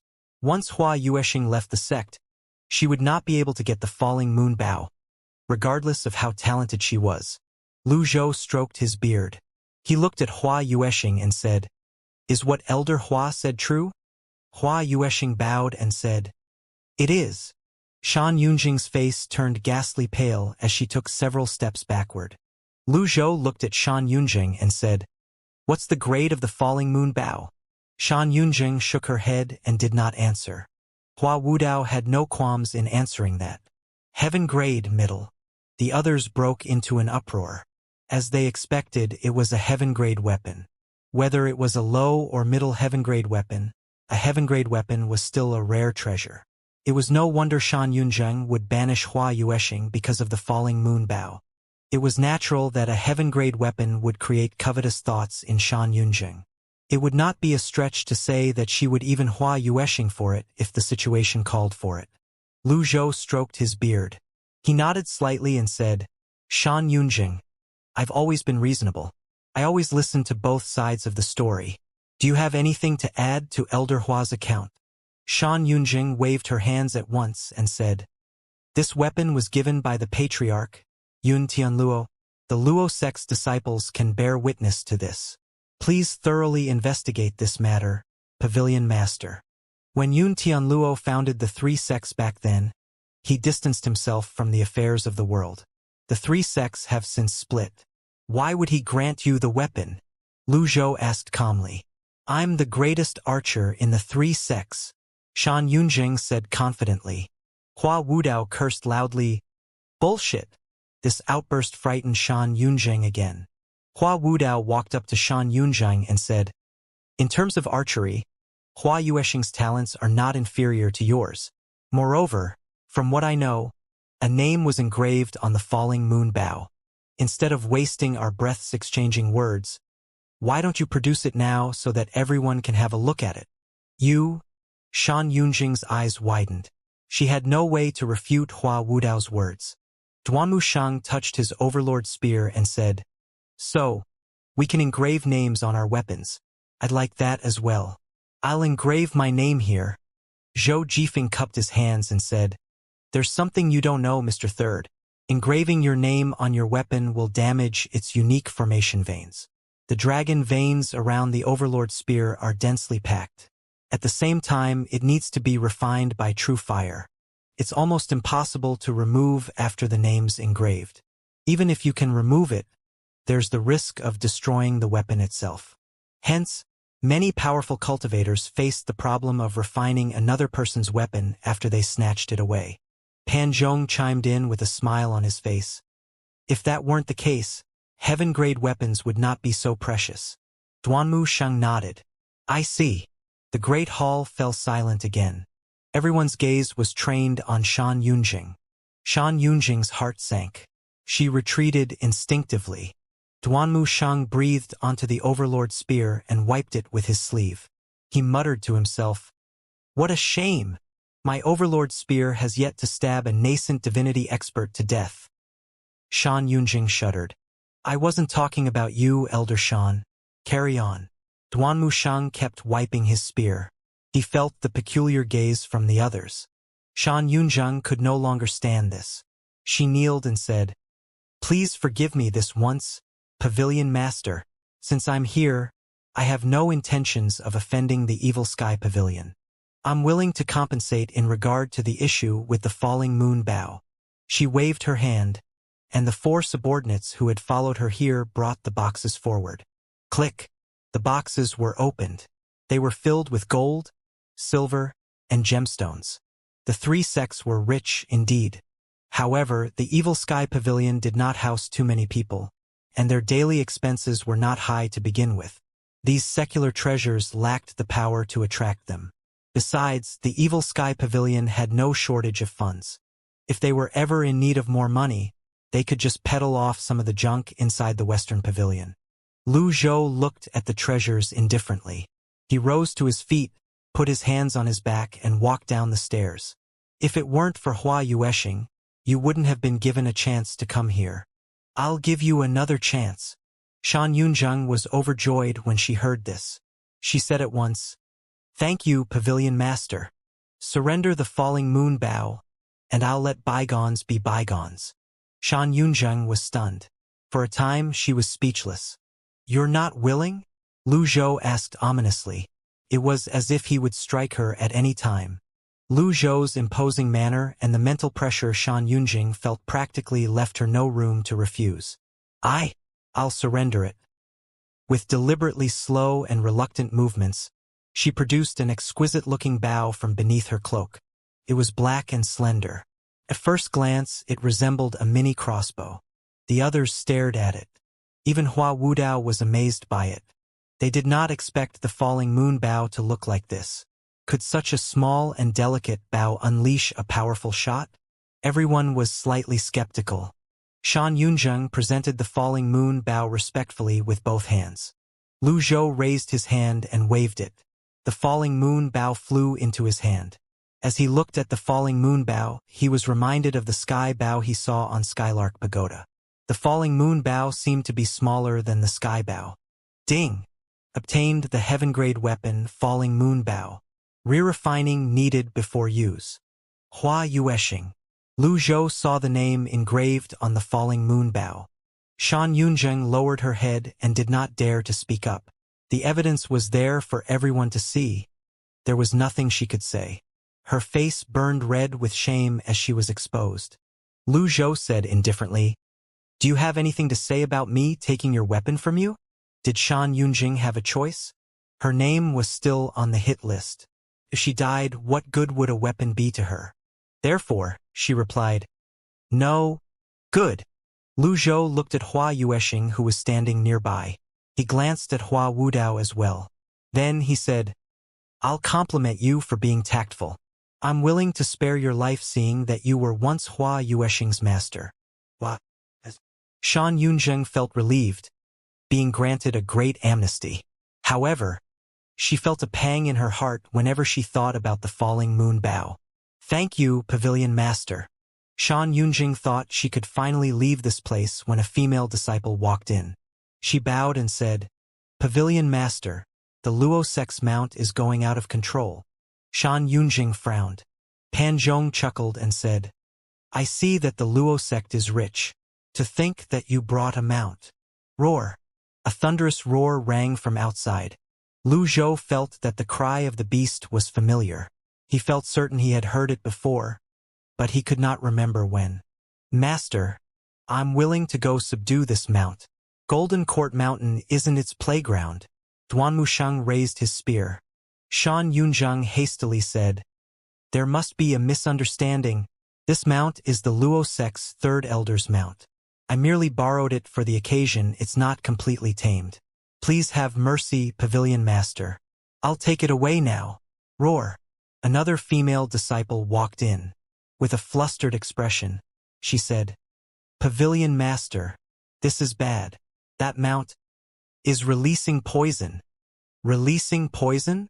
How's that possible?" Shan Yunzheng appeared baffled. Lu Zhou scoffed. "That damn livestock. Bring me to it." Shan Yunjing felt like crying. She had already given up the falling moon bow as compensation. Would she have to leave her mount behind as well? The mount was more precious than the weapon. However, after acknowledging its master, it was extremely difficult for another cultivator to tame it. Hence, nobody coveted another person's mount. The others followed Lu Zhou out of the Evil Sky Pavilion. Shan Yunzheng was completely flustered. She sprinted along with her 4 subordinates in tow. She looked up and saw a mount that resembled a wolf emitting a purple gas from its body as it charged around in the sky. It was 10 feet long. As the mount released the peculiar purple gas, the gas slowly descended to the ground. "It's really poisonous." Whiz! Whiz! Everyone activated their protective energies to keep the purple gas at bay. "What mount is that?" Pan Zhong asked, curious. "Tell it to come down before the poison gas becomes too dense," Zhou Jifeng said urgently. Shan Yunjing flew into the air. She shouted, "Livestock! Down!" At this moment, the mount suddenly switched directions. There was a gleam in its eyes as it attacked Shan Yunjing at lightning speed. "Elder Shan!" Shan Yunjing's subordinates cried out in unison. Everyone was taken aback by the mount's sudden move. Shan Yunjing was an archer to begin with. She did not expect the mount to attack her at all. Bam! Shan Yunjing fell. However, her protective energy blocked most of the attack. Roar! The purple wolf-like mount grew in size. It looked even more hideous now. Duanmusheng, who was itching for action, said pleadingly, "Master, please allow me to take down this livestock." Lu Zhou glanced at him before shaking his head and said, "This is no ordinary poison. It's laced with witchcraft." Witchcraft? The others were shocked. When witchcraft was mentioned, the others immediately thought about Emoli. How could the mount know witchcraft? Meanwhile, the mount released more and more poison in the sky. Shan Yunjing immediately kneeled and said, Pavilion Master. This is definitely a misunderstanding. If the Luo sect intends to make an enemy out of the evil sky pavilion, I would never come here. Someone must be trying to drive a wedge between us. At this moment, Hua Yueshing pulled on her energy bow. She let loose a volley of golden energy arrows. Twang, twang, twang. The 3 energy arrows sailed across the sky like meteors and hit the wolf-like mount in the sky. This was the skill of an archer. Archers could always strike when it was least expected. Shan Yunjing stood up decisively and pulled on her energy bow as well. A 6-leaf archer was extraordinary indeed. 3 energy arrows sailed across the skies. Boom! They had clearly fired their arrows at different times, but their shots hit the mount at the same time. The others were shocked by this. Hua Yueshing appeared slightly ashamed. Only, Hua Wudao patted her shoulder and said, "Don't mind it. You'll surpass her in a few years. After all, you're only at the 2-leaf stage while she's at the 6-leaf stage." Thank you for the words of encouragement, Elder Hua, Hua Yueshing said. Shan Yunjing did not have time to care about that. Her eyesight was as sharp as a falcon's. Her unique character as an archer could also be seen at this moment. She had to subdue this livestock as quickly as possible. Otherwise, a grudge would definitely form between the Luo sect and the Evil Sky Pavilion. Shan Yunjing fired more powerful arrows toward the beast. In the beginning, she fired 3 shots at one go. Now she fired 10 shots at once. It was as if there was a fireworks display. However, the mount had exceptional defenses. Apart from howling a few times, it did not seem to be affected as well. Instead, it began to release the poisonous gas at a much faster speed. The mount seemed to have gone mad as it flitted in and out of the clouds in a frenzy. Roar! Who could keep up with its speed? They could barely keep up with it with their grand techniques, let alone subdue it.